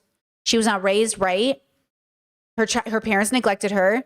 It sounds like they chose to protect a predator when 2 of their daughters have come forward and said we were molested. So, she was not protected. Little Rachel was not protected. And that little girl deserved to be protected. The boys in her family deserved to be protected. The sister deserved, every child in that family that was neglected. Look, there are so many layers to Black kids being adopted by white families and so many layers of internalized racism at play here. And I tell you this right now, I'm sure her brothers are suffering in some capacity, being raised by white people who hate Black skin. I'm sorry. Like, I don't know her parents, but by everything she's telling me, it sounds like there was some part of that, and that plays a huge role. And that's why there's some hesitancy for Black kids to be adopted by white parents, because those white parents, you know, they abandon the child by not incorporating what it means to grow up Black in a white racist America. So I just feel like she was neglected. And she probably honestly clung to the people she felt the safest with, which sounds like Black people, which is like beautiful and also painful. How it manifested, painful for everybody. And that's what sucks. And this is why I say it all comes back down to our relationship with self and the fact that things happen to us and we're born into this very racist and horrible world. And that's why I say, like, we're really being impacted by all the unhealed people, and that's all of us. All of us are struggling. And so that's why I say to you, get on the other side of unhealed. So I'll just show you my graph really fast, so in case you've never seen it before. This is how I like to think about it, right? Because some people say, oh, Brittany, no one's ever healed. I don't like to think that way. Healing is a process, but I would say that there's a level to it. So you want to get just over this section here, okay? So yeah, there are unhealed people. Think about the whole cast on Always Sunny in Philadelphia or Seinfeld, unhealed, right? But you can get to the other side of healed, even if you're baby healed is what I call it, even if you're just baby healed, okay? You're on the path. And if you keep going, you'll get there. But the point is like the healing is never done, but you don't have to be unhealed. You don't have to be like in this really fucked up section over here where like there's a lot of damage being done. I think Rachel is honestly so close. It's disgusting. She's like here. She's like even here maybe. She's really close. Just boop. Just a boop. But she won't do it. So she doesn't get to come over to the healed side.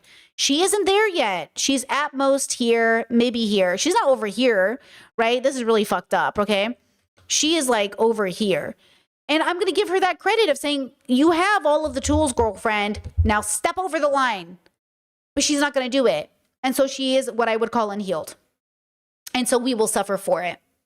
You know? So the rest of us will have to deal with it as we deal with everybody who's unhealed over here.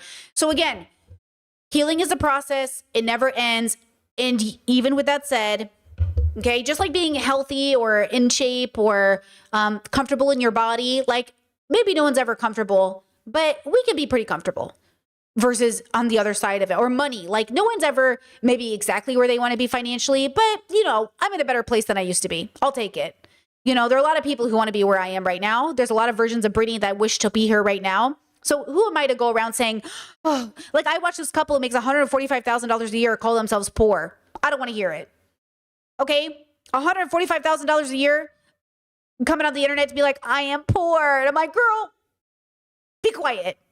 You know what I'm saying? So, you know, you're not poor. Okay. You're not poor. Okay.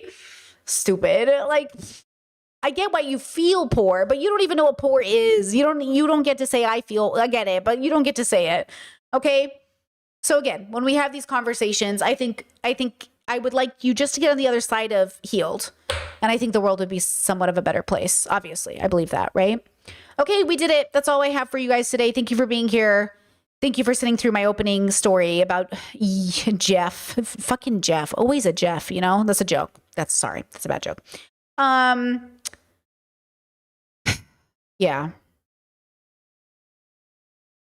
I'll see you tomorrow. Take care of yourselves.